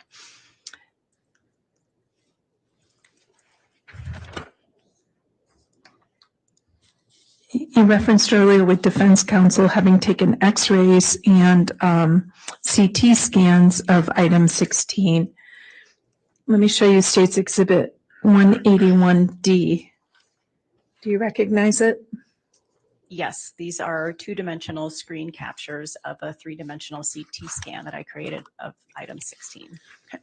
And why did you do that? Using CT scans helps to better visualize traumas or other features that might be useful for, in other cases, for identification purposes. Okay. And do you see some of the sharp trauma items that you've discussed reflected in these CT scans? Yes. Can you point those out to us, please? Yes. So some of them are, I don't know which numbers these are because this isn't an annotated one, but one example is here, another here, there's another here, and one here. Okay. And what about the lower ones? Can you see them there? This one does not visualize them very well. That setting didn't, but I do see sharp traumas here, here, another here, and another here. Okay. The one lower, where in the body is the one that's lower, typically located? Are you talking about this one right here? Yes, ma'am. This is on the top of the pubis.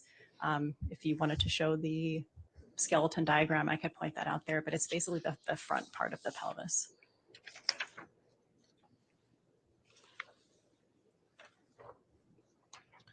And for the record, I'm showing 182. Let me use the large one. Let me do 182B, Your Honor. All right. And Ms. Smith, we're drawing right up to our time to adjourn for the day. If you'd like to figure out a logical breaking point here soon. May I do this one and one more picture, and then we'll be on to another object? Yes. Thank you, Judge. And you were saying you asked to see this. Where is that area, the pubis? Yes, that previously indicated sharp trauma was approximately in this region. Okay. And it just for orientation for those of us how is that by your belly button? Is that by your uterus? Understanding everyone's different, but general region. Yes, so that's going to be below the belly button in the pubic region. Okay. And is that particular injury, sharp injury, consistent with dismemberment or inconsistent with dismemberment? That's inconsistent with what's typically seen in dismemberment.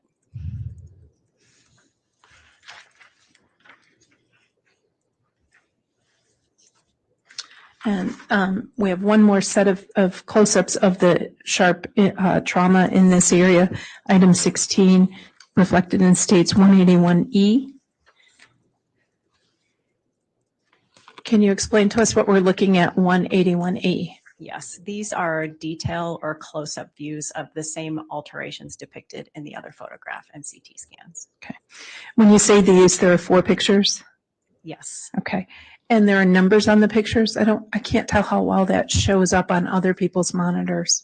Yes. Does it show up? These are annotated also with the numbers corresponding to the numbers in the other image. Okay. So the numbers in each of the items for item 16 all match each other, even if they're different shots? Yes, exactly. Okay. And so there's an image of number 4, number 3, number 1, and number 2 and 3? Yes, and also the upper left one depicts an additional view of number 4. Okay. And those are all on the left side, correct? This is item 16, so yes, let me just verify. Yes, these are all on the left hip bone. Okay. We're done with this view, Judge. I can start up with item 19 tomorrow. Okay. All right. Thank you, Judge. All right. Thank you, Ms. Smith.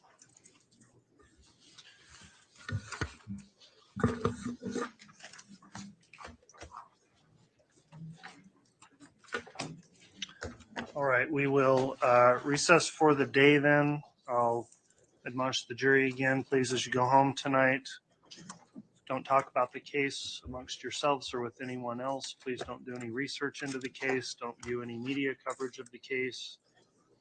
Follow the case at all anywhere that would impair your ability to be impartial in this case, as you've continued to do so up to this point. I appreciate you doing that every day. The parties as well appreciate your continued service. And so with that, we will adjourn for the day and plan on commencing again tomorrow morning at 8:30. All right, please.